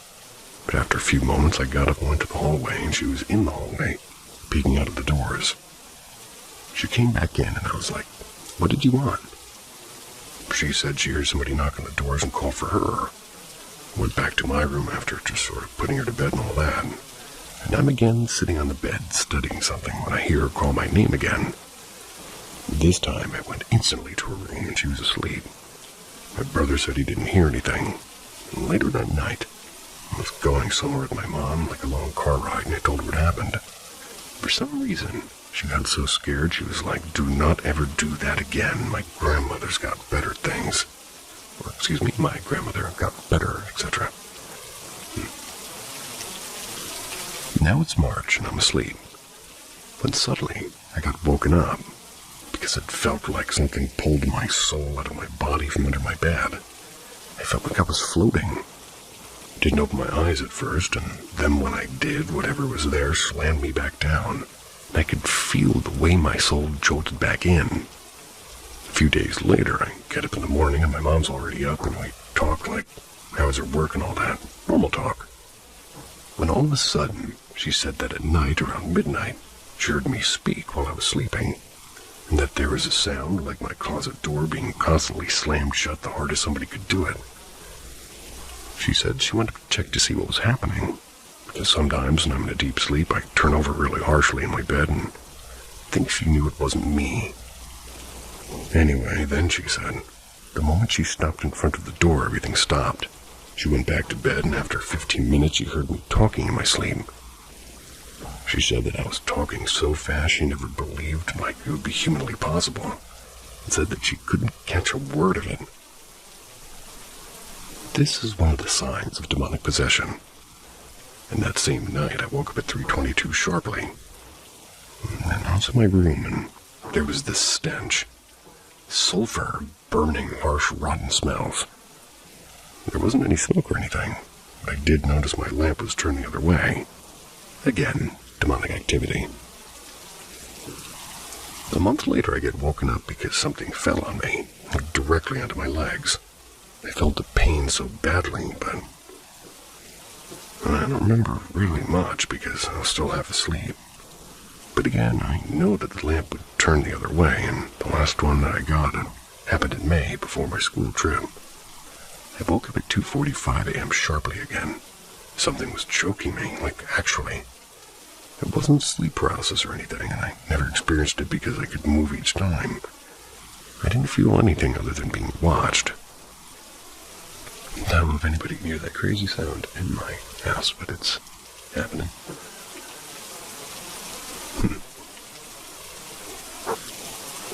Where was I?